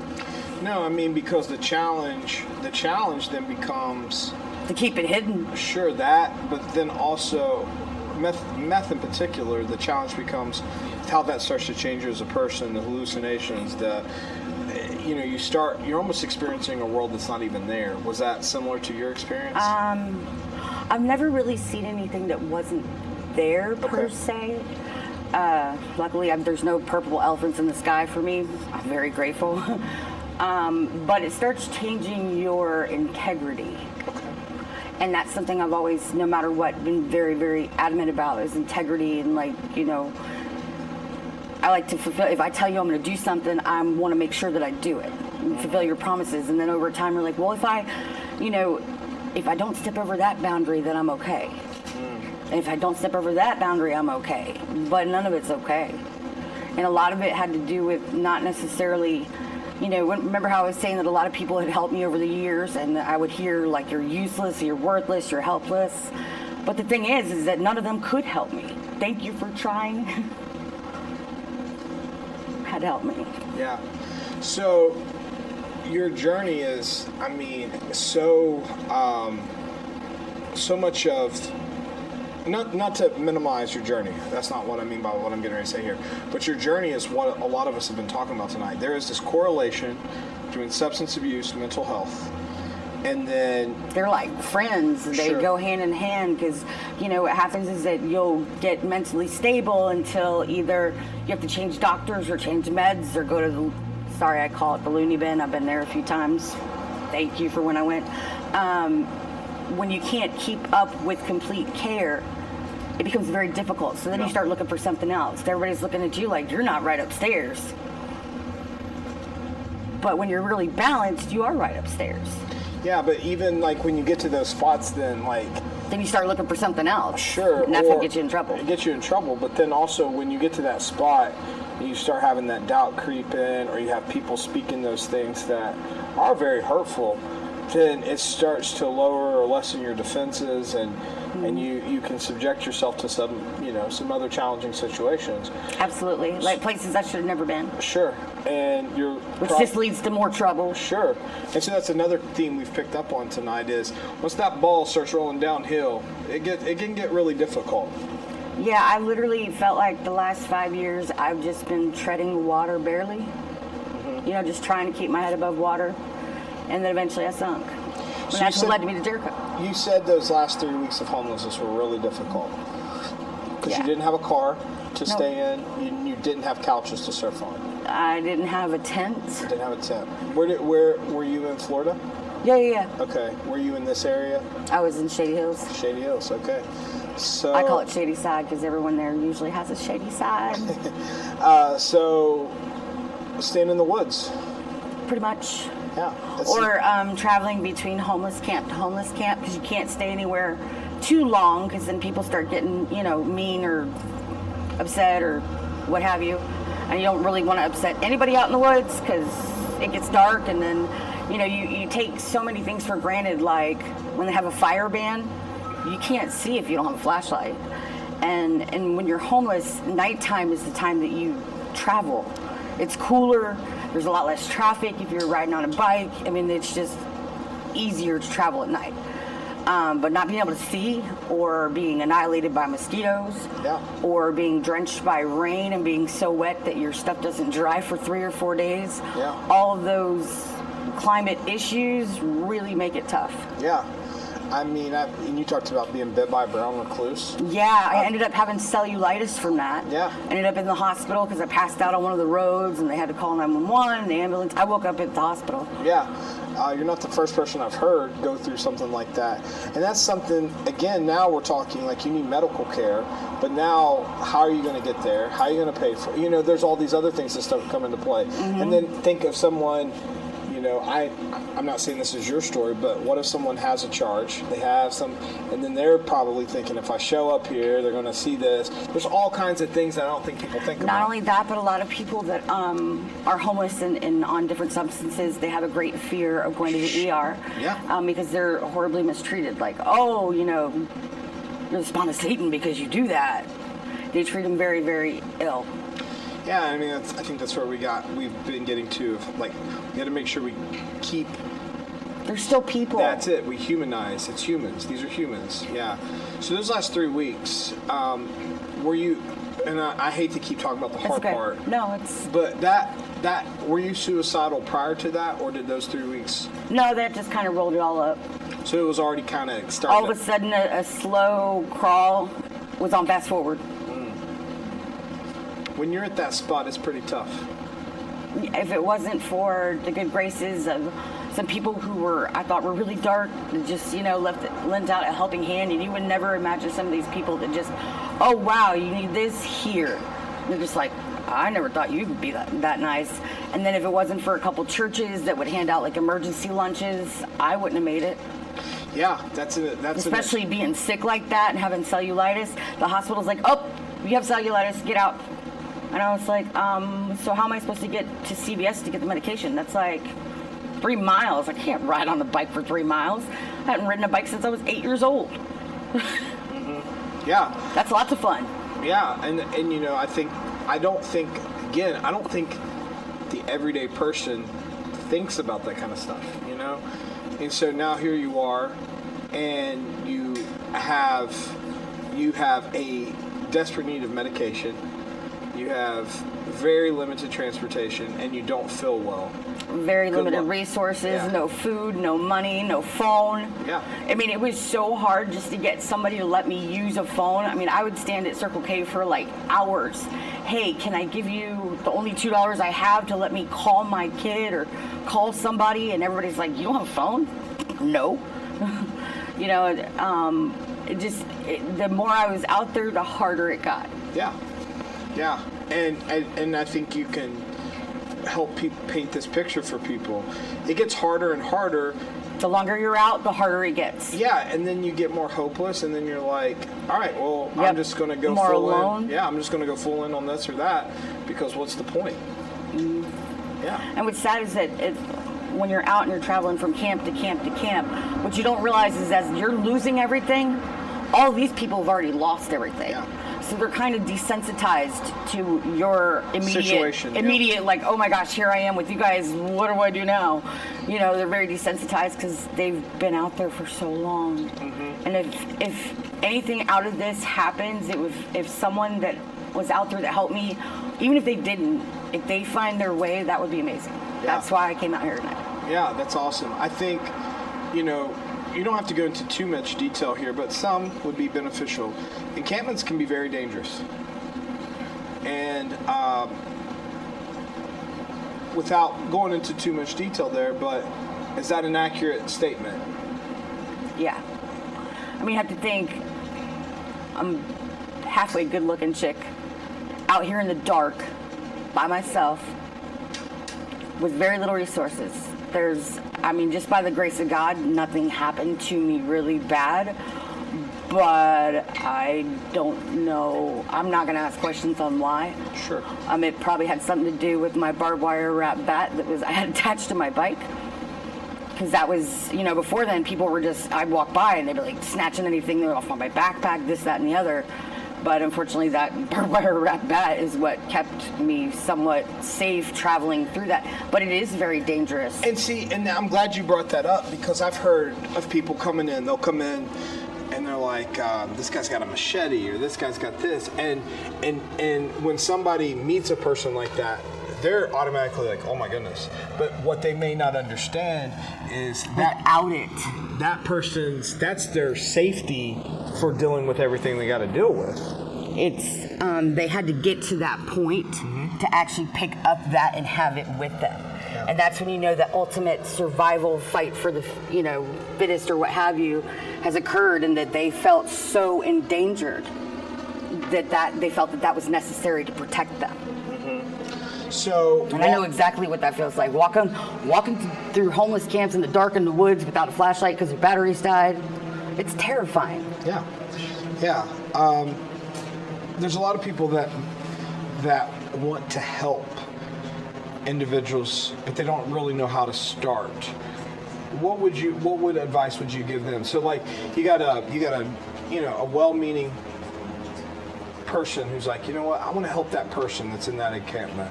What's some advice you would give them? How could they contribute?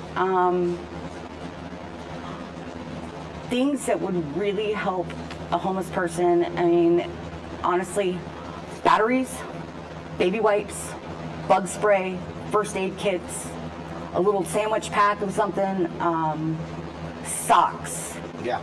Socks are life or death. Socks, What do you say to?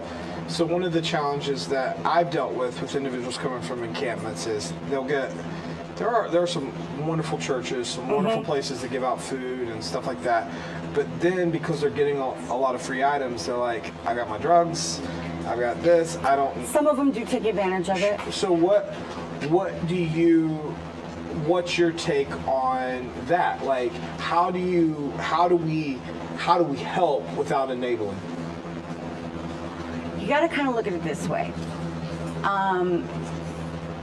Food is secondary when you're out there because the hive just is going to mask all the malarkey that you have to go through. So to not enable, you're not enabling them by bringing them batteries. These are like Dawn dish soap and stuff like that. These are things that they're not going to have the money to go get that are absolute necessity for them to survive.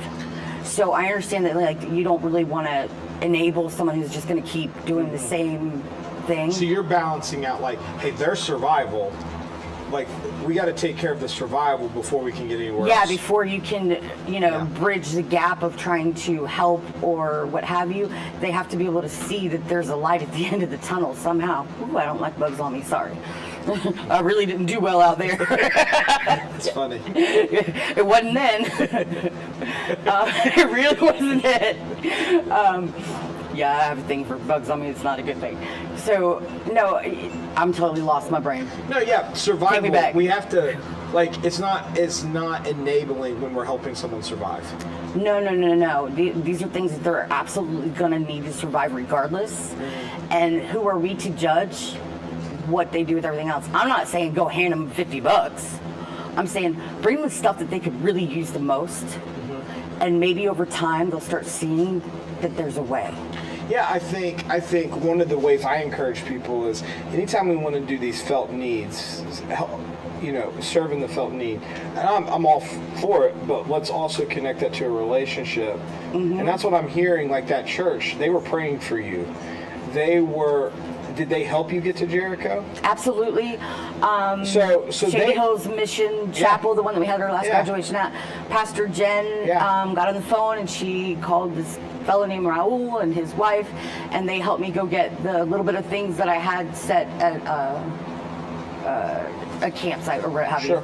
Compound, that's the word I was looking for. And then they actually drove me to Jericho.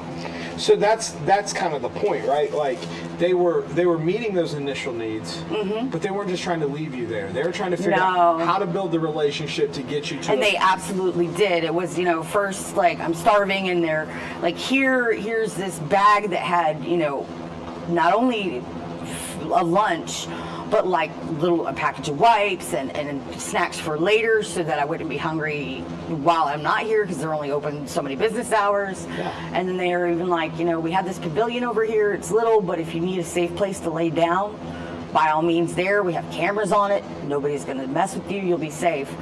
But it's still in a very hot area, so I really feel comfortable laying down there. You don't sleep a whole lot. Sure, and that we can talk about that in a moment about what that does to your mental health, because that doesn't help it.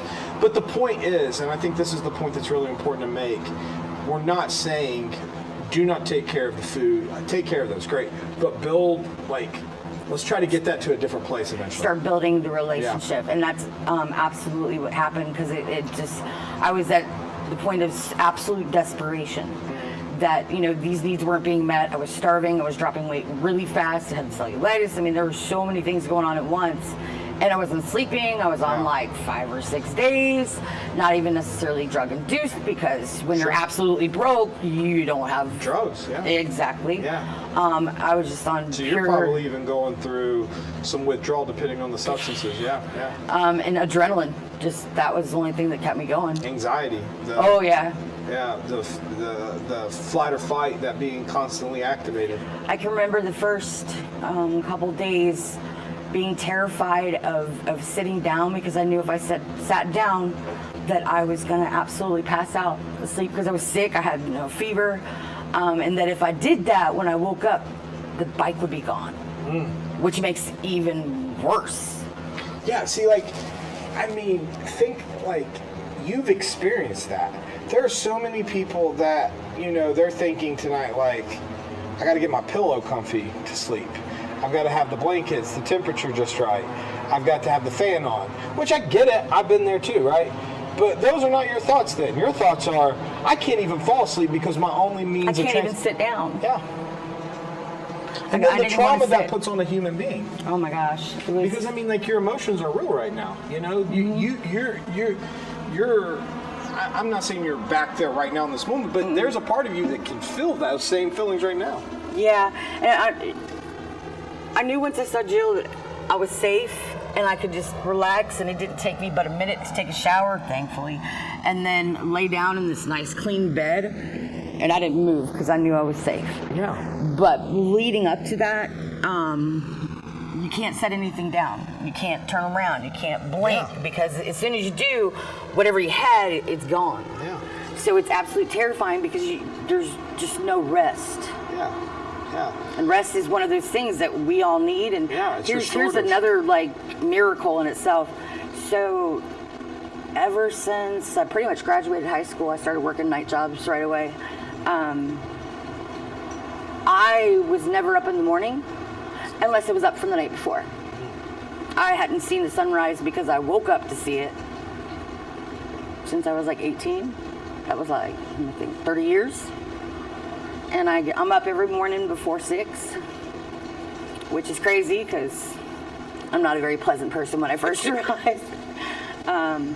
Thankfully, Bustelo gets me going. But now, even if I don't hear the alarm clock, I wake up within 10-15 minutes of it, and that's insane. And what's even more insane is that now that I'm balanced and regulated on medication, and thank you guys for getting me set up with so many things, it's like blessings keep falling from the sky. I found out that if you get adequate rest, you don't need an alarm clock. Yeah, it's oh my gosh, I never knew that. See, that's I was talking to a gentleman earlier this evening where he was just talking about that component, but he was thinking of it just as the spiritual discipline. He's getting up and reading his Bible, and I said, that's great, but let's take a step back. You're actually getting to sleep where this is even possible now. And that's the kind of stuff I keep reiterating and saying, people don't understand the cumulative effect of everything we're talking about, what that does to a human being, and then it's how long to get them out of the fog. Oh my gosh, so that they're looking in the right direction. I mean, I always believed and had faith, but I was never what I call all in. We're talking about from a faith perspective? Yep. Okay. I was never all in or all in for sobriety. I would go for time periods and stuff like that, and I achieved some really great things as a functional, addict or what have you. I lost my train of thought. That would be ADD for you. Yeah, your point though being being all in now, it's come through. Now I have joy. I actually laugh without, But did that all in come from a faith? What pushed you over the edge from a faith standpoint? I think the whole waking up without shame one morning, and I mean, it took me a good 2 weeks to figure out what happened. I wasn't really sure. I just knew something was different. And I felt a lot lighter. My shoulders all of a sudden didn't feel so heavy, the weight of the world was just not on them. Kind of like Atlas Shrugged kind of deal. In the faith perspective, once I put 2 and 2 together, what actually happened, I was like, oh, he knows my name. So I think it's definitely been very beneficial. Did you pray when you were homeless? Yeah, but they were more very desperate prayers. I remember thinking to myself, but they're still I miss prayers. God. Yeah, but they're still prayers. Yeah, the last one right before Jericho was very dark prayer, but I made it. And it was dear God, I'm fitting to do something terrible. Yeah, like you said earlier. If I don't find some light, please help me. Life can't be even doing look this. at that prayer. Look how God answered it. You know what I'm saying? And it's crazy because all the time, more and more blessings are just falling from the sky. That's my just way of summarizing it. Like, you know, I would think of something that I might possibly need, and it would just magically appear. I know it doesn't really just poof, but it's a good figure of speech. Yeah, it just magically appears. Yeah. By way of Jericho. So you think about that, like, because that's a theme I've really picked up on my time working with people is like that prayer, okay? Like I think I can only imagine how you felt. And I stress imagine, because I'm not going to sit here and say I can walk in those shoes. I don't know if anybody really can, right? And that's if your shoes make it. Yeah, that's right. I've heard that. But my point being, like, God heard that prayer. Absolutely, He did. And you know, the thing I've learned is God, He is so, I don't know if the word is available. He is just present in those dark, hard hours with people. That's why, like, even in the darkest moments, just the strangest things would happen where, like, you know, wow, I really needed a place to lay down for a few minutes. And, you know, I ran into somebody that I actually used to bring clothes and shoes to, and they were like, I promise you, if you lay down for a little while, when you wake up, your bike will be there. And I mean, I pretty much passed out because that's when I had cellulitis. But it was like He was still sending little blessings even from the darkest places. Yeah. I just wasn't really understanding. I was so desperate in need that I wasn't really picking up on, oh, wow, God's at work for you. But praise God, you didn't have to pick up on that for Him to still be there. You know, He's not requiring us to know everything for Him to show up. He still shows up. He's already there. Amen. I read one of the books that we have to read, and I've read a lot of them. I can't even figure out which one I'm going to decide for my book reports because I'm down to like 8 of them or whatnot. But one of them said it's something like we're a pixel in this grand canvas that He's working and painting and all that stuff, and we're never really going to understand how grand the canvas is until we finally meet Him in the end result. Yeah. What a beautiful picture. Yeah. But He's still, and He's got it. I don't stress anymore about what my future is going to be like. I know it's going to be great. He's got me. So, what would you tell someone right now that, I mean, maybe they don't hear this, but maybe they do. You never know how this works, right? They're in the woods right now, and they're at that last hope. What would you tell them? There is absolutely hope. Amen. You have to make the choice for yourself that it's time to change, that you're not alone, even though it feels like you're really, really alone. I know what it feels like for it to feel like nobody cares on the whole planet what you're going through, and that's not true. Just, you know, people have a hard time processing when they see you fall. It's not that they love you any less, they just try to love you from a distance at that point. But don't give up hope. I was hopeless for many, many years, and I'm not anymore. There is a way, you just have to choose. And God loves you regardless. He loves you no matter what choices you make, even when they're bad. Yeah. I mean, like... And that's crazy how He loves us so much that He gave His best to help us with our worst. Yeah. That still just blows my mind. You know, that's a really powerful word, because hope is powerful, right? Like, yeah, it's the difference between light and day. Yeah, and you think about, like, you even made that point, there were moments where you felt hopeless, right? But think about that for a second. Years. Yeah, years. Think about that then, like, even in those years that you felt hopeless, like, there was still a hope, even if you couldn't feel it, because God was still there.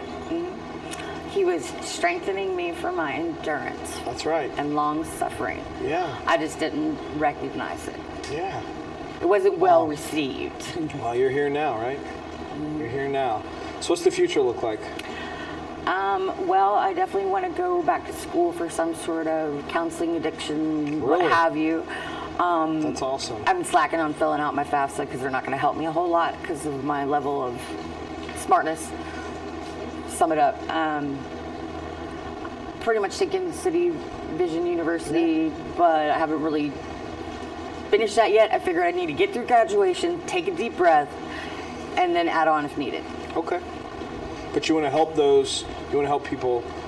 That's kind of what you want to do now. Yeah. Love the unlovable, right? Love the unlovable. Because they're lovable. Amen. Just because you feel unlovable doesn't mean you are. Wow. Yeah, well, I think that's a great word to end on. We are fearfully and wonderfully made. Psalm 139:14. That's so good. We are. Well, thank you so much. Thank you. You did a great job. That was awesome. Appreciate it. Yeah. All right. Well, Glad thank to be you here. so much. Yeah. Bye. All right. Yeah, don't forget your comfy seat. Oh, thank you. Can't live without that. All right. Well, that was such a wonderful opportunity for us to interact with Sheena and hear her story. And I think, you know, her testimony there of hope, the power that it holds. And if you're out there right now and you are feeling that hopelessness, maybe you're feeling that from the standpoint of you've got a loved one, you've got someone who's really going through it, who's really struggling, who's really, you know, it doesn't seem like there's a lot of answers right now. There is hope. We're not the only organization doing this, and there's a lot of organizations around the country that are working very hard to try to provide as many spaces as possible for individuals like Sheena. And the beautiful thing is once that hope is realized and once that journey is started, look at the, you know, the brightness that's in her eyes and the excitement that she has for the future. It's really, really, man, it's just encouraging. Even at this nearly 11 o'clock hour, it just kind of gives you, you know, just a sense of, wow, that's powerful. You know, I'm noticing right now as we're getting, it's 11, traffic is starting to die down. We're hearing a little less, and it's getting a little cooler. I'm seeing some people put on some jackets and stuff like that. You know, she was talking about how like the elements would affect you. And, you know, we've had a little bit of rain, nothing much. We're here in Florida. We're used to a lot of rain.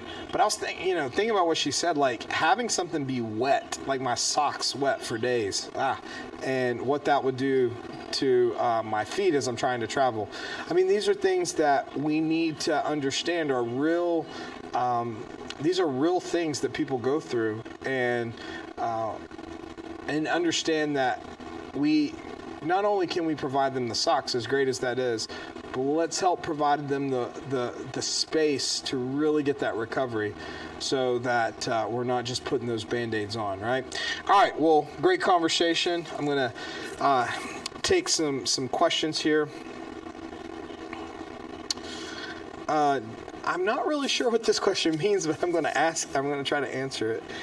And I don't know if it's directed towards me or someone else. But it said, did you ever feel like you were home, and what does home mean to you? Okay, so I think that maybe that's a little bit more profound question than I can think about I was initially thinking. So C.S. Lewis says, if you ever find yourself like desiring something that this world can't satisfy, this is a loose paraphrase, right? If you ever find yourself desiring something this world can't satisfy, then that means you're meant for another world. And I will say that there have been plenty of times in my own personal life that, you know, even surrounded by a bunch of people I love, people I care about, you get this homeless or this, you know, homesick style feeling. And I think that's just an indication that everything on this planet, even in those really good moments, it's still, we're not there yet, right? God is still in this business of restoring all things, and praise God, one day we'll be home.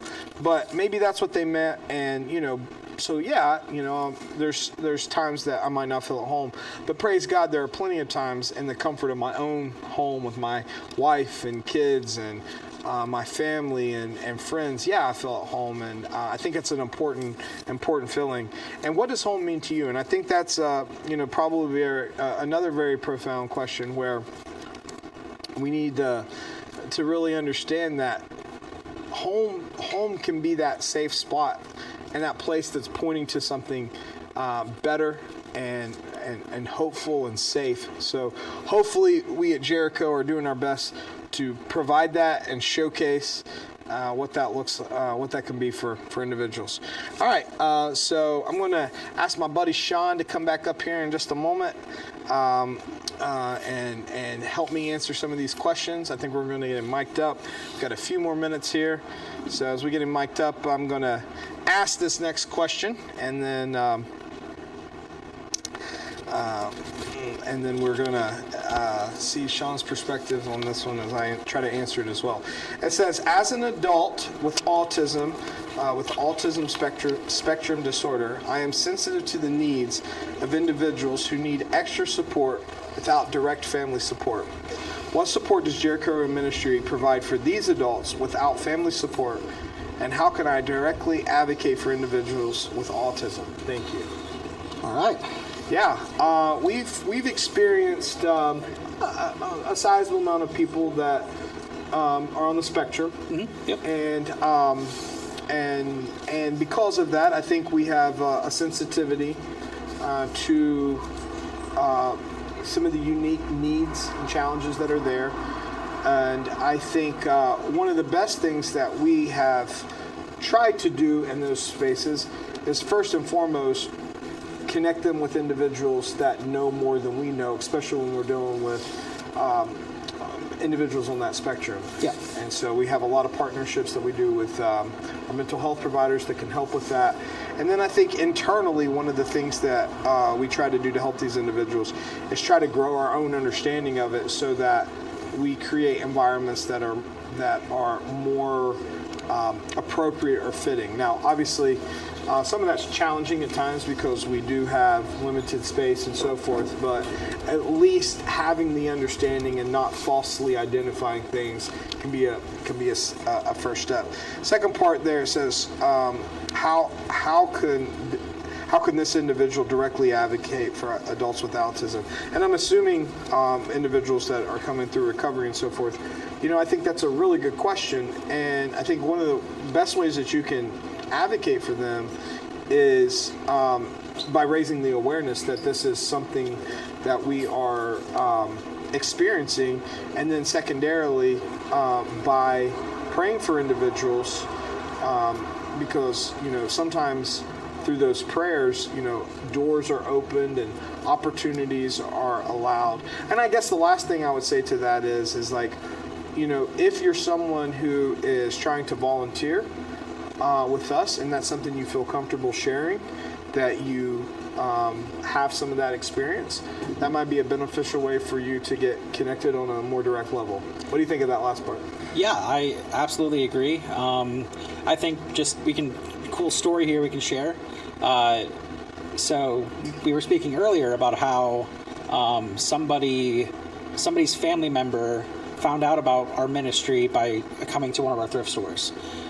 So just cool story about how God works. The first time me and my wife were in this area looking for a home, because we were planning on moving here, we had never lived here or been here, we saw a sign for Jericho Road Ministries, and one of our thrift stores, my wife's like, hey, I've heard about them, and just through the next couple months trying to get on board through a volunteer aspect, and so trying to find the right way to get involved. I ended up speaking with one of our staff members who works here about volunteering, and from that even more doors have opened. So all of that to be said, if you want to volunteer with us, we are a rapidly growing ministry, and we have lots of opportunity for volunteer and for other things as well. So if you want to get involved and start advocating for people maybe who are dealing with autism or on the spectrum, get involved. I think that's the best way, right? And sometimes we don't know how, and so here's a great way that you can get involved in the local ministry. Yeah. We have another question. This one is asking, how do you sign up a family member for the program? And so the person asking, saying that they're a family member, that they would like to sign up. They're really struggling with alcohol.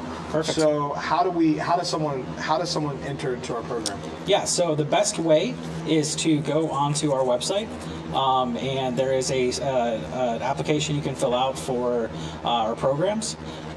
Those applications are men's and women's centers. They get those straight away, and we'll contact the individual, do a pre-assessment with them, and then from there, depending on availability, we can schedule an intake at that point. But the whole process is very easy, and just mainly getting that application onto our website. If you have any questions about that, you can always call our main number that's available on there as well, and they can walk you through that as well.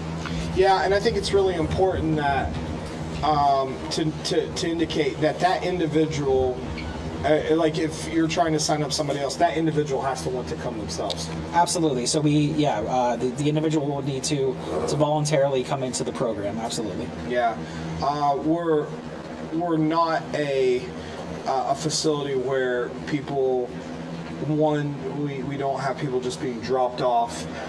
Two, we don't take involuntary recipients, so that person has to showcase that interest. Yeah, of course. And there is a process in place that we make as accessible as possible, and so that is the best way to go about that, and we would love to talk to you. So okay, I think we have time for more questions before let's take a question. All right, let's take another question. All right, so this is an opinion question. All right. And we're both going to try to give our best answer to this. All right. The question asks, is it right for me to give my son, who struggles with substance use disorder, a roof over his head instead of letting him be without? Some criticize me for doing this. What is your opinion?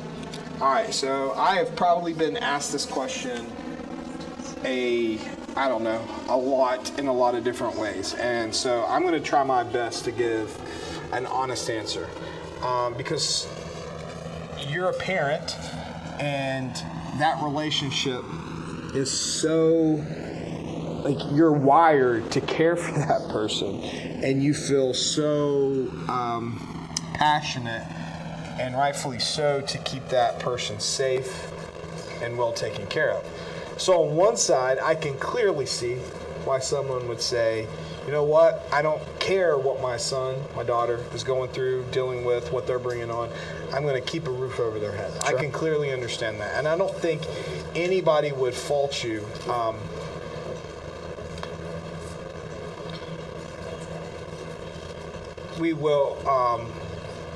I don't think anybody would fault you for that. And I think that's an important thing to clarify with individuals, because some people do feel guilty because they think, oh, you're enabling them. You're, sure. But I also know that there are times where there are individuals. I know a gentleman in particular. The reason he got clean was his mom would not take him in anymore. Sure. And so, like, it's a really challenging thing. So, what do? What would I do? Well, first off, I don't think I want my child to die. If I was in a situation where I think if I don't help in this moment, their physical life is in danger, I think I would step in. Sure. But if there is a time where I could let them, and please hear me correctly here, let them hurt a little, but for their long-term well-being, I would let them hurt a little for their long-term well-being. Sure. And so that's my take. What's yours? Yeah, so I have a different life point, right? So I don't have any children, so I can't answer it from that perspective. But as someone who has come out of addiction, I know that through conversations with my parents, there were moments, right, where I think they felt both of these things. We love our child more than life itself, so of course, we want to help, but at what point does our helping become an enablement? But I don't think there's an easy answer there where it's ever either one. I think it's probably a combination of both. And so, unfortunately, parents can't get their children sober. And so that's that helpless feeling that they come into. And I think Andrew nailed it. I think we're built to love. And so sometimes letting people experience a little bit of difficulty is the most loving thing we can do in that moment. But also, we're not in the business of just abandoning people either. Yeah. I'll just add one more thing to that. If you're that parent feeling the judgment from someone, let me rephrase this. If you're the one judging someone because they're having to make that decision, be very careful. Be very, very careful, because that's a hard place to be. And again, I just reiterate, like, you have to balance out that life and death versus, you know what, this is just going to hurt a little, and I'd rather than, you know, hurt a little than. It's so hard. It's so hard, and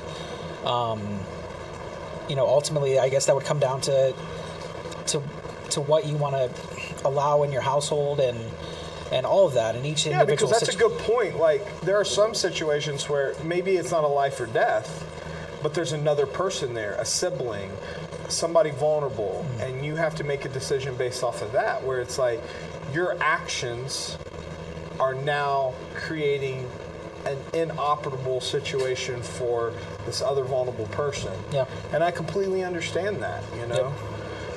Again, I just want to stress, like, if you're the person who's looking into someone else's life, who's having to make that decision, have a lot of grace. It is not easy. Yeah. It's not easy. Absolutely agree. And yeah, I think that's that point of, you know, be very careful of judgment you place in these situations, because I think as you're seeing just through these conversations, they're all the most personal to the people going through them. And so we can't be in their spot. Yeah. I think we have time for another question. No, I think not have a time for another question. I think what we're going to do is we're going to reset our live stream. And so we're going to go ahead and reset right now. So please, we'll be exiting out of the current one, and you will be joining into our new live stream, which is due to set any second now.